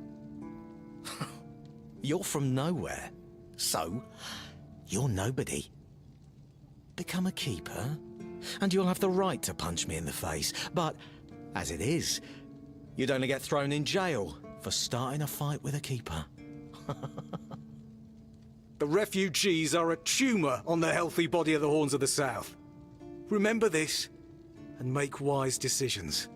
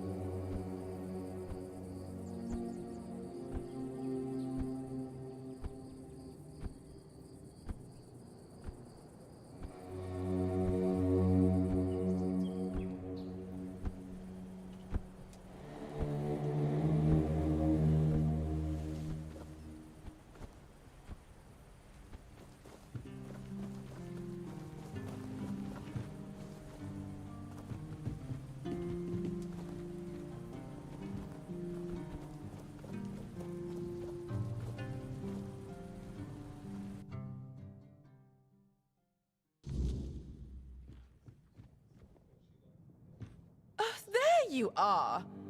Look, darling, it's the lovely mercenary I hired to clear out that seaside estate I told you about. You did what? Well, you told me to deal with it, so I did. You didn't expect me to just sit on my hands while surrounded by unwashed fishermen, did you? Look, I'm sorry about my wife. Whatever she told you to do, forget about it.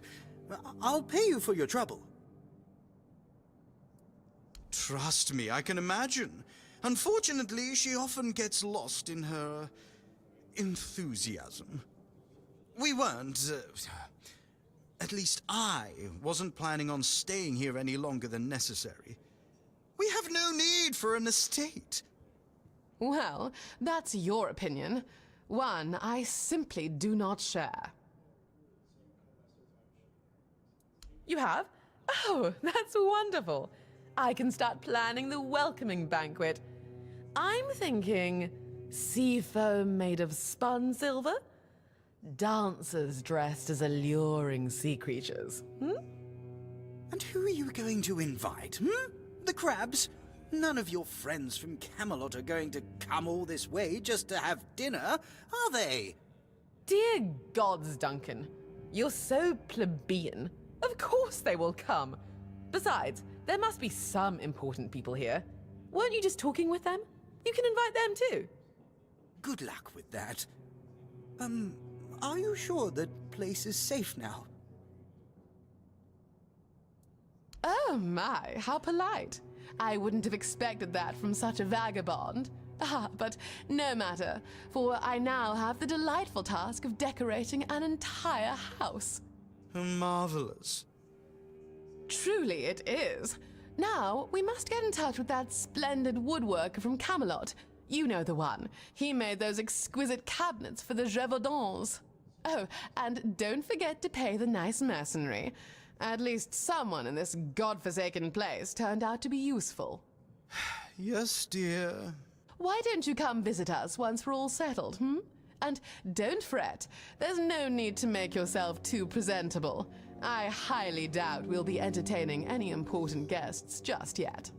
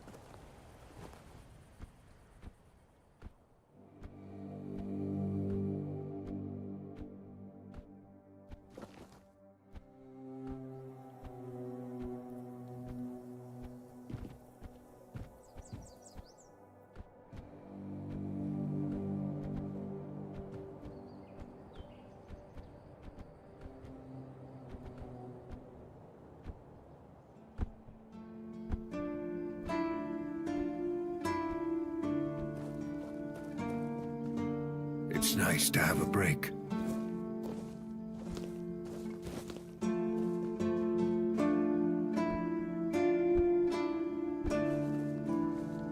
Please, state your business. Again? You really like killing, don't you?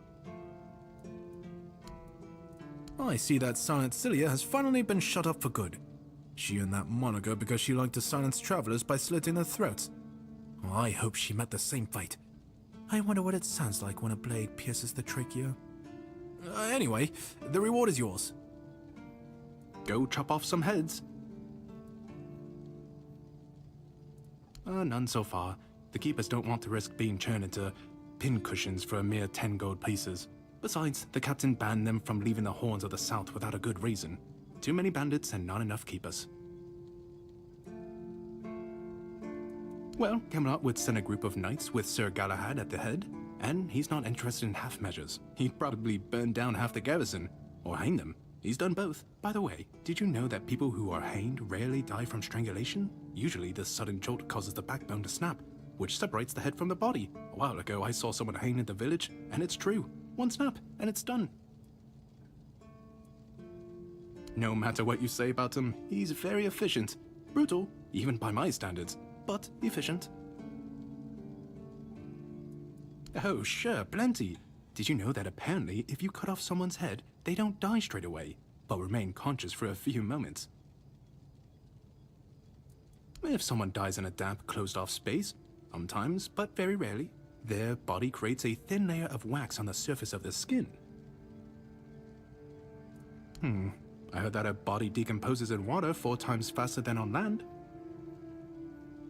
I need to think. If I remember anything, I'll let you know. Do you keep bandits' fingers as trophies? I would.